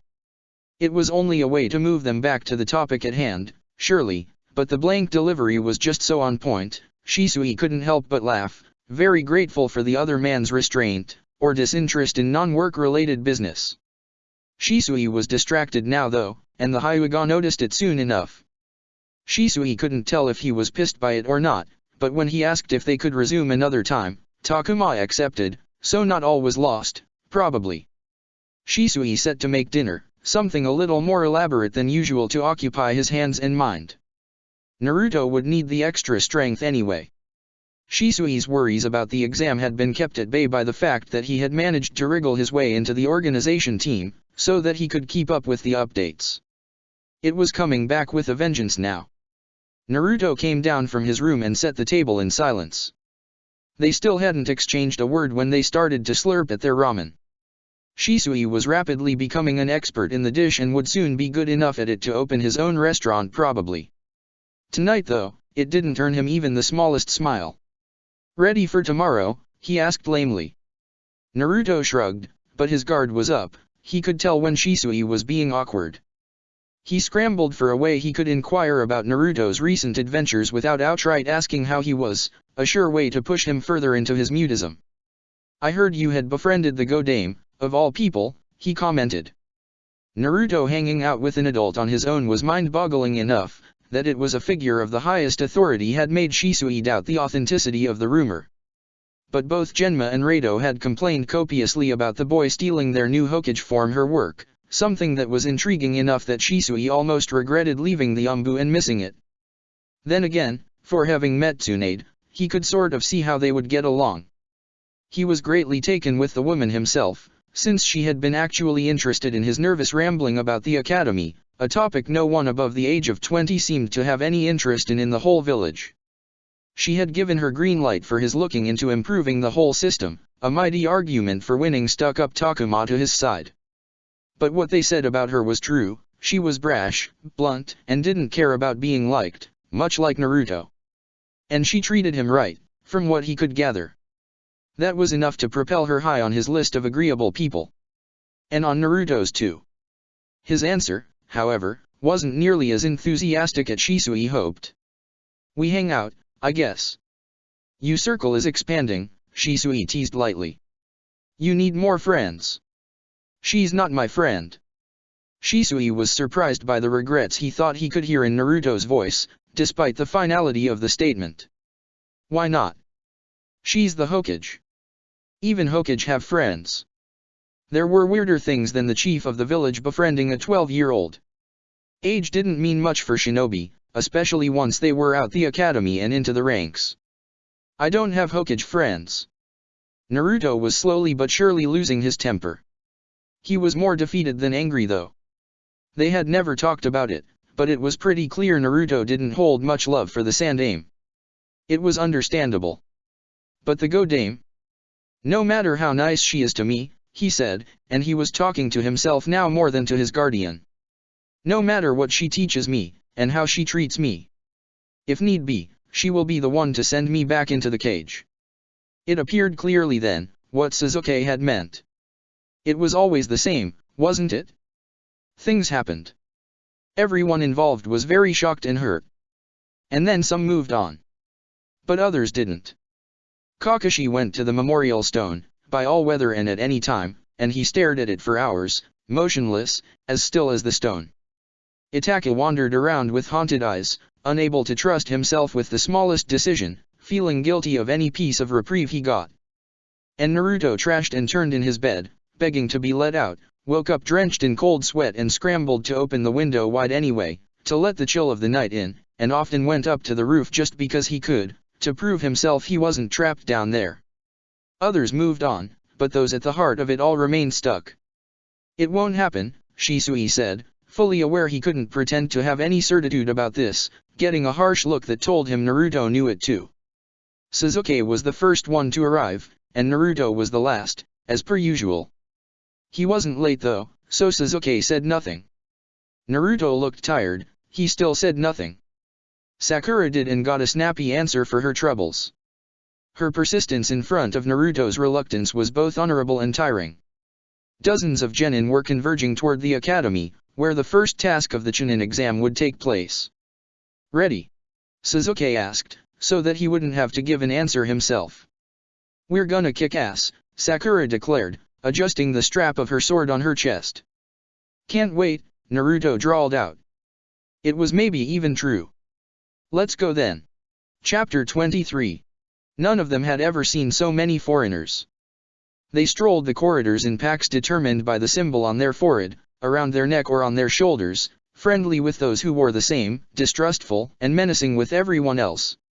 It was all the more jarring that they were investing the academy, used to a crowd of much shorter invaders. Sakura and the other genin of her year were among the youngest, the average was 20-25 years old. A few were twice that age. All looked eager to fight. Sakura was lost in a weird mix of trepidation and anxiety. Despite the fear and worry that all those ninjas inspired her, she also felt the urge to stand up to them, to prove herself to the crowd. After all, they were here too, her team and her friends. They had a legitimate claim on the Chunin promotion, just like anyone else. What a high it would be, to succeed where so many would fail, to come out victorious on the other side. Her determination was strengthening by the minute, fed by the simmering animosity hovering above them all. Weirdly enough though, the first person to antagonize them had Konoha's leaf engraved on his headband. Uchiha Sasuke. Oh, Sasuke knew that tone. He had come to decipher over the years the many ways in which virtual strangers would shout his name unprompted. Girls' voices would usually be full of adoration and try to engage him in an activity he wouldn't even partake in with his closest friends. Boys' voices were like that sometimes too, but mostly they sounded just like this one. He even knew what words were coming next. Fight me. Right on it. Sasuke let out a heavy sigh, and turned to face the stranger. Who wasn't exactly a stranger, it was a boy about his age with a shiny bowl cut and big eyebrows. He had seen him before at the academy and when they had signed up for the exam. He was in Hyuga Niji's team, a fact that made Sasuke even less receptive to the challenge. And he wasn't receptive in the least to begin with. He answered straight from the heart. No thanks. Eyebrows obviously wasn't expecting this, but really, what did he think? If Sasuke indulged every shinobi who wanted to measure up to him, he would have done nothing at the academy but fight all day long. And Sasuke, in the deepest and most secret recess of his mind, had that small, hidden fact carefully stashed away: he wasn't exactly fond of fighting. He liked to train with his brother or his friends, because they had a good time and he liked the competition. But he couldn't in all honesty say that he enjoyed fighting. It was just an inevitable occurrence of their shinobi life, one he had no intention to perform unless necessary. And beating up a fellow ninja just because he wanted to wasn't necessary at all. Do you not think me a worthy opponent? The other boy asked, the anger building in his voice, a warning that maybe the fight would be inevitable after all.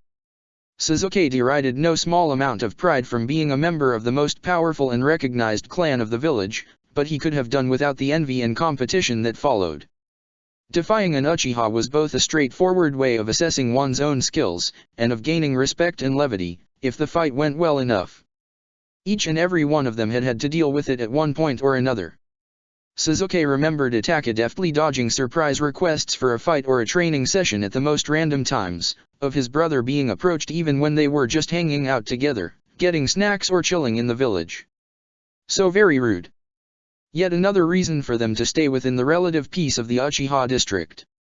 I'm just not in the mood, Sasuke answered, judging best to keep to himself that he would be hard-pressed to value the boy's worth in any way, since he didn't even know his name, let alone his fighting skills. By his side, Naruto took a step forward. I am though, he said nonchalantly, looking like he did, indeed, want to punch someone, as he often did. Wanna go? The other boy frowned his impressive eyebrows. Who are you? Sorry, I don't go first. The boy looked absurdly embarrassed, given the situation, when he realized how rude it was not to have introduced himself. Provoking strangers into fights was okay though. I'm Rock Lee. And I, Naruto said, falling into position, am gonna kick your ass. Regardless of the fact that Sasuke very much doubted that, the name Rock Lee, he had heard before, and the boy's guard was flawless, he really wasn't in the mood for this. Leave it Naruto, there'll be plenty of fighting later, he said, loud enough that Rock Lee could hear him too. None of them seemed in agreement. I need to know how I measure up, Uchiha Sasuke. And I will. Fast was all Sasuke had the time to think, when the boy all but vanished in front of them. Sasuke didn't see him rush toward them, and even if his trajectory was not hard to guess, all he could do was put his guard up and prepare for a hit, any hit. A foot clad in hideous orange warmers flew toward Sasuke's head. It never connected. Instead, it struck hard against the lacquered wood of Sakura's sheath, that she had put up in front of her like a shield, both hands gripping firmly each end to absorb the strength of the blow.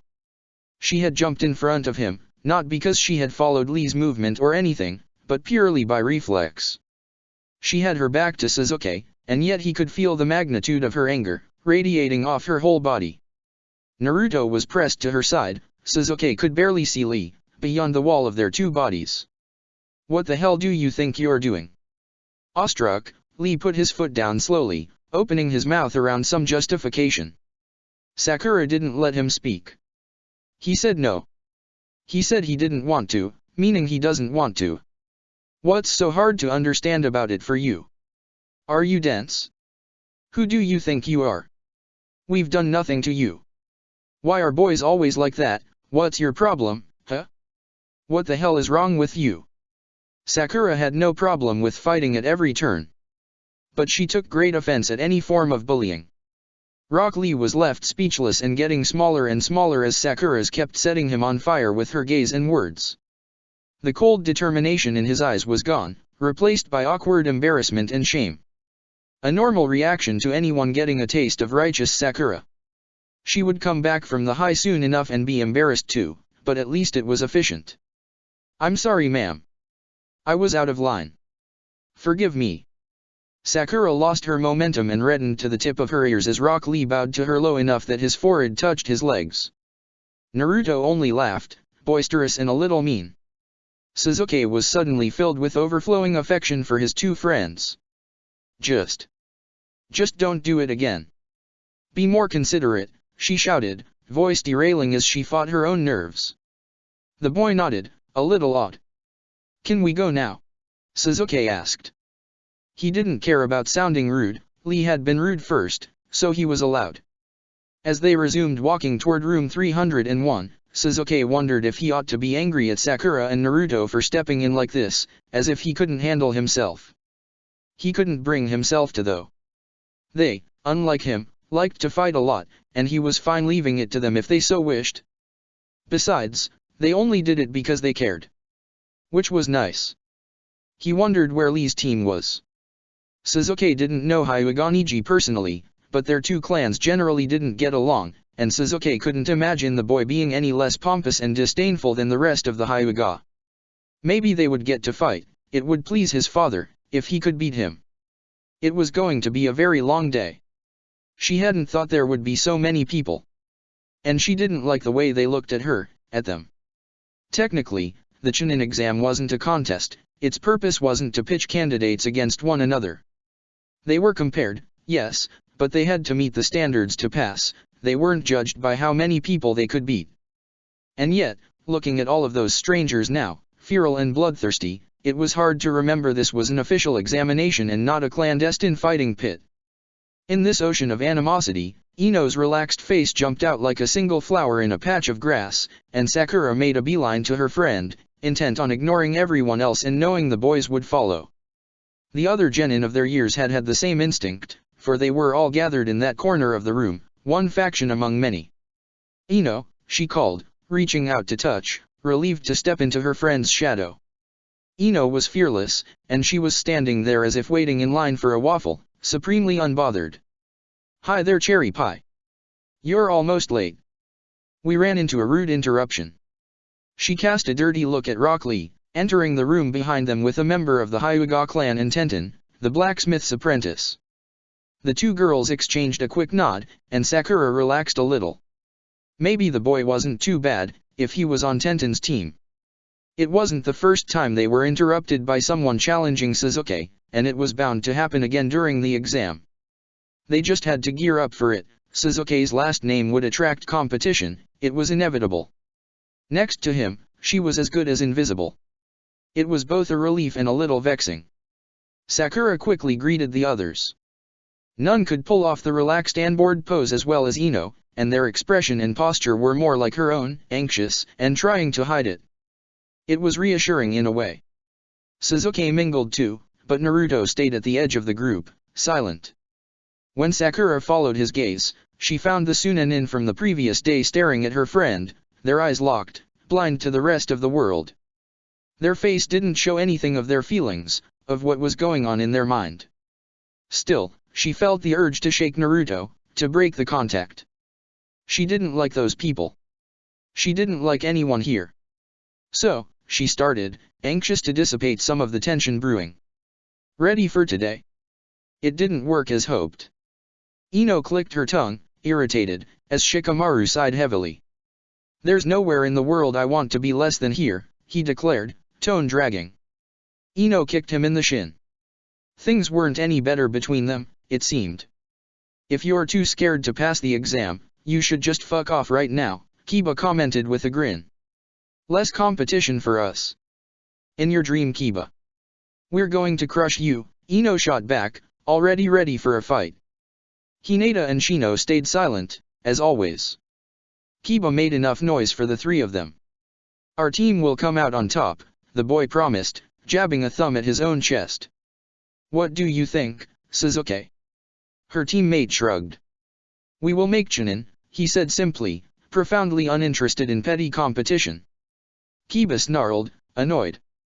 Competition was his reason for breathing. Naruto would take him up on it, often enough, if only because riling people up was his reason for breathing, but he was still removed from the whole exchange, focused on the Suna boy.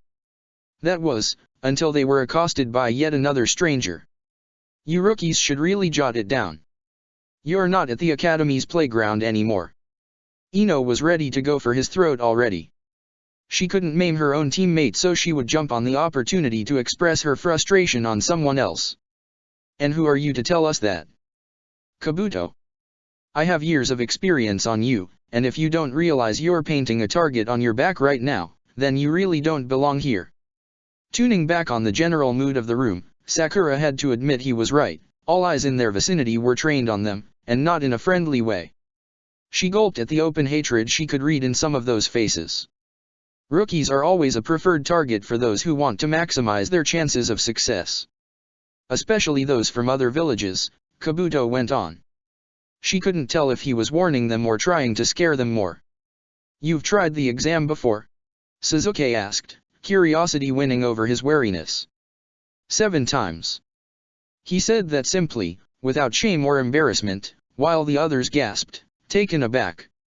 7 times? Really? Was it supposed to be that hard? She had the impression that people made Chunin all the time. You must have a lot of information then, she pondered aloud, curious despite herself. She hated going in blind, she wanted more intel. She wanted to know what they were getting themselves into. I do. Interested. They all were, Sakura could tell. Yet it was the moment Naruto chose to step back in and speak up, although he was still looking away. Careful, he warned. He doesn't wish you any good. That's harsh, Kabuto said with a laugh. He didn't know it, but he had already lost his audience. The thing was, all of them, they knew each other well, very well. For better and worse they had grown up together, shouldered the academy and their lives as genin together, and maybe for an outside eye they would seem like an unruly bunch with no lost love between them, but they were in this together. They would sooner help each other out than leave anyone behind. They knew each other, and there were things that were known among them. Like Shikamaru's stupid intellect or Sasuke's knowledge on the most obscure things, and Ino's power of information gathering or Shino's freakish predictions that always came through. And they knew, in that confusing way you could be convinced of something without being able to explain why or provide any justification, that Naruto's instinct about people was always to be trusted. I guess we'll just have to wait and see, Ino concluded dramatically, turning away from the stunned Kabuto. The others followed suit. If Naruto said he was bad news, then they would assume he was. You'll regret not accepting my help, Kabuto said good-naturally, but he had lost a lot of his easy cheers. Koji shrugged at him with an apologetic smile, as if to say, what can we do? That was the end of it.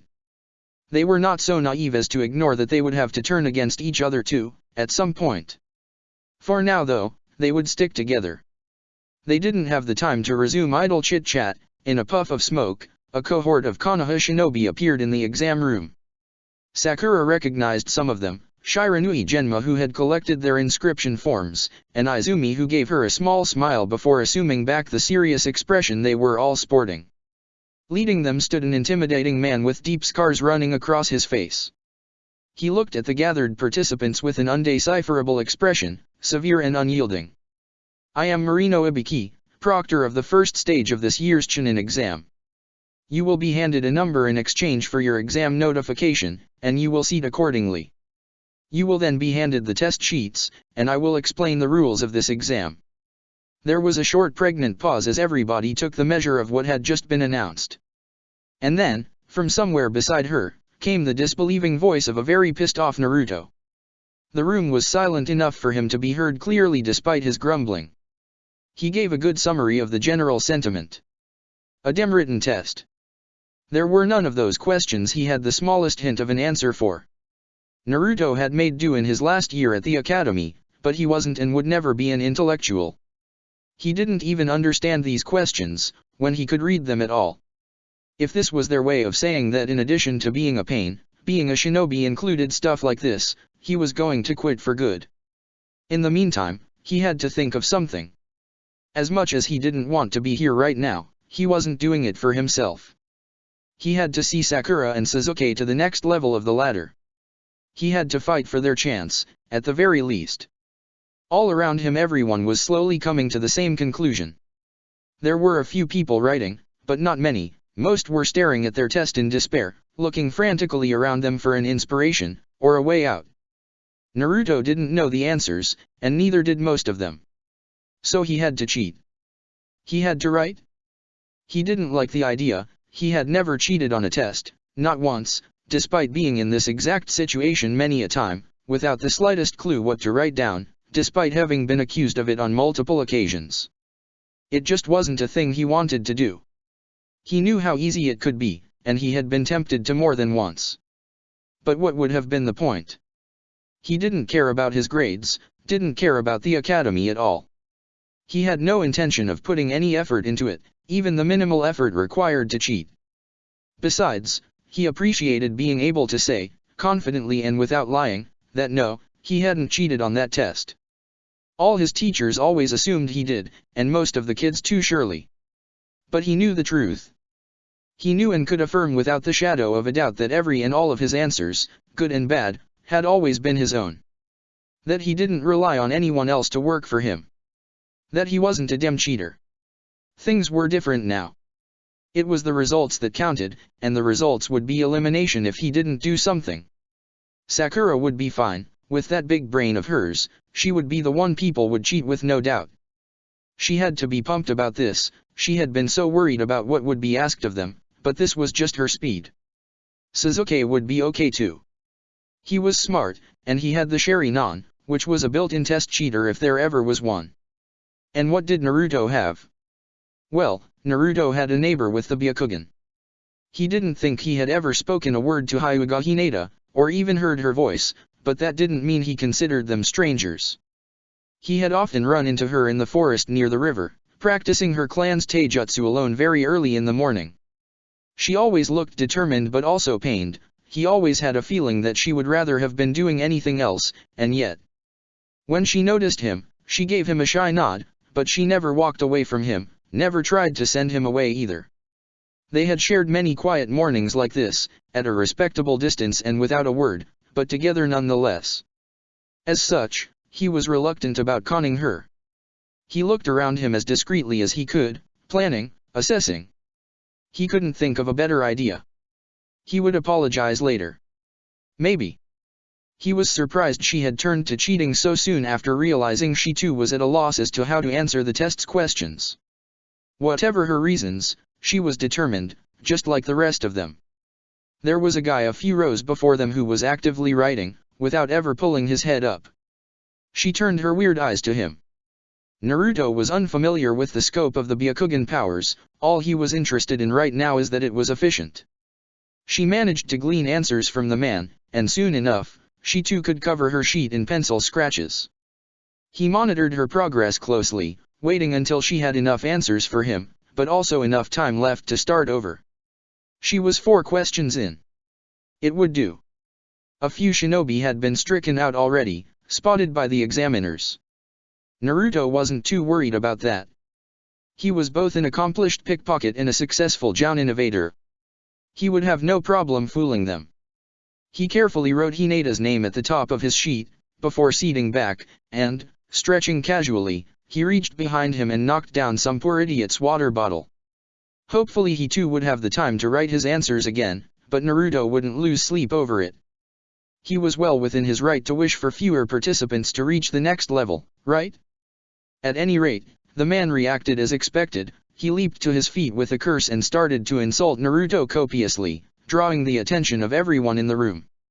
Naruto was deft of hands and could multitask, with a careful read of where eyes around them were looking at. Under the guise of shying away from the man's anger, he timed his action carefully, and sat back satisfied in his chair when his victim had been ordered to calm the hell down and had received a new test. Hinata exchanged a sympathetic look with Naruto that made him feel terrible, especially when she went back to her own test and he saw the surprise on her face, when she found out the sheet was blank. She raised her eyes just in time to see him erase her name from her test he now had under his hands, and pencil in his own. There was nothing she could do about it, not now. Even if she complained, she couldn't prove the theft, and time was running out. The examiners would tell her to get over it just like they had that guy and his water bottle. Naruto had no doubt others had worked to sabotage the concurrence as much as to secure their own performance.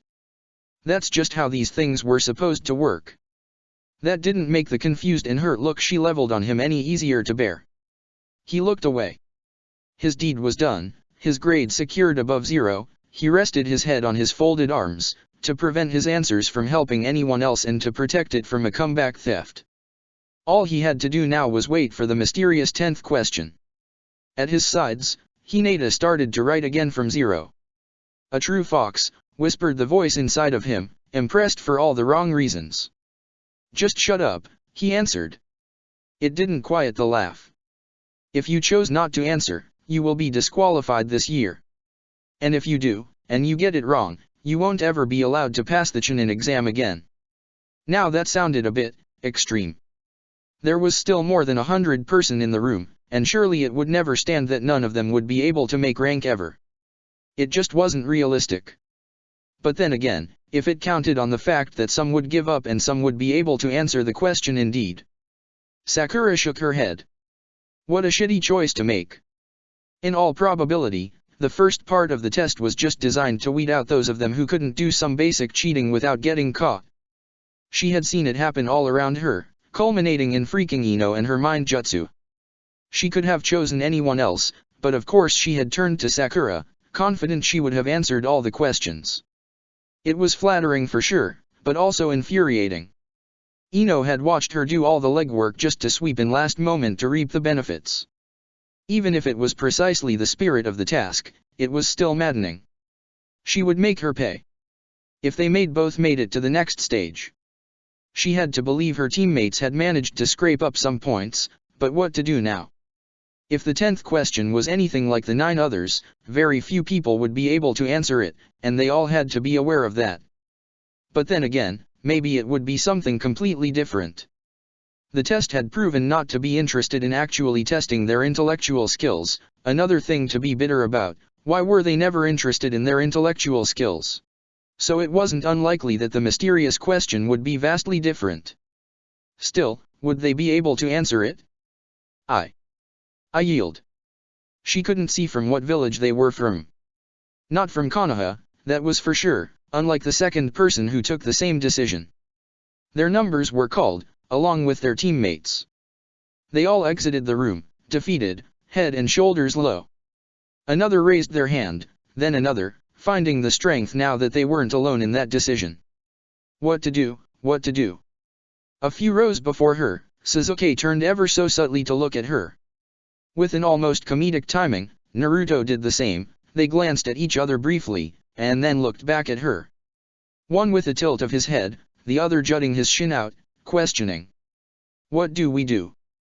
They knew she would most likely be able to answer the question, whatever it was. If they botched this, it wouldn't be her fault, but theirs. So they wanted her to decide.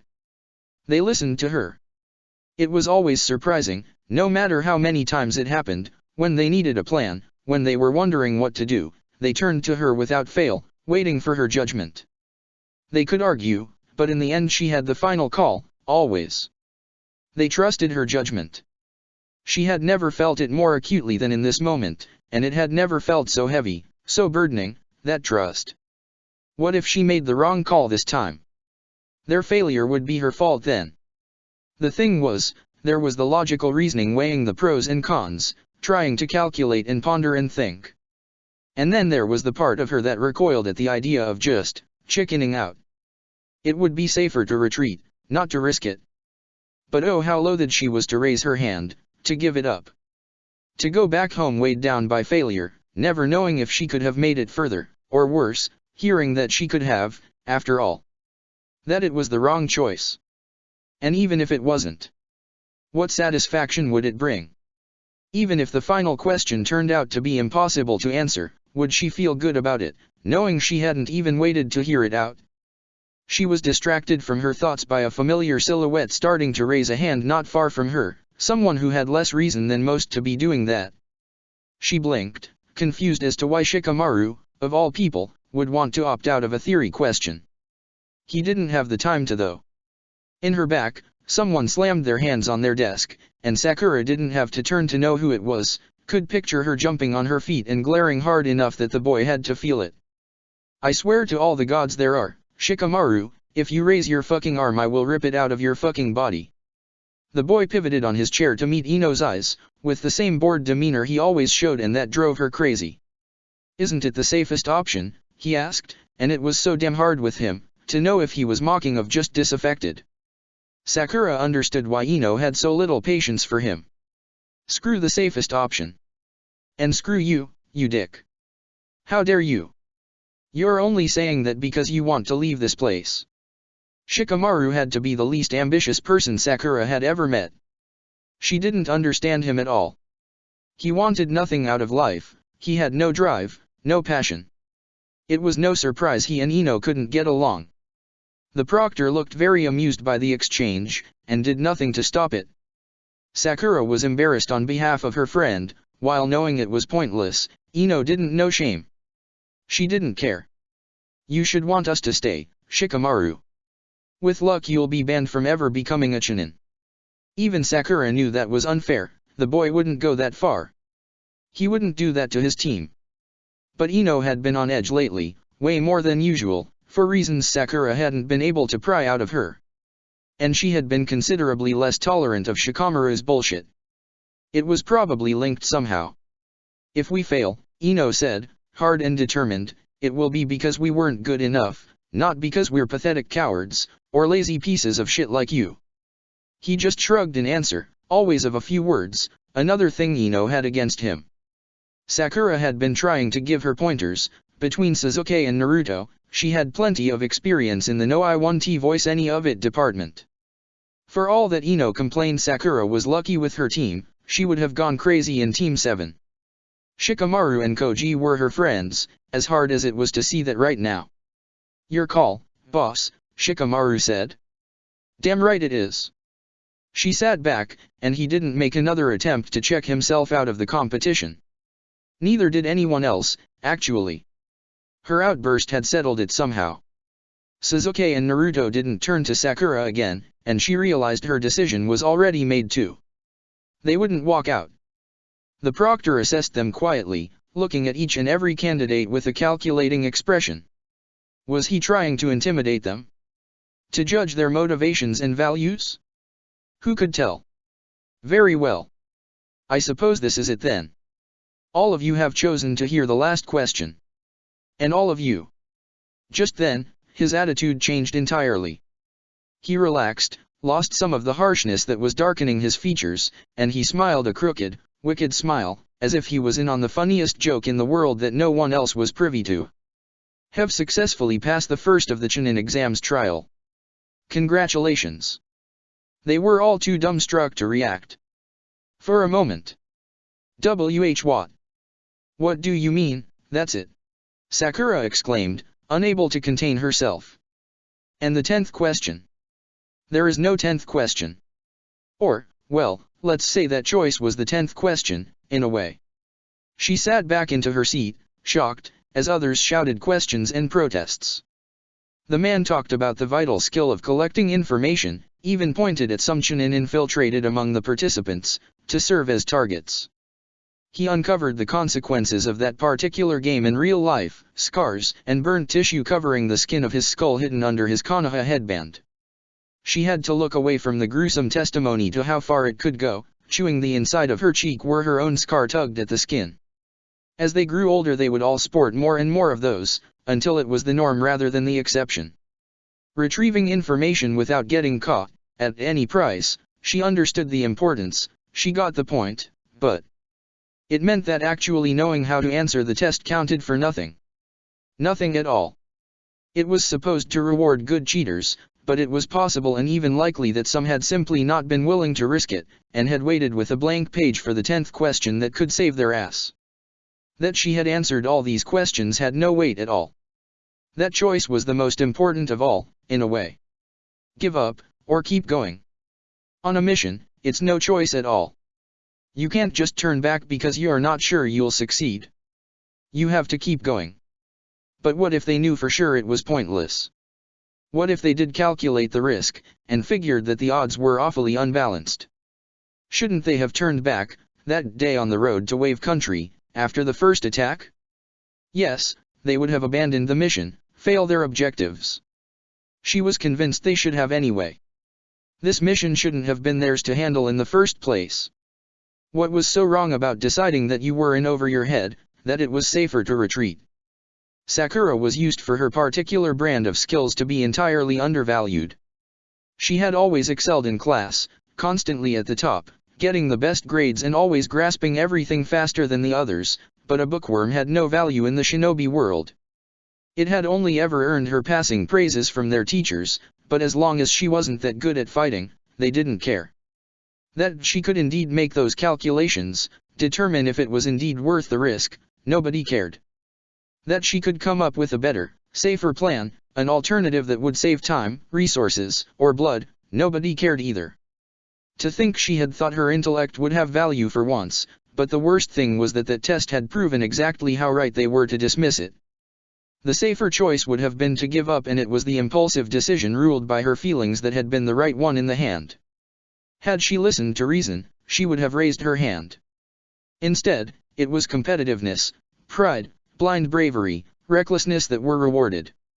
She looked down at her useless test, that didn't sport a single mistake, she was sure of it. She felt the urge to rip it to smithereens, to scream, to break something. Thus when one of the windows exploded inward, for the briefest moment she thought it was her fault somehow.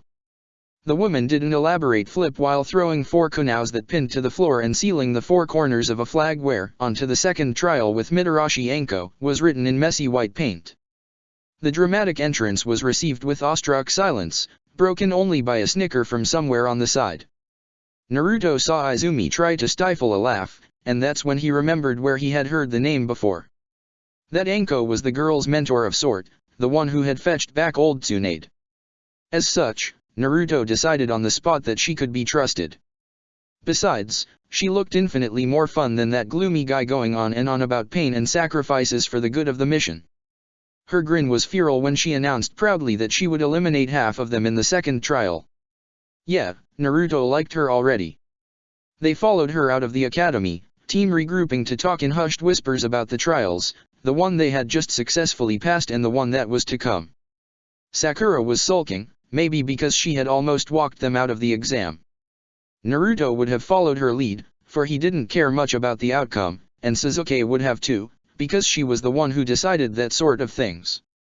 They passed the participants who had chosen to give up, and he could imagine the delight others would take in telling them they had been screwed over. Sakura's face soured even more.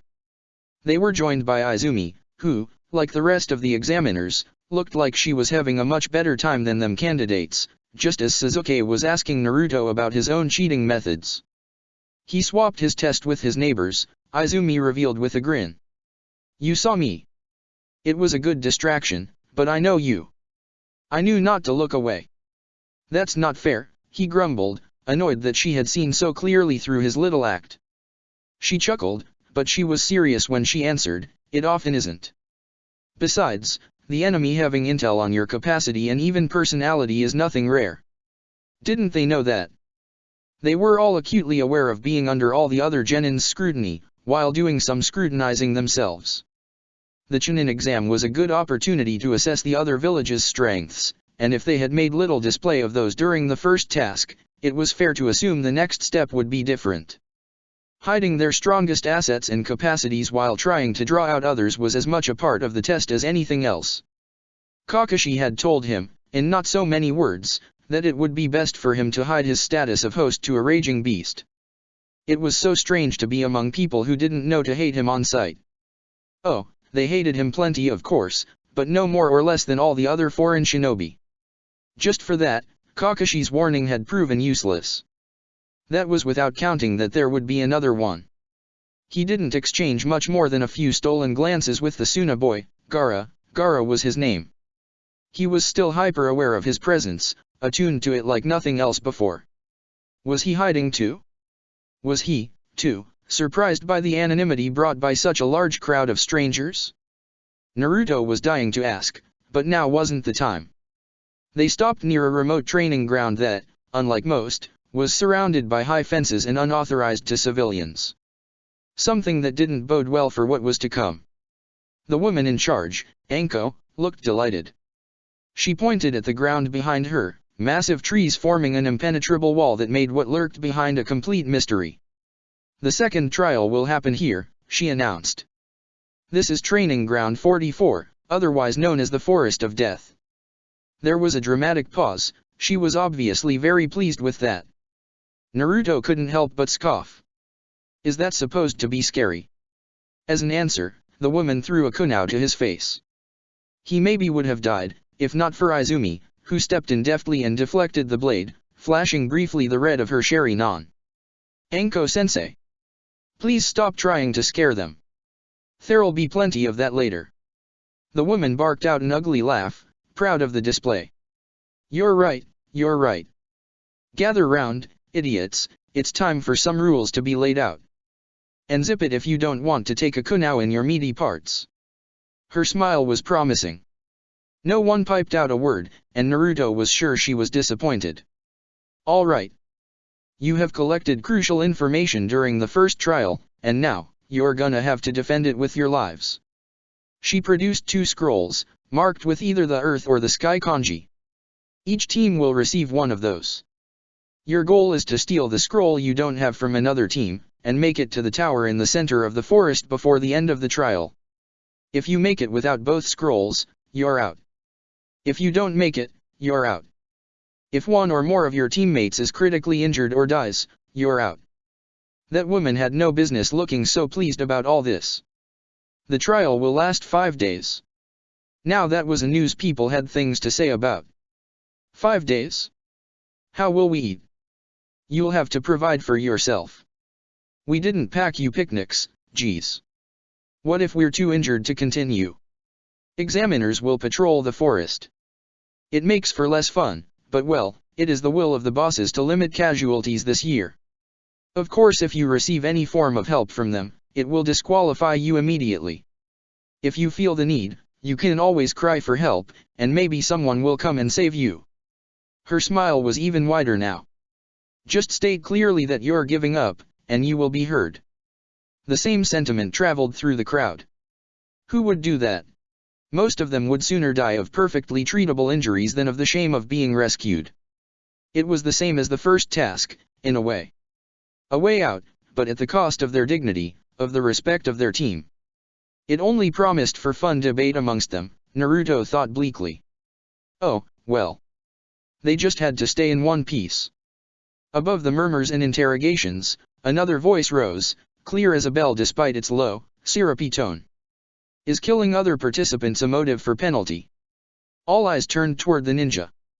Naruto couldn't tell if they were a boy or a girl, face hidden by a large bamboo hat and an abundance of long, flowing dark hair. Needless killing won't bring you any bonus, that's for sure, and just because you're the last one standing doesn't mean you'll be promoted. That being said, Anko grinned. From under their hat, the stranger answered in kind, darting the tip of a pointy tongue between their lips. No. No penalty. It was almost a physical thing, the feeling that swept over them, crashed into Naruto. Elation, satisfaction, outrage, fear. But that one ninja. Very well then. Pesky details are out, time to fill in some consent form stating you're aware of the risk you're taking. I wouldn't want to take responsibility for your death. Then you'll be handed your scroll and gate. Have fun. Most looked skeptical about that, but they complied without complaints. The other Konoha rookies went into motion too, but Naruto was rooted on the spot, staring after the long-haired stranger. There was something. Naruto? Sakura asked, waving a hand in front of his eyes. He put out a blind arm to stop the first one that was walking past him. It was Shikamaru. Whatever. Don't go near that one. The others stopped too, followed his gaze. Kiba snarled. Yeah, no shit. I mean it. Don't go near him. Like that Kabuto guy? Shikamaru asked. No. Not like that. He could tell Kabuto meant them no good, but it was nothing compared to what he was feeling now. He was used to negative emotions, feelings of anger and fear, resentment and thirst for revenge, desperation, hatred. This was nothing like it. There was no feeling involved, nothing personal. The stranger had asked what killing would cost them, but Naruto was convinced they didn't care about the answer either way. A predator. A predator, that's what they were. And everyone else was a prey. Don't go near him. Hyuga scoffed in disdain, but Sakura caught Tenten's gaze, and the girl gave the smallest nod. The others would listen, even if they didn't want to. They handed out their sheet. They went to stand in front of their gate, a sky scroll safely hidden among Naruto's ceiling scrolls. Izumi was the one who would open the lock for them. She gave them an encouraging smile, but she didn't look much more confident than they were. Scared, boy? There was no need answering that. The beast knew of his emotions and thoughts, he could tell. Good. Not so dumb then. Izumi opened the gate, the H-hour upon them. In front of them the massive forest filled the entire space, buzzing with life and threats. Let's go, Sasuke said, resolute. It was only 5 days. I still don't think this is right. Hayate had stopped counting how many times Tenzo had said something along those lines since they had left Konoha, but now that they had reached their intended destination, eyes on the remote house at last, Yojao couldn't help but snap back in frustration. I told you you were free to refuse the assignment. If you were so against it, why did you come? His eyes stayed riveted to the small house when he answered gravely, I wasn't going to let that happen without being here. But I still think it isn't right. The Hokage's suspicions are legitimate. This isn't unprompted. If she's so sure of herself, why the secrecy? Why not bring it up to the clan heads, make it official? It thought we were done with this kind of things. He had a hard time keeping the disdain from his voice, as he gestured vaguely to the house and what they had come to do here. She didn't want him warned. In case there is indeed a traitor among us. Having justification doesn't make it right. I know, all right? I know. I share your reluctance, Tenzo, I do. But I have no doubt the mission would have been approved by the majority anyway, and maybe it's not the right way to do it, but it is the right thing to do. That point, Tenzo certainly wouldn't be the one to dispute it. Hayate preferred to stay out of the debate, he was following Yojao's gut instinct more than anything. She trusted the goodwill and intentions of the Godame, and that was enough for him. She had to know that, or she wouldn't have asked him to come, despite him not even being an Umbu. But for such a mission, absolute trust prevailed over ranks. They trusted Tenzo too. He would argue, maybe, but he wouldn't ever betray them. Let's watch for a while, get a sense of what is going on. The Umbu stationed here on guarding duty aren't aware we are coming. I'd rather avoid knocking them out if we can, but we can't afford to discuss with them either. We can't leave him any leeway. Tenzo agreed, albeit reluctantly. In a way, their opinions were in the wrong order. Hayate, who had seldom completed any mission that had tested his morality and sense of duty, had an easier time swallowing what they had been sent here to do than Tenzo, who had done only that for years. Maybe it was because he had been convinced that these days were truly over, he wasn't even an Umbu anymore. Still, Hayate believed Yojao had made the right call by asking him. His presence was legitimate in regard to both his experience and his personal stake in the affair. Who's here then? Hayate asked to keep them on a professional track, away from the morality debate, at least for now. Uchiha Kamui and Inyazuka Hokuto, with her dog of course. They've been here for about 3 weeks. They're supposed to be relived at the end of the month. They focused on the house. They had climbed high on a luxurious tree that hid them from view while allowing a clear image of the modest residence. Well, it was modest for a house. For a prison, it was a luxury. They wouldn't be in this situation if the traitor had been dealt with from the start. The Godame shouldn't have had to handle this. It was one of the last act of the Sandaime, and unfortunately, it was the one that was weighing on them now, the one they had to be the consequences of. Why had he let Danzo live? Shinobi had been put to death for far less than the man's crime, despite their records and past deeds, despite everything. Some things just couldn't go unpunished. Hayate wasn't an advocate for mindless violence, but he also understood how it felt, for all Danzo's victims and for everyone else too, to know that he was still alive somewhere, living a captive but easy life. Something that would soon come to an end. It should have been public, fully endorsed. Instead, it would be a stealth assassination, a dirty work done after the facts, in secrecy. That didn't sit well with him either. But bringing him back to the forefront and to anyone's mind was out of the questions. Especially if, as the Godame suspected, he still had allies inside the village. Look. Danzo walked out of the house to stand on the terrace, where a ninja landed a few seconds later, bowed, and handed him a sealed scroll. Isn't that? Yes, Tenzo whispered, disbelieving. It's Hano. Former root member, and far from the surveillance he was supposed to be under. They watched, bewildered, as Danzo sat at the table in front of the house with a brush and some ink. Yojao fetched a pair of binoculars from her pack. What is he doing? I think he's copying something. The other scroll. It's. Hate caught the binoculars in extremis, as Yojao's lost her grip on it with a shocked gasp that sounded like she had been punched in the throat. She recovered quickly and snatched it back, frantic. To make sure. What is it? What do you see? Tenzo asked, a rare trace of impatience in his usual calm tone. I can only guess he's copying a handwriting. Why? She put the binoculars down to look at both her companions. Because he's using a Sharingan. Chapter 24. They were barely 20 minutes into the forest and had yet to exchange a word. Naruto was the first to break their tense silence. I need to pee. Sakura could have killed him. You can't be serious, she hissed as they came to a halt in a small clearing covered with dead leaves and fallen branches. What? We left after the exam and came right here. I can't help it. Relax.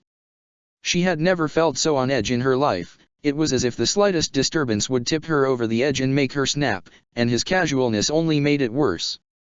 But she just had to relax, right? Just because they were stuck in hostile territory for the next few days with no food or shelter and surrounded by about 50 people out there to maim them didn't mean they couldn't be chill and go pee behind a tree like stupid kids on a field trip. She could have killed him. Well, go on then, Sasuke said, better than her at keeping his annoyance in check, but annoyed still.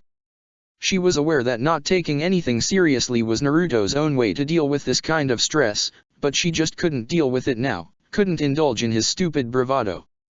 They were in danger, they couldn't afford to joke about it. Naruto trotted away without a care in the world. Are you alright, Sakura? Sasuke asked as soon as they were alone. His relaxed pose was misleading, he was on high alert, sharply attentive to their surroundings. Why do you ask? She retorted, unwilling to appear so vulnerable at a time where they needed strength most of all. He didn't catch the bite in her tone though. You look. He assessed her up and down, looking for the appropriate word, before settling on a lame, tense. She couldn't help but scoff. Must be the tension. Once again the sarcasm fled over his head, or maybe he was keeping it straight on purpose. He never knew when to leave things alone. We'll be fine. We just have to be careful. You don't know that. She couldn't believe it. Wave Country was fresh in her mind, how things could go so horrifically wrong in just a few seconds, how much stronger people there were in the world. In their little lives, in their own kingdoms, they would be fine, maybe. But out there? People died during that exam. Somehow it was only hitting her now. You know he's only playing dumb. He won't let us down, he said, missing the point entirely. She didn't lack trust in Naruto's abilities and commitment. She knew he wouldn't put them in danger, no matter how carefree he looked. I just wish he took this more seriously. He is. Then I wish he was as scared as I am. She cast her eyes down, ashamed of the confession. These feelings were unhelpful, unwarranted, and only made her feel worse about all this. But she was scared out of her mind, didn't know how not to be, and didn't understand how they weren't. Why could they manage that, and not her? Why was she weaker than them? Naruto, he's not scared by the same things we are, Sasuke said thoughtfully. He's just not like that. He has different concerns. You know. She knew their friend didn't have the same relationship with life and death and fear and love than they did. He had grown up on his own, and under hostile scrutiny. He also didn't got hurt like they did, and she wasn't sure he was fully aware of that. It would have been comical, the face he did when he realized normal people couldn't walk away from some injuries he would shrug off as if it was a paper cut, expect it was always guilt and regret that followed immediately after, as they were forced to interrupt their training to patch up the one he had roughed up a bit too hard. He had gotten better at this, but it was always an afterthought. He would probably never grow to be careful about his body the way regular people had to be. There was something else though, that Sasuke was saying. Are you also? He looked away, stubborn. Everything will be fine. Sasuke and Naruto were apart from her, because they were strong and very close and they were both boys. But Naruto was apart from Sasuke and her too, because they had a family and a normal life and he was a pariah and hosted a demon somehow. And Sasuke was apart from Sakura and Naruto because he was from a prestigious clan when they were just commoners, raised differently and destined to a different fate. And maybe it was just as well. At the end of the day, it was still the three of them. Together. She smiled at him, grateful, to his mild puzzlement. You're right. She was scared and she felt helpless, but she wasn't. She had her sword, her genjutsu, her training, and her mind, and she had her teammates too. They only had to get through those few days, and they would be safe on the other side of the line. It would all be fine. I'm feeling much lighter, Naruto exclaimed as he came back from the bush he had hidden behind. She grimaced. Spare us the details please, she scolded, even if he only did it to gross her out. He dangled his dirty hands in front of her and made for touching her as she recoiled in disgust. Sasuke stepped between then and punched him in the face, hard enough to send him flying. What the hell, Sasuke? What are you doing? That's not Naruto. Not Naruto was getting up, wiping blood from his mouth with a dark look on his face. What are you talking about? You're wearing your weapon pouch on the wrong side, Sasuke deadpanned with no room for doubt. Sakura followed his gaze, as did not Naruto, and sure enough. But that's such a rookie mistake, she couldn't help but exclaim. She pinched her lips as the expression on not Naruto's face got even darker, cursing her big mouth. But really, it was a classic mistake they all did on their first attempts at transformation jutsu, when they were facing their target and ended up rendering a mirrored version. Still, she wouldn't have noticed right away. I guess there's no need to keep this up then, not Naruto said, and it was a relief to see him change back into the Aimnin he was supposed to be, because she didn't care for Naruto looking at them like that. The man had some kind of respirator in his mouth, with goggles, and a uniform that covered most of his body. She theorized on some capacities for poisonous attacks, gas maybe? Where is the real Naruto? Sasuke asked angrily. It only earned him a disdainful scoff. Who knows? Which one of you has the scroll? The man shouted as he charged both of them. They jumped, each to a side, as expected. He followed her, the weakest looking, the easy target. She was past being upset about it. In a real fight, any advantage was good to take. She slowed down enough that he thought he would easily catch her, and was focused enough on her that he forgot to account for Sasuke, until there was a fire jutsu speeding toward him. He was blown off of her heels, but he didn't let that distract him, and aimed straight for the other boy. Her teammate avoided a kunai easily but realized too late it came with an explosive tag. She let out a worried yelp as he flew backward, the foreign nin hot on his heels, another kunai in hand. But they were close enough to her now. Sasuke hated when she did that, but he had better aim than her, and she was better equipped for close defense. She drew her sword and signed over the handle. Substitution. She found herself right in his place, and he in hers. She deviated the enemy's kunai with her blade, hoping the confusion would be enough to. A kunai embedded itself deep into the man's shoulder. Sasuke was as efficient as ever. You fucking brats, the man spewed, trying in vain to take out the blade. It was too deeply stuck and too far to reach, and his hands were slippery with blood on the handle. He must have realized the position he was in suddenly, with both Konoha Nin closing in on him, because he reached inside his weapon pouch to take out a kind of smoke bomb Sakura had never seen before. She threw herself on Sasuke and dragged him forcibly away despite his protest, just fast enough that they avoided the purple cloud that sprung out of the bomb, enveloping the wounded Nin. Just a whiff of it brought tears to her eyes and made her cough up around her irritated throat. Her instinct had been right about the man's get-up. What are you doing? Sasuke protested, tugging against her grip but following willingly enough. He knew to trust her judgment at least. They stopped on a high branch, hidden from the ground by its luxurious leaves. She had never seen any like this. I'm pretty sure that was poison, she explained between heavy huffs, trying to catch her breath. But we could have asked him where Naruto was. Not if we were unconscious. Sasuke pinched his lips, recognizing she was right even if he didn't like it. We can't go back, he said grimly, looking back to where they had come from. That man's team is probably around. She waited for him to say something else, to offer a plan maybe, a course of action. Nothing came. And you're bleeding, he added, displeased. She looked down at her arm, and indeed her forearm was open into a long cut, probably from their opponent's kunai. She hadn't even felt it. Sasuke took her arm to inspect the wound, brows furrowed in an upset frown. Naruto will find us back, right? He'll be fine. She wished she could have sounded more confident, both for her sake and Sasuke's. Naruto could take care of himself just fine, but this wasn't like anything they had ever faced before. They had to do this as a team. They had to be together. Oh, you lost him then? How unfortunate.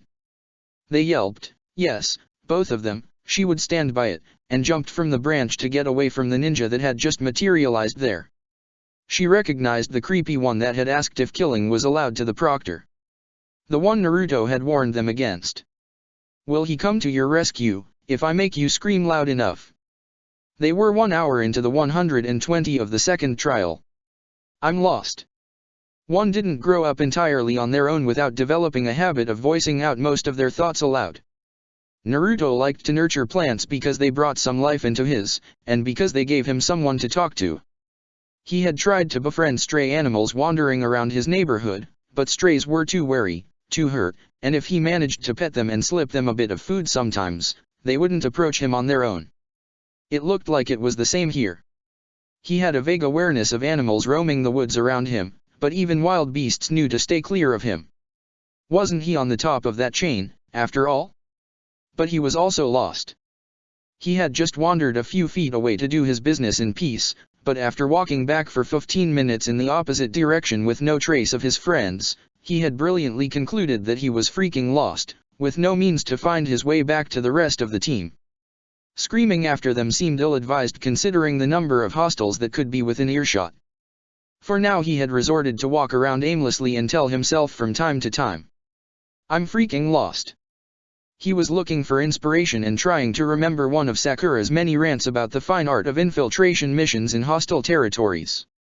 It's not that he wasn't interested in what she said, but she tended to ramble on and on without taking a breath, and by the time he made sense of one sentence, she was done with the next. Plus he had a shitty memory. So, no help on that front. It came to him just like that, the way ideas sometimes sprung in unprompted, seemingly from nowhere. There was something he could do, find his way back. Or more specifically, there was someone who could help. He knew the small seal by heart now, as well as the hand signs. He nicked a finger with his teeth, always sharp, sharper than average, or so he had been told. Invocation. His guest popped out in a puff. Hello, Naruto. It's nice to see you. Akito. The small pale fox smiled brightly, pleased as punch for some reason. Naruto tried to hide his disappointment. Akira's not with you. Akito pouted, saddened. He's busy with elders. They all are. I was so bored. Can't I help you? No, it's not that, the boy replied quickly, unwilling to dash Akito's hope. But, are you sure you're allowed to be here? On your own. It was always surprising, the expression a fox's face could convey. Who would have thought? Yes. Akito was a very bad liar. Please don't send me back. I'm sick of being on my own. From what Naruto had gathered, there weren't that many fox spirits in their mountain, and they were often caught up in their own business, whatever it was. There were even less young ones, though Naruto had to wonder what young even meant for them. Either way, with Akira growing into a more prominent position in their hierarchy, Akito was often left to his own device.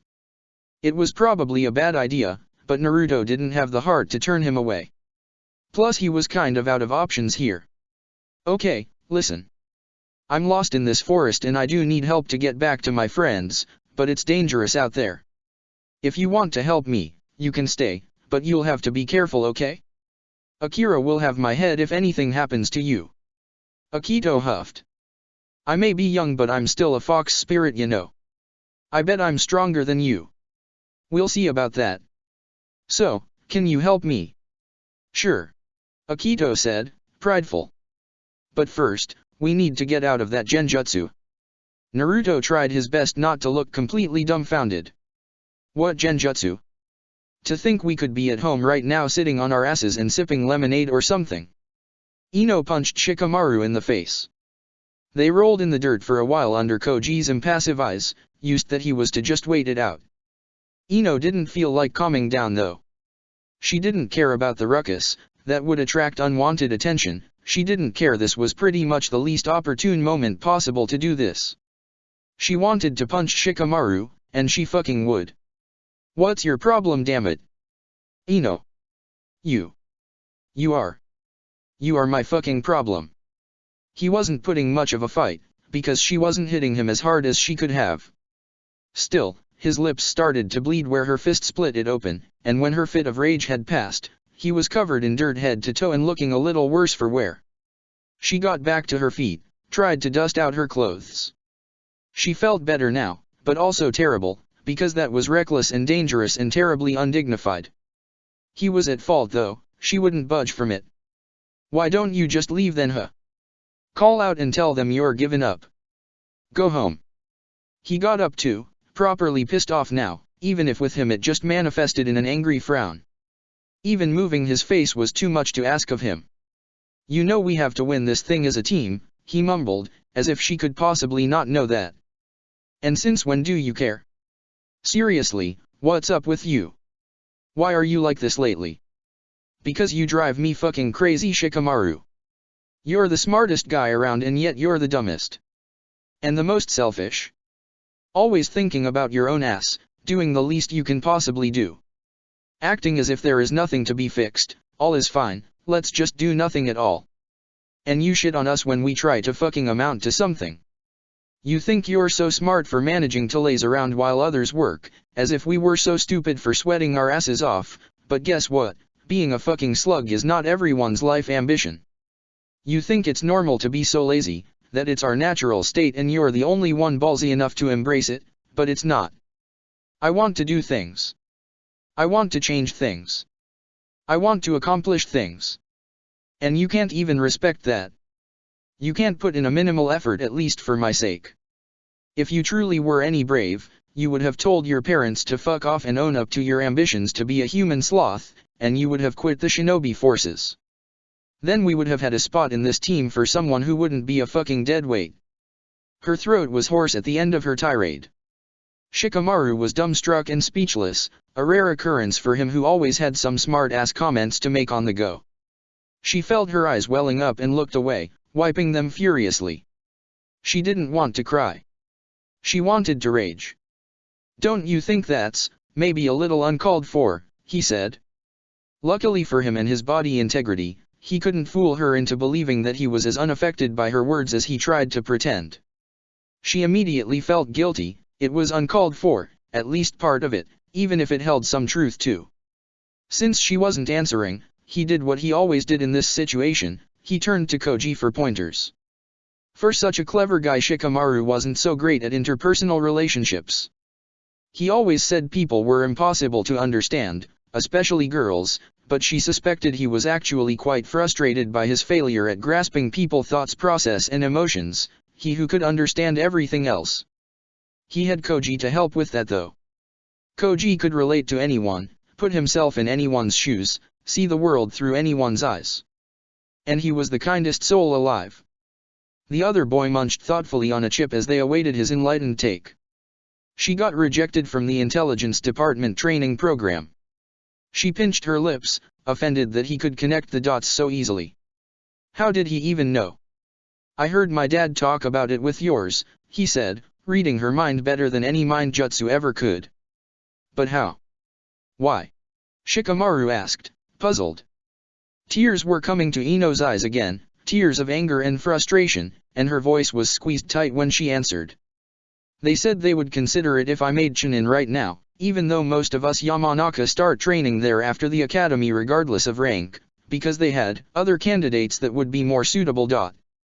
You're already the best spy of this village, he retorted.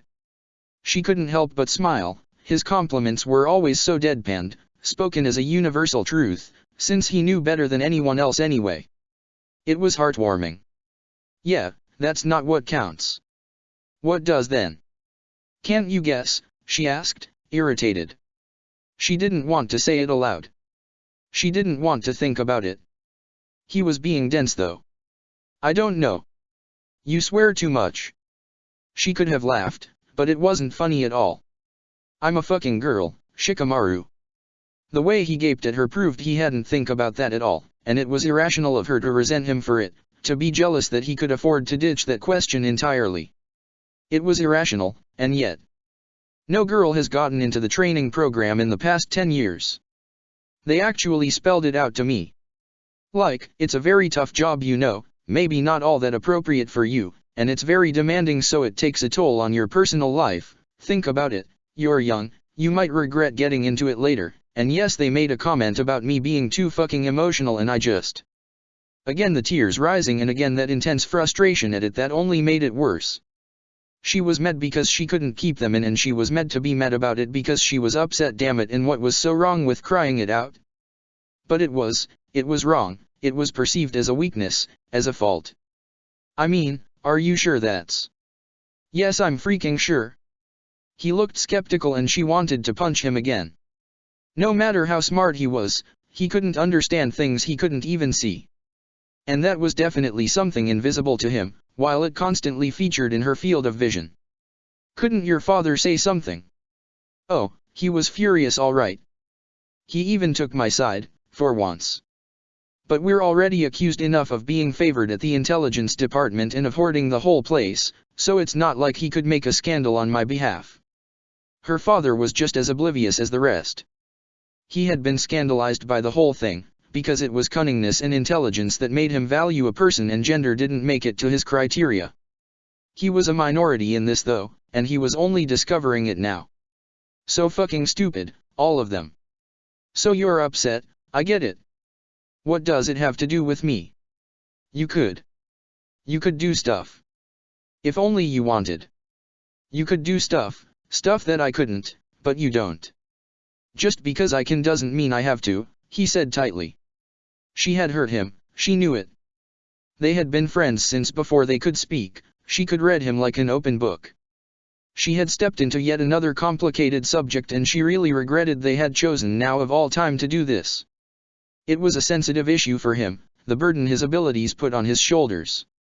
The idea that he had the moral obligation to do something with the gift he had been bestowed with upon birth, that he was wasting something by not doing it, and worse, that he was somewhat responsible for the things he chose not to get involved in, since he had the potential to solve them, but refused to.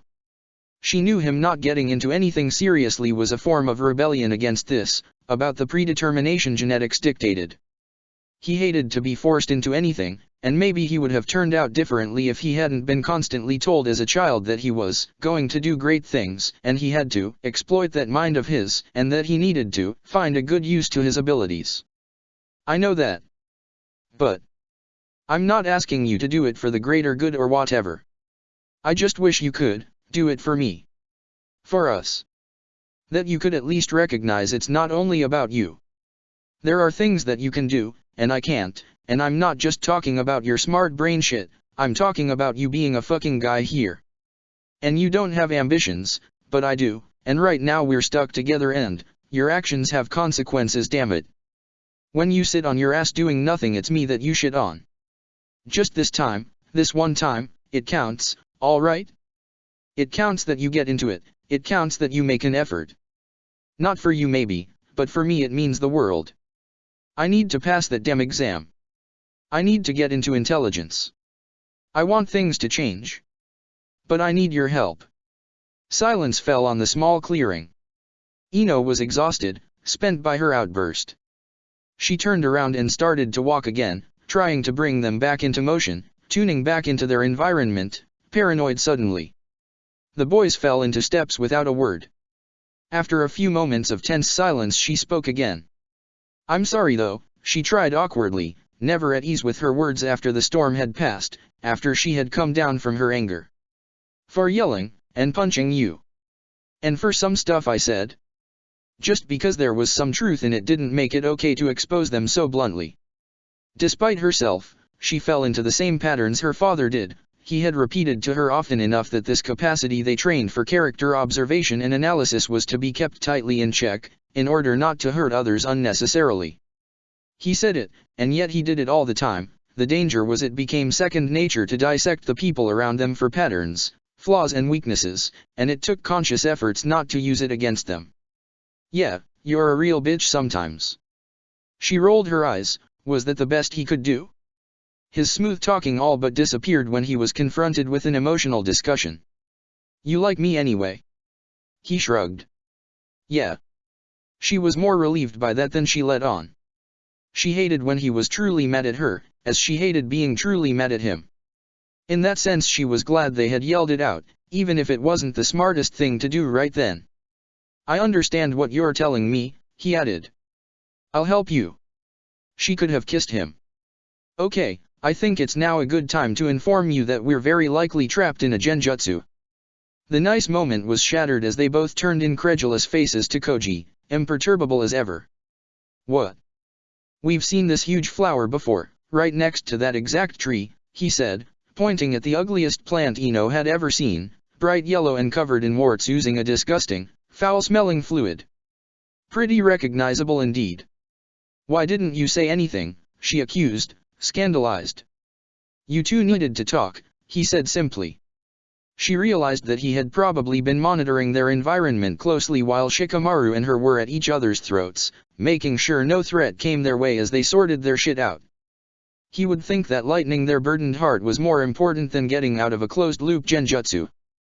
Her team was the fucking worst. Are you sure it's this way? Yes, yes.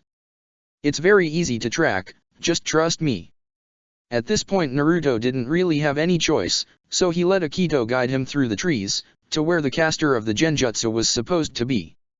He was stuck in some kind of loop, he kept running in circles despite walking straight, and Akito had said that he just had to incapacitate whoever was responsible to get out of it. Here was to hoping they were on their own. He had to hurry and regroup with the others. Who knew what trouble they could run into? Naruto needed to be there. He needed to protect them. We're getting close. We just have to. Akito was finally attuned to chakra in all its form, but apparently physical attacks eluded him, because he didn't sense the fleet of shuriken speeding his way. Naruto reacted on instinct, he put himself between the small fox and the pointy objects. Akito shrieked in distress as Naruto snatched him up to stuff him in his hood, growling in pain at the 3 shurikens stuck in his back. He turned around sharply, looking for the source, heart speeding up, adrenaline coursing through his veins. Stay hidden, he ordered curtly. From the huge trees and rocks around him emerged the dark silhouettes of a weird-looking guy clad all in black, with a respirator in his mouth and a bandage around his eyes. 5, 10, 12. Clones sprung up and charged him, kunao in hand. Naruto ducked to avoid the first hit and kicked the clone in the stomach, it dissolved into nothing. As did the next, and the next. But when a kunao nicked his face, the pain was real, as was the blood running down his cheek. What the hell, he mumbled as his fists punched empty air. Were those illusions? But they could hit him just fine. Some unknown form of clones. They're not real, Naruto. Akito exclaimed from his back, poking his head out of the hood. Their blades look real to me. But they're not. I swear. So, fake bodies, real blades. There was only one type of clone, so one enemy? Naruto jumped around, doing his best to avoid the kunao. Where were they coming from, where? Fuck this shit. On such an uneven ground with so many obstacles, laying down a large seal was a pain. He ought to find out how to put up his chakra vacuum seal on vertical surfaces. Maybe he could even make it 3-dimensional, instead of it being confined to the ground. For now, the ground would have to do. He moved around, seemingly at random, trying to lay down the 4 points of the seal. Kunao kept coming at him, and some hit home too, but he didn't care all that much. The pain was alright and it would heal soon enough, once he could rip them out. All the better if the enemy thought he was getting weaker and weaker. Finally he could rally the center of the seal and activate it. With how shaky the laying was, it was much less efficient than usual, but genjutsu was rarely infused with a lot of chakra. The fake clones disappeared. Where are they, Akito? Naruto called, knowing the seal wouldn't last long. There was a short pause, before. Up there, up there. Naruto turned to the heights of a tree Akito was pointing at, just in time to avoid taking a kunai to the forehead. Just behind it came the same man, but he was made of flesh and blood this time, when Naruto dodged his extended arm and aimed a well-placed punch in his guts. Thankfully, there was a reason why the man's strategy was a long-ranged one, and Naruto got the better of him easily enough in taijutsu. He slumped in the grass as soon as the man was finally beaten unconscious, debating whether or not he ought to finish him. But he couldn't just kill a man like that, could he? He resolved to tie him up somewhere and steal all his shit. That ought to be enough, right? As he was trying to decide if it was too much to steal the man's clothes too, he had a cool jacket. A muffled voice came out of his hood. "I'm sorry, Naruto." Naruto had kind of forgotten about the little fox. He reached back to get him out and set him on a nearby rock. "Are you alright?" The pale orange fur was sporting a little blood, but Naruto was reasonably sure it was his. It reminded him that he still had some wounds to take care of. The cuts and scratches were healing already, but he couldn't reach some of the shuriken still sunk deep into his back. "I'll help," Akito claimed. He wasn't too gentle about it, but it beat keeping them there. "Are you alright? You didn't get hurt, right?" Naruto asked again, wondering if he was going to have the god of foxes on his ass very soon. "No, I'm fine. You protected me. Thank you." "I'm sorry. It's fine. I should have been more careful. It was my fault." Once again Naruto was taken off guard by the intensity of the emotions he could perceive in the small creature. Even sitting more or less like a normal fox, without clothes because they had agreed that would really be too freaking weird, there was no mistaking him for a regular one. It's fine," Naruto repeated lamely, ill at ease with the little fox's distress. "I'm glad you're okay. And I'll be fine. Look." He showed him his skin through the holes in his sleeves, yet another shirt ruined. There were no injuries left. Akito wasn't convinced. Just because it doesn't show doesn't mean it didn't hurt. Doesn't still. Naruto had nothing to answer to that. Didn't he know it? He reached up absent-mindedly to run a finger on the edge of the mask constantly sitting on the side of his head, nestled in his unruly hair. Apart from the marking on his cheeks, Naruto didn't have any scar on his body, and he never would. Nothing would ever show. And yet, he went back to the foreign nin. He couldn't recognize the symbol on his headband, to pocket his weapons. No scroll, unfortunately, neither for the exam nor for seals. He felt a presence behind him just as he was finishing up. "Yo, Naruto." Spinning round, he was greeted with the smug faces of Team 10, looking fresh out of a fight they had most likely won. "What are you doing here?" he barked, defensive. Akito was curled around his legs, hair up, as wary as Naruto felt. "We were looking to get out of an annoying genjutsu," Shikamaru said as he kept advancing toward Naruto, "but it looks like you beat us to it." "Yeah, you're too late." We stumbled upon his two teammates. One of them was injured, the other was trying to tend to him. And now they're both injured, Shikamaru concluded with a shrug. That was one worry off of Naruto's mind, who had been dreading the team's reprisal. He wasn't off the hook though. Ino went to pocket the unconscious nin, curious, as Koji got one of his usual snacks out of his bottomless weapon pouch, that, Naruto was almost convinced, didn't contain a single weapon. "You went pretty hard on him," Ino remarked without showing much feeling about it. "Factual," Naruto shrugged. "I don't like to be killed, so." "Fair enough.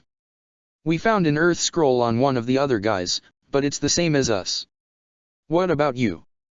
Caught off guard, he failed to answer quickly enough, and his hesitation was all the proof they needed. Tension soared up as they went very still suddenly, gauging one another. He cursed himself for his misstep, but there was no taking it back now, and there was no telling what they were gonna do with that information. He didn't want to fight them. He liked Koji well enough, Shikamaru was a good ally to have, and Ino was Sakura's best friend. Plus, well, there were three of them and one of him, and he had little to no idea about what they were worth in a fight these days. He wouldn't hesitate to defend himself though, and it left him queasy not to be able to predict if he was going to need to. They weren't in bad terms, but this was a tough competition. Disturbed by the pressure, Akito climbed Naruto's back to perch on his shoulder, tail curling around his neck as he too stared down at the trio. They looked marginally surprised but did a good job at staying focused. Naruto couldn't help but tighten his fingers around the scroll in his stomach pocket. "I wouldn't have bet on you to keep your team's scroll," Ino commented. She had circled back around him to regroup with her team. They stood as a unit in front of him. "I'm full of surprises," Naruto deadpanned. On his shoulder, Akito snarled. "So? What now? Come on, hold still." Sakura bit her lips to keep in another whine of pain and Sasuke felt guilty for snapping at her. But she really needed to stay still or it would hurt even more. Sasuke was in the process of removing dirt from a nasty cut on her arm. "I'm sorry," he mumbled as he picked yet another rock from the mess of skin and blood. "It's okay," she said in a shaky voice. "You're not doing so bad." "No, I mean, I'm sorry for this. I didn't know what else to do." "Oh. Yeah. Well, it worked, so it's okay. Don't worry." She said that, but he felt guilty anyway. That man who had ambushed them in the woods was unlike any Sasuke had ever met before. They had been ready to engage in a fight, when he had made it clear that he wasn't going to just let them go. But then, Sasuke had thought it was an illusion, but it wasn't. The fear that had gripped him at that moment, primal and overwhelming, the certitude that had possessed his mind that they were both going to die right there and then, it solely came from that man, from his desire and determination to crush them. He had paralyzed them both just with that, with the sheer power he could yield, and they had found themselves unable to move, unable to do a damn thing. Praise faced with their predator. Sasuke was still gripping Sakura's arm then, fingers bloodied by her wound. He was out of ideas. And pain was a good wake-up call. He had mustered up all his strength to dig his fingers into her wound. It had worked indeed, the pain to snap her out of her trance, and her sharp scream to snap him out of his. They had taken off into the woods like their lives depended on it, and, well, they did. Whether the man was absurdly bad at tracking, or just uninterested in putting much more effort into getting to them, he had failed to pursue them. They were hiding in the shallow between the exposed roots of one of those massive trees. Sakura was still shaking, silent tears streaming down her face. Sasuke had a manic focus on the task at hand, which was trying to patch up the cut he had widened and butchered with his fingers, unwilling to think about anything else for now. I didn't know you could do that," she said, sniffling, a sad attempt at casual. He grasped onto it like a lifeline. "I asked my mother to show me. She's not a medic nin but she's a decent nurse. I figured it could come in handy. She gave me the supplies too." He had stored most of his weapon on his leg pouch so that he could fill the one he had at his waist with first aid medical supplies.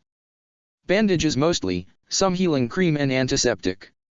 His mother had shown him how to dress a wound, how to stop the bleeding, even the most basic jutsu for closing a small cut, but he wasn't too sure of this one yet. Besides, this was no small cut. Tea was a good idea, she said, a bit sluggish. She was exhausted, he was too. And not because of their earlier fight. Just the idea of that man being out there still filled Sasuke with dread. What if he stumbled upon another team, some of their friends? What if he found Naruto? They needed to get back to him. "Say, Sasuke. Do you know which side I keep my weapon pouch on?"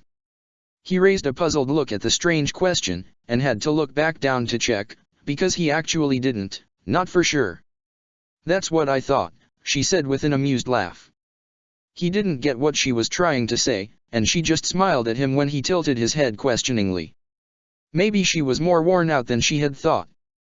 He didn't get to inquire further though. "Sakura? Sasuke?" They jolted up. Sakura hit her head against a tree root. It was Naruto's voice. He wasn't outright shouting, proving he could use his brain from time to time. He was hissing angrily, frustrated. "Come on, I know you're around here." And how exactly did he know that? "Stay hidden," Sasuke instructed to Sakura. He raised a finger in front of her mouth when she looked like she was going to protest. If this was yet another trap, they needed to be smart about it. "Hey," Sasuke called, non-committal, as he exited their hidden spot. Naruto relaxed visibly as soon as he spotted him, and Sasuke almost gave in to the urge to run to him, just to check if he was okay, if he wasn't hurt. "Stop," he said forcefully when Naruto made to come closer. "What? Stay back. I don't know if it's really you." Naruto looked hurt for a brief moment, but then he sized Sasuke up and down, took in his worn-down look maybe, the cuts and bruises their med-dash through the forest had left on his arm and legs, and he relented. "Ask me something then. Something personal." "Like what?" "I don't know. Aren't you the smart one?" Sasuke grasped for something, and he would blame his poor state of mind for the question he settled on, because he was looking at Naruto and it was the only thing he could focus on. "Where did you get that mask?" Naruto let out a huff as if he'd been punched. "Right down to it, I see. Well, I stole it. From a Kirinin that I met in Wave Country, and killed." "Good enough for you." "You didn't, that's not what happened, Naruto." His friend smiled bitterly. "It is. But at least now I know it's really you, Sasuke." Sasuke wanted to argue further, because yes, Haku had died because of Naruto, but it wasn't intentional, and it's not like Naruto wanted to steal from him, and he was still torn about it and he shouldn't have been because it wasn't his fault, damn it, and it was unfair, and... Before he could get into it, Sakura had sprung up from her hideout to throw herself at Naruto. She grabbed his face between her hands, close enough that their noses were almost touching. "Are you alright?" He remained frozen, as usual when confronted both with physical contact and open worry for his well-being. And as usual, he brushed it off. "Yeah, I'm fine. What about you? What happened to you?" "We ran into trouble," Sasuke said, unwilling to get into the details now. "Where were you? How did you even find us?" He couldn't keep the suspicion from his voice, wondering if trusting that it was Naruto was a mistake after all. He got an answer, but not from his friend. "I helped. I found you." Sasuke and Sakura dropped dumbfounded eyes on the literal fox that had poked out of Naruto's hood, and talked. "What is that?" Sakura shrieked. She was close to her limit for the day, Sasuke believed, and wouldn't take much more surprises like this. "That's Akito," Naruto said as casually as if he was introducing a schoolmate. "He's with me. I summoned him," he added as an afterthought because at least he could infer that this really was something that warranted some sort of explanation. "You summoned him?" Sasuke parried dumbly. "Yeah." How he hated when Naruto did that, when he acted and sounded like they were the ones being dense when he was the one making no sense at all. He had no heart to get into an argument right now though, or even to investigate that particular turn of event. Frankly, he didn't care. Whatever. Let's just... The pressure dropped on them like a ton of brick. "Thank you, children. I knew you'd lead me to your little friend." It was the same ninja from earlier. He licked his lips with his pointy tongue, looking delighted to see them, elated really. "Uzumaki Naruto. I was just looking for you." They were 3 hours into the 120 of the second trial. The telltale signs of a migraine were always the same, unchanged, and inexorable since she was a teenager, and yet after 30 years, Tsunade still thought that maybe it would go away if she just ignored it. Sprawled out on her couch with the Hokage hat on her face to block all light, she cursed herself for ignoring the building pain, like she always did, promising that she wouldn't make the same mistake next time, like she always did, and knowing she totally would, like she always did. She had reattached limbs and restarted hearts, but all her medical knowledge was useless in the face of one simple headache. Granted, these days it was just useless period. Thinking about yet another issue that she had to solve only made the pain worse. She stubbornly insisted that there was no pattern to the crisis, no discernible cause, when Shizune insisted that it was most surely stress-induced, coming when Tsunade was overworked or had trouble sleeping. Which were both a constant lately. If Shizune walked into the office right now, she would no doubt make that, disappointed but not surprised, face she so often did. She berated Tsunade constantly to go to bed early, to no avail.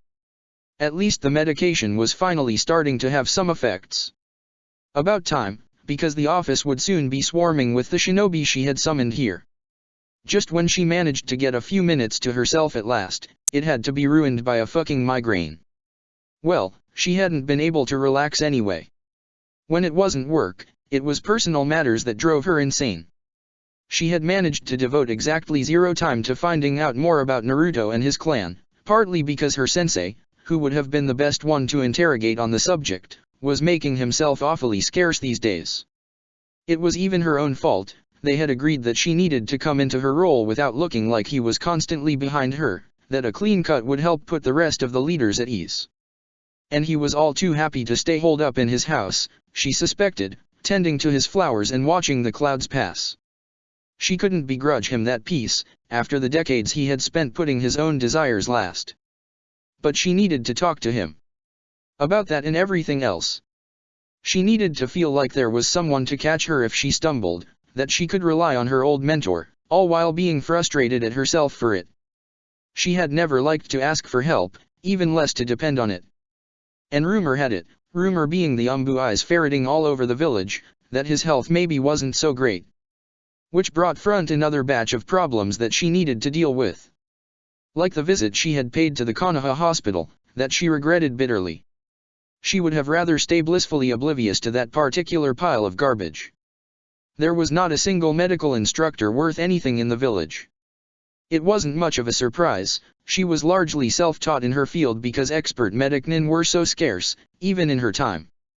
She had been pretty much the only one to advocate for more of them to be formed, well, she and Dan. It stood to reason that the idea had been abandoned as soon as they had both disappeared. This was probably her most bitter regret about her running away. That and Orochimaru, of course. The hospital was understaffed with underqualified people, and she knew what had to be done about it, but she didn't know if she would have the strength. The visit, that was a simple courtesy tour of the building, had left her shaking and nauseous. She didn't dare imagine what would happen if she had to step into an operating room. But she would have to, right? Anko's trial for the Chunin exam was in full swing and she could only imagine the kind of injuries that would need treatment at the end of it. And how could she say no? How could she refuse to ease the pain, to save a life? It was easier to claim that she didn't owe anyone her painfully acquired knowledge and skills when there weren't dying kids involved. Shizune knocking on the door was a relief in the end. She was better not left with her own thoughts. "They're waiting for you," the young woman said from the door. Yojeo and her team were just spotted at the gate. Her brows were creased in worry but she didn't comment on Tsunade's classic migraine pose. She occasionally knew to pick her battles. Tsunade rose, stretched out as far as she could without straight up dislocating something, and went back to sit on her chair, before thinking better of it and deciding to sit on the edge of the desk, so that it wouldn't be a physical barrier between her and the rest of the assistants. So that she would seem more accessible maybe, less removed. "Let them in," she told Shizune, as ready as she could ever be. It was all of the clan heads and a lot of Jounin too, all those who weren't held up somewhere else, namely on the Chunin exam, as examiners, or as anxious Jounin instructors waiting for news on their younglings. Anko and her fiery temper being absent was probably for the best, but she wished Genma could have made it. She liked the unperturbable man and his patient yet intransigent handling of all kind of bullshit that drove her through the roof. They all spilled in, sporting various degrees of curiosity and annoyance on their face. Curiosity won out though, as they tried to figure out why she had gathered them here. "Hello everyone, thank you for coming. We'll be beginning shortly, as soon as..." As if on cue, 3 silhouettes puffed into the middle of the room, just in front of her. Yojeo took the kneeling position accustomed to Umbu members, although she was dressed in a Jounin uniform, as were her 2 teammates, who knelt too, but it had more to do, she thought, with the gravity of the situation. She had left one of her slugs with them to get the quickest possible report on the situation, and the news they had given her the previous day, before taking off. It called for some solemnity indeed. "Hokage-sama," Yojeo began, head bent, eyes to the floor. "We have come back. And we are grateful for it," the Godame answered reverently. It was a bit of a ritual, one that she appreciated greatly. Before business and gruesome details, it was nice to acknowledge that not all was so damn bleak. They weren't hurt beyond superficial cuts and bruises. Small mercies to greater dread. Yojeo reached into her weapon pouch and took out a body scroll sealed in black, the mark of an enemy life being taken. She held it out to Tsunade with both hands, presenting it as she would an offering. Hokage-sama, we bring you back the corpse of the traitor Danzo. The reaction was immediate. Surprise, indignation, incredulity, relief. In the second she had before the room descended into chaos, she held a hand up, preaching for some silence. I have gathered you here, she said, clear and loud for all to hear, so that you would be witness to this. To what? You dispatching assassins after Danzo without informing us. Shikaku summed up, deceptively emotionless. Yes, she admitted without preamble. Blunt honesty usually worked in her favor, both because it was appreciated and because it left them surprised enough they forgot to protest. I began to suspect that Danzo, or someone else, was tampering with the reports we were getting from the guards in charge of his surveillance. I couldn't risk alerting any potential ally of his. I couldn't trust any of you, she didn't say. They could piece it together. Since when? Shikaku asked, implicitly designated to carry on the discussion on behalf of his fellow shinobi. About 2 weeks. And what tipped you off? She allowed his harshness for the sake of keeping some control over the whole situation, even if she didn't appreciate being interrogated in such a manner. She had chosen how she would handle this, and now she had to see it through. The handwriting was the same. But there are ways people talk that are hard to reproduce. I happened to read back on old reports. It seems that the change occurred precisely with the first one after I was appointed. I can't believe in a coincidence. And she had been right, she knew that now, but honestly, she would have preferred not to be. So I ordered Yojeo to form a team and go look into this. You asked, and we agreed, Yojeo cut in. She met Tsunade's eyes, steady and sure. You left us the choice, and we chose to do it. Tsunade wouldn't have mentioned it. She nodded gratefully, it seemed like that woman had definitively decided to trust her. We can infer the conclusions of your investigation, Shikaku deadpanned bitterly. What people? Inuyasukitsum stepped forward, face set in a dark, intense frown. The way people talk. What people? Hokuto was supposed to be there. With Kamui, Fugaku added as it dawned on him. Some addressed Yojeo next. They didn't come back with you. It wasn't a question, and Yojeo didn't answer. She didn't need to. Out of her pouch, she took out 2 more body scrolls, sealed in white. The gods be damned, Tsum cursed in a low breath, eyes wide as she took in the slow movements of Yojeo getting up to go back on her knees in front of the head of the Inuzuka clan, handing solemnly the scroll with both hands. We return Inuzuka Hokuto, and her dog Yasha, to their family, she said in a strangled voice. Tsum took the scroll with both hands, speechless. Yojeo got up again and again knelt, a few steps to the left, in front of Fugaku. We return Uchiha Kamui to his family. She didn't move again though. Tsunade could only admire her fortitude, as she raised her gaze toward the Uchiha leader, determined to face him. By our estimation, both found their death at least 2 weeks ago. Be informed that Shimura Danzo was forging Uchiha Kamui's and Inuzuka Hokuto's handwriting by using Kamui's Sharingan. We have left them where they were, so that you would be the one to give them back to him. After the briefest pause, she added a soft, barely audible, I'm sorry. Tsunade closed her eyes, willing herself to stay strong as shock gasps escaped the parties present. Fugaku was livid, as were his 2 lieutenants by his sides.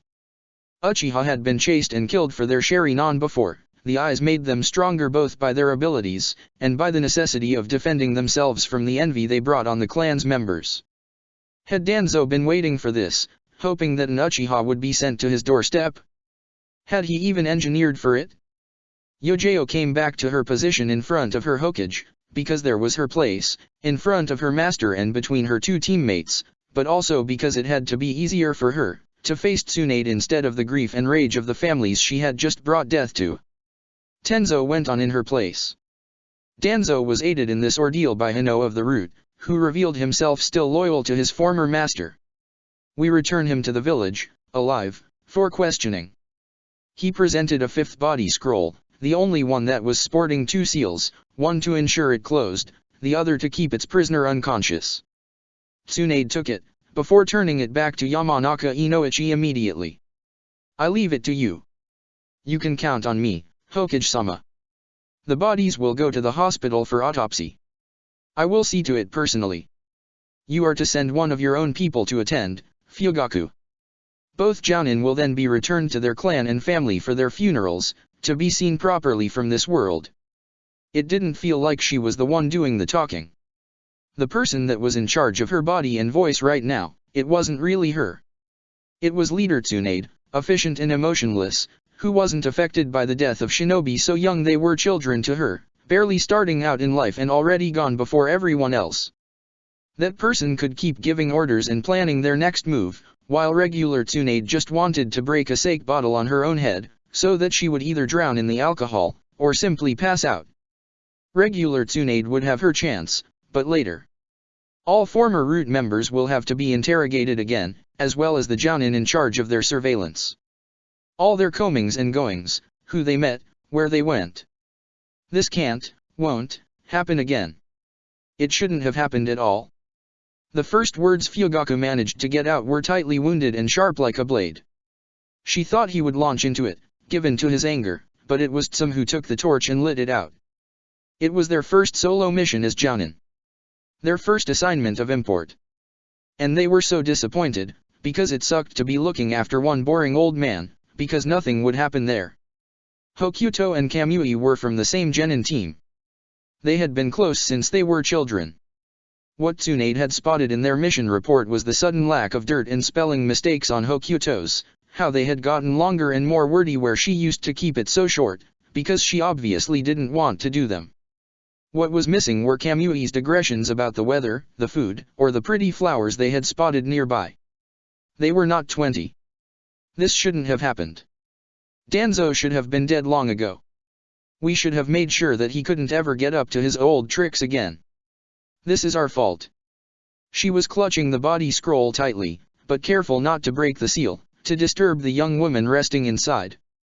The Inuzuka clan was a close-knitted bunch, more so than any other clan. They saw all their children as their own, and were fiercely protective of all of them. This is our fault, she said again. It's not, Fugaku retorted. Tsunade had feared they would get there. You all brought those concerns to me, and I agreed with you, but still I did nothing. This is not about you and you know it, he exploded. She did know. Of course she did. She didn't understand what had possessed the old man, how he ever thought this would end in anything else but disaster. Wasn't he the one who knew Danzo best? How could he believe the old fool would stay still, be satisfied, would accept his fate as a distant hermit? Fugaku and Tsum would pin the death of their young on the Sandaime, and how could Tsunade blame them? This won't go unpunished, Hokage-sama, Tsum said.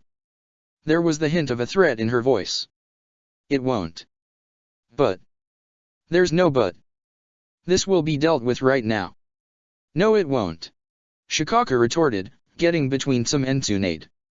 Fugaku stepped forward to stand by Tsum's side as Inoichi got closer to Shikaku. They seized each other up, cold fury against implacable conviction.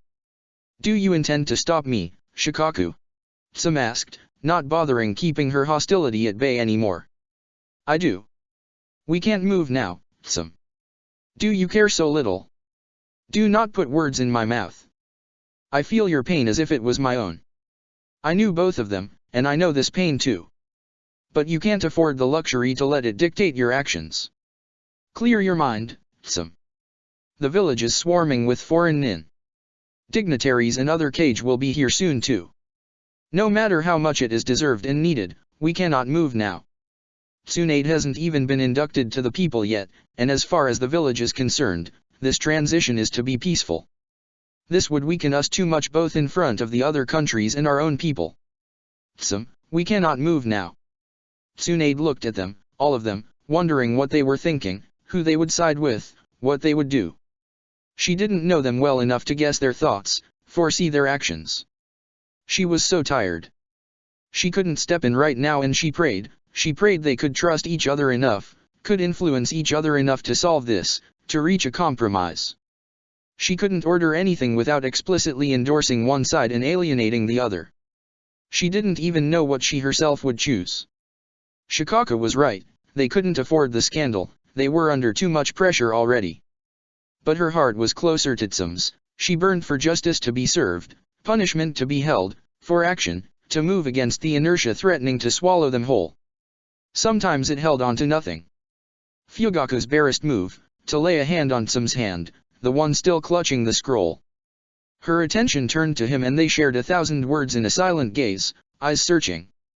In a second, it was over. Tsum fell to the floor like a puppet whose string had been cut off. Hunched over herself, she pressed the scroll to her face, and she cried. Shivi joined her on the ground and she cried harder as he draped a heavy arm across her back. Fugaku turned back to the two other Uchiha, and each rested a comforting hand on his shoulders. He looked down, leaning toward them ever so slightly. Shikaka rubbed at his tired eyes and Inoichi wrapped his fingers around his arm, squeezing lightly. They exchanged a loaded look. Each of them subtly got closer to the ones they were closest to, seeking comfort, support, some strength. Tsunade remained very, very still. It lasted a mere minute. As quick as she had broken down, Tsum pulled herself back together, and she looked fiercer than ever when she got up and turned back to Tsunade, even with her face wet with tears. After the exam then, was all she said. Tsunade nodded. You have my words. She needed to talk to Hiruzen. She needed to tell him.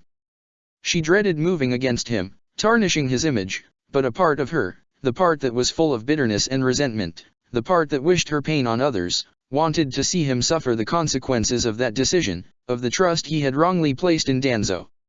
She wanted to finally see him admit fault, to hear him say that he had been wrong, that it had been the wrong thing to do, the wrong choice to make. She wanted him to realize that love simply wasn't enough sometimes. As she had, long ago. That loving people didn't mean they would be saved. Fugaku, Tsum, you are excused from this meeting, as are those who have urgent matters to tend to. For the rest, I would like to talk right now about the investigation we're gonna need to conduct into our own forces, so we can. In a corner of her eyes, she saw Shizune straighten up suddenly, turning worried eyes toward the forest. What now? She thought despairingly, even if she could feel it too, albeit faintly, since she was no censor. Faint, but present, and all the others felt it too, coming from the edge of the village. From the forest of death, if she had to guess. Now, what kind of chakra was that? Check the description for the links to the author.